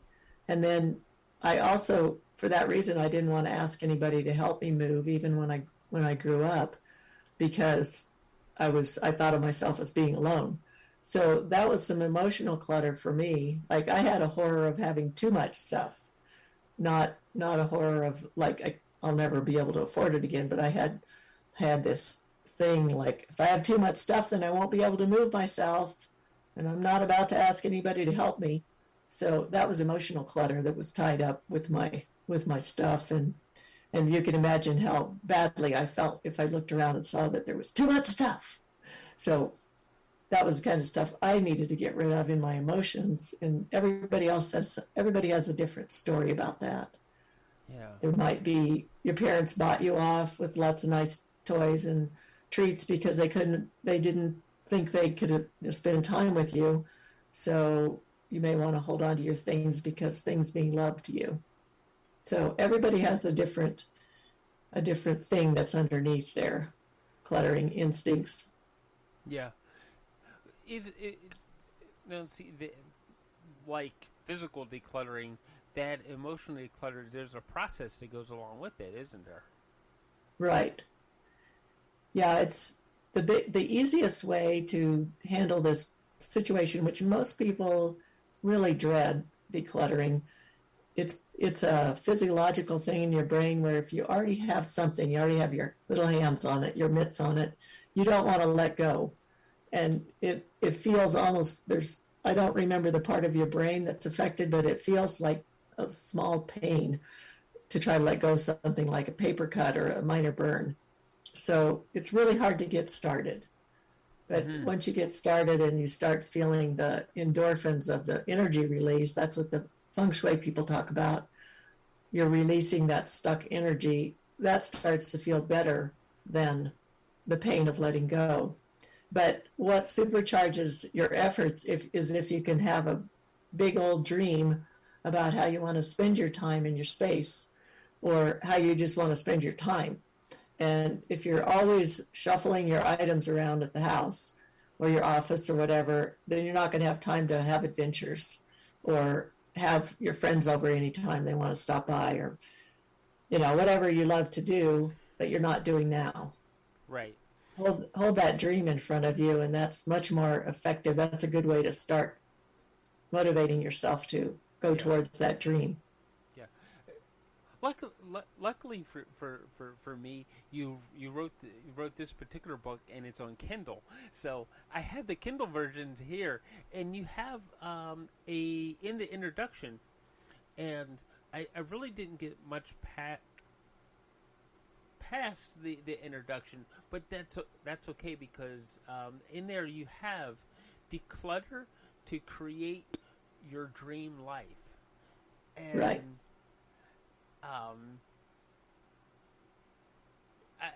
I thought that would be a really important process, and you're already sitting here talking about it when I asked about the process. That dream that you have for your life and for your space, right? So, yeah, I had some examples in there. You might have seen them.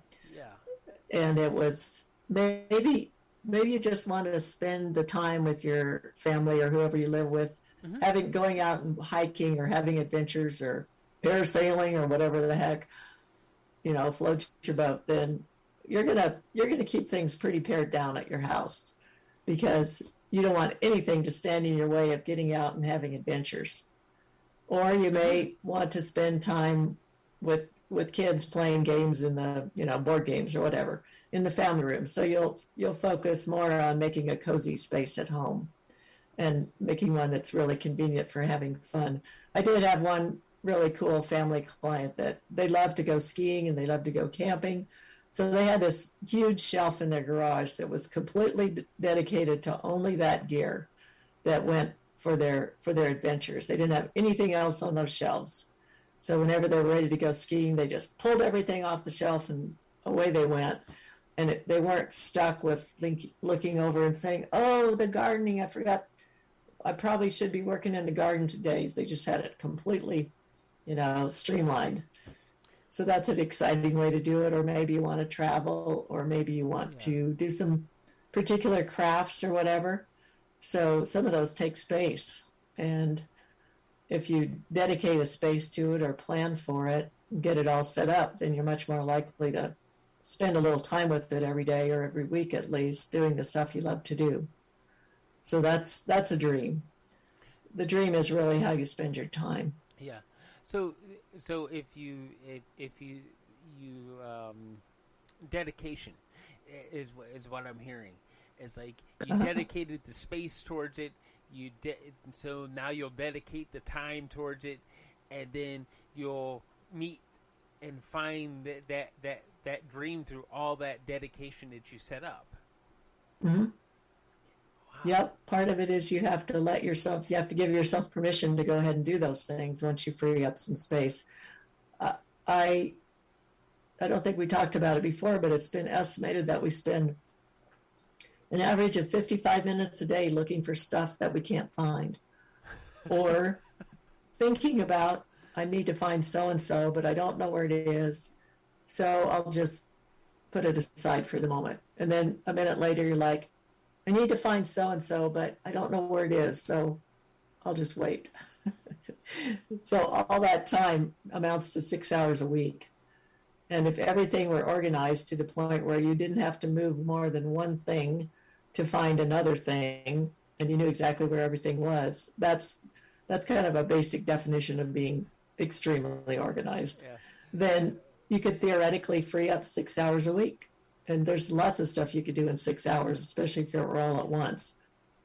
But even an hour a day, you could do a lot to build towards your dream too. Yeah, 6 hours a day. I could write a list of things that I could do in 6 hours. Did include like things like cleaning or shopping, right? Right. Did actually added more time with me holding a camera in my hand. Actually, one of my passions in arts. Oh, nice. So, I'm so focused on your introduction because you explained the rush feeling with the endorphins, because you have in there feeling the rush. It's like, and then the dream. It's amazing how if we just dedicate the shelf, the space, and the organizing, so we don't have to spend 6 hours looking for something. I know I narrowed that down a little further than what you actually explained, but but it's kind of interesting how we it's a bad way to put it, but we lose time because of stuff. Mm-hmm. Oh yeah. So yeah, it's huge, and it bothers some people a lot more than others. There was one of the studies I mentioned in the book is from UCLA, and they said that older teenagers and men seem to be much more relaxed about having stuff in their visual field that doesn't bother them, and I think that's because men normally have a better ability to just focus in on something. We have whereas women are taking in information from all different sources all the time. So they're the ones that are really bothered by a cluttered area. But you touched on one thing when you talked about the rush, and that's the second part of the book. And I think I told you if you read the introduction and then the last chapter, you'd get the main point about the rush. Yeah. And even if you don't want to declutter, it's worth reading those two sections just for that info. When I started putting things together and having all these aha moments at the end of my writing process, I remembered reading this book called Becoming Supernatural by Dr. Joe Dispenza. And he described a 4-day seminar where he asked the participants to spend 10 minutes 3 times a day putting themselves in a high vibrational emotional state, like happiness, love, gratitude, appreciation, whatever. And then at beginning and end of those 4 days, they had a cheek swab to check for their immunoglobulin A levels, which is a protein in your body that says this is how strong your immune system is right now. And after the 4 days of spending basically 30 minutes a day being happy, their immunoglobulin A was up an average of 50%. And he said, this is from 30 minutes a day of being happy for 4 days. This is crazy. And it's way more powerful than any flu shot or vitamin C or something else you might take from the outside to improve your immune system. And it's all inside you. And it's under your control. That's what I learned. He had several meditations in the book. And from one of them, I practiced turning on my own endorphins anytime. And that was further, I put all these things together. I had this yoga class where we were lying down under the trees on the lawn outside my athletic club. We had to kind of, during the we had to stay apart from each other. So we were outside, and at the very end of every yoga class, you lie down on your back and you relax everything. And so I'm looking up through the leaves of this beautiful tree. The leaves are just gorgeous leaves, and the sunlight's coming through them. And the woman had a beautiful, soft, soothing voice, and the music was very, very soothing. So I'm like, oh, this feels so good. I just got endorphins, all over the place. And then all of a sudden I went, wait a minute. It's not the music. It's not the leaves. It's not the shavasana. It's all coming from within me. And it's under my control. I can turn it on anytime. Yeah. So even if you haven't learned the particular meditation, you can think about how you feel. If you think about some hands on you, even if it's not about to have a feeling and how good it is, or you're just about to take a bite of your favorite food and you love that feeling. So there's all kinds of exciting, wonderful feelings that stir up a little bit of endorphins in your body. And so once you get in the habit of that, being happy, you don't even have to declutter, to tell you the truth. You can just be happy. And don't tell anybody, though. Decluttering is a great tool to help you stir up those endorphins, because you do feel that rush no matter what you declutter. But just learning how to turn it on, you can improve your health, your immune system any old time. So that's the rush. And it's beyond the rush, even the rush of decluttering. So it's pretty exciting. I think you just solved everybody's emotional problem in just a few sentences there. Yeah. Okay, then now how do we put it into action, right? You mentioned a couple things that actually cause massive endorphins for me. And one, you mentioned food. I love food. And that's good. I had the midsection to prove it too.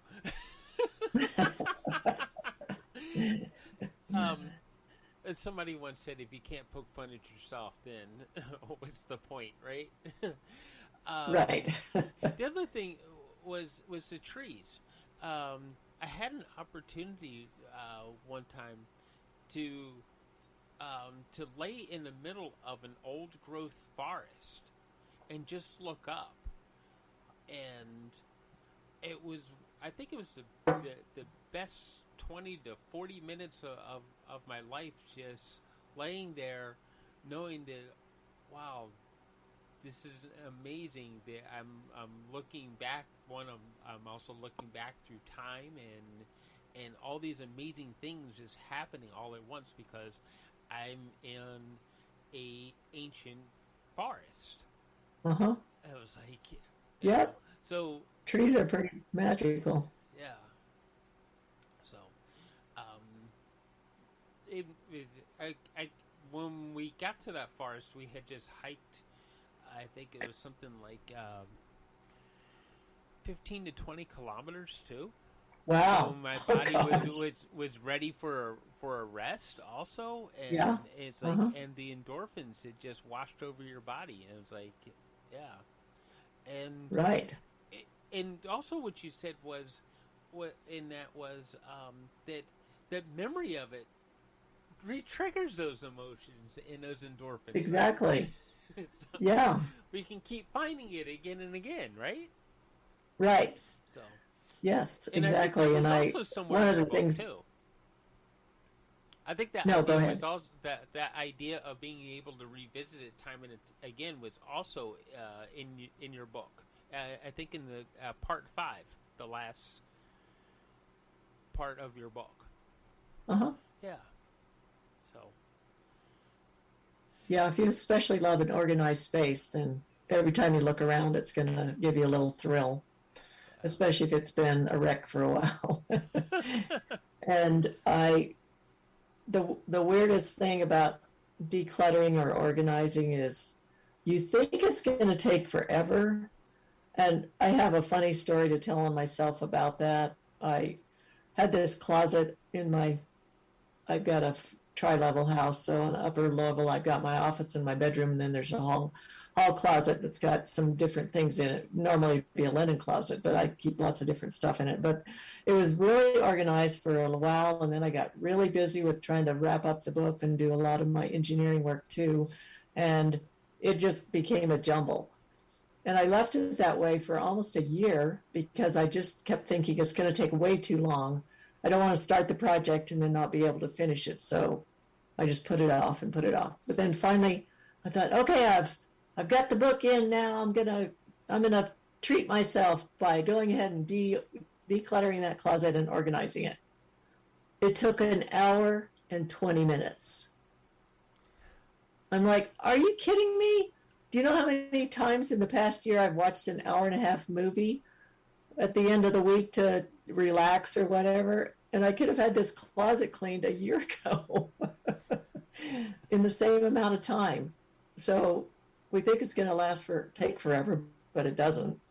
And you mentioned a couple of things. One of the key things I do is there's a meditation I describe in the emotional chapter. It's called the 10-minute do nothing meditation, where you just sit there looking out the window or looking at something. I try to look at something beautiful or pretty. You don't pray or plan or meditate or think or anything. You just sit there and get bored with yourself. And the most interesting thoughts come into your head. And sometimes it's just, oh, I need to remember to do that thing that you might have forgotten. Or it's some amazing insight. It's basically your higher self can talk to you because you're not yakking and at it in your brain. You're just kind of sitting there. So that's where I've got some wonderful things, including one place I was sitting that wasn't that beautiful, except I looked up. I was in front of an office building looking, and I looked up at this tree, and it was kind of waving. The leaves were waving down, up and down a little bit, and a little bit of wind. And I'm like, oh my gosh, this tree is a work of art. And every single tree in the whole planet is a work of art, even if it's scraggly. They're all just amazing. And there's millions of them, and they're basically free to us. So there's abundance that you can contemplate and feel grateful for. And then I write down 5 things every day that I'm grateful for, and 5 things that I accomplished, or I'm giving myself a pat on the back for doing it. I call it props. Anyway, 5 of those, and then 5 gratitudes every day. So that helps you remember all the good things in your day that actually happened, that you're going to forget it the next day. So keep track of it, and it keeps you in gratitude mode. Yeah.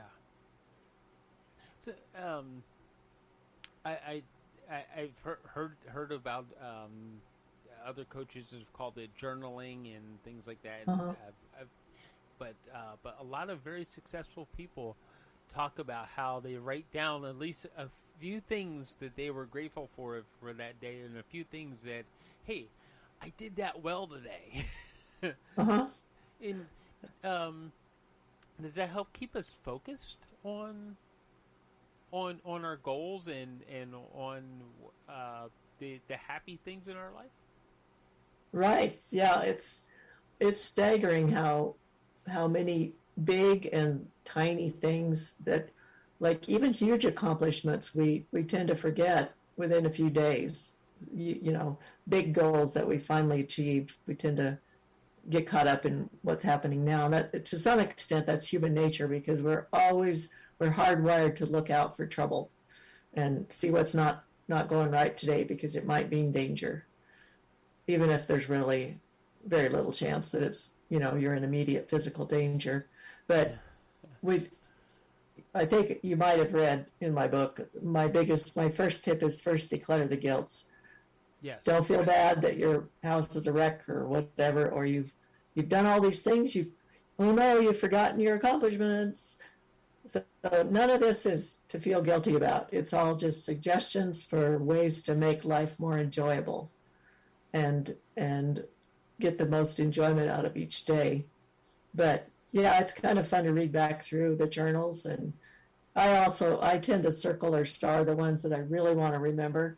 So if I go back through several pages and I just look through at the stars, then I remember the most interesting or fun part of the day. Yeah. How enjoyable? How it- enjoyable is Connie's life? Pardon me? How enjoyable is Connie's life? It's pretty enjoyable, even though I'm still doing the work that I never really liked that much. The engineering work, I'm still doing it, but I work at home on my own schedule, and that turned out to be one of the biggest turning points in my life. For some people, they may love the structure. For me, I don't like going to a certain place at a certain time, sitting in front of a certain computer for a certain number of hours. I pretty much hate that. So if I can work at 6 a.m, this morning I woke up at 4:30 and I worked half an hour, and then I took a little snooze, and then I worked out at my athletic club. So every single day of my life is different, and there's some things that are threads through it, you know. Yeah. But every day is a little bit different, and for me, that's Candyland. Yeah.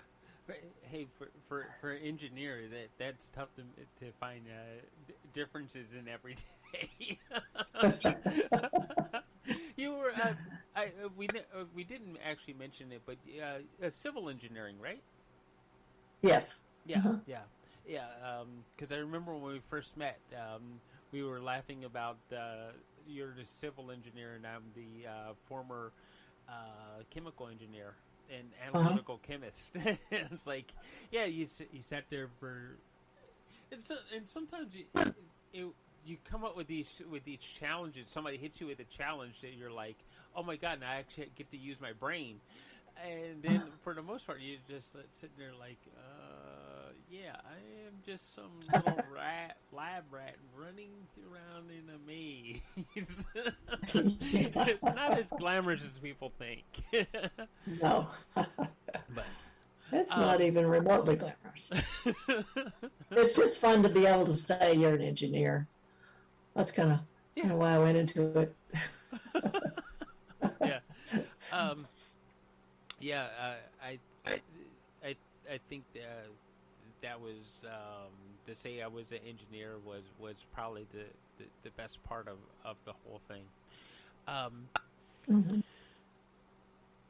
But it was all the other the things that, like your book. It's like and so it's very well organized, and when we actually start reading it, it becomes like, oh, hey, she's decluttering her brain a little bit here too, and it made it fun. So in decluttering can be fun, right? Right, exactly. So That's what I tried to convey and put in enough humor so you could definitely see we're all in it together, including me, yeah, and try to make it appealing for that reason. I have this, another confession. I have this thing that I pulled out of a calendar that I got a long time ago. You know how some calendars have pages where they say lists, these are the goals you want to work on, or yeah, list your, these are my commitments for physical working out or whatever this year. So one of them is goals to sabotage. And I have that. It cracks me up every time I see that. So I have it in front of my computer.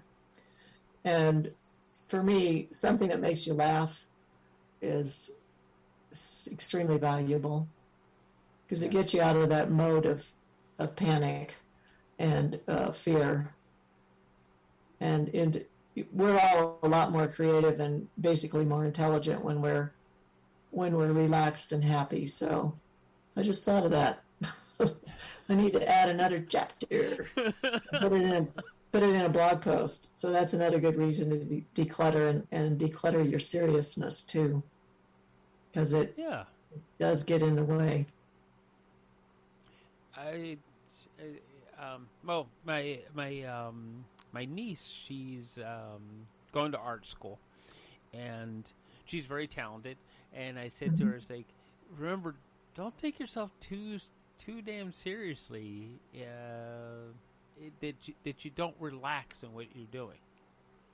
Uh-huh. Like, and Good. she was like, "Oh,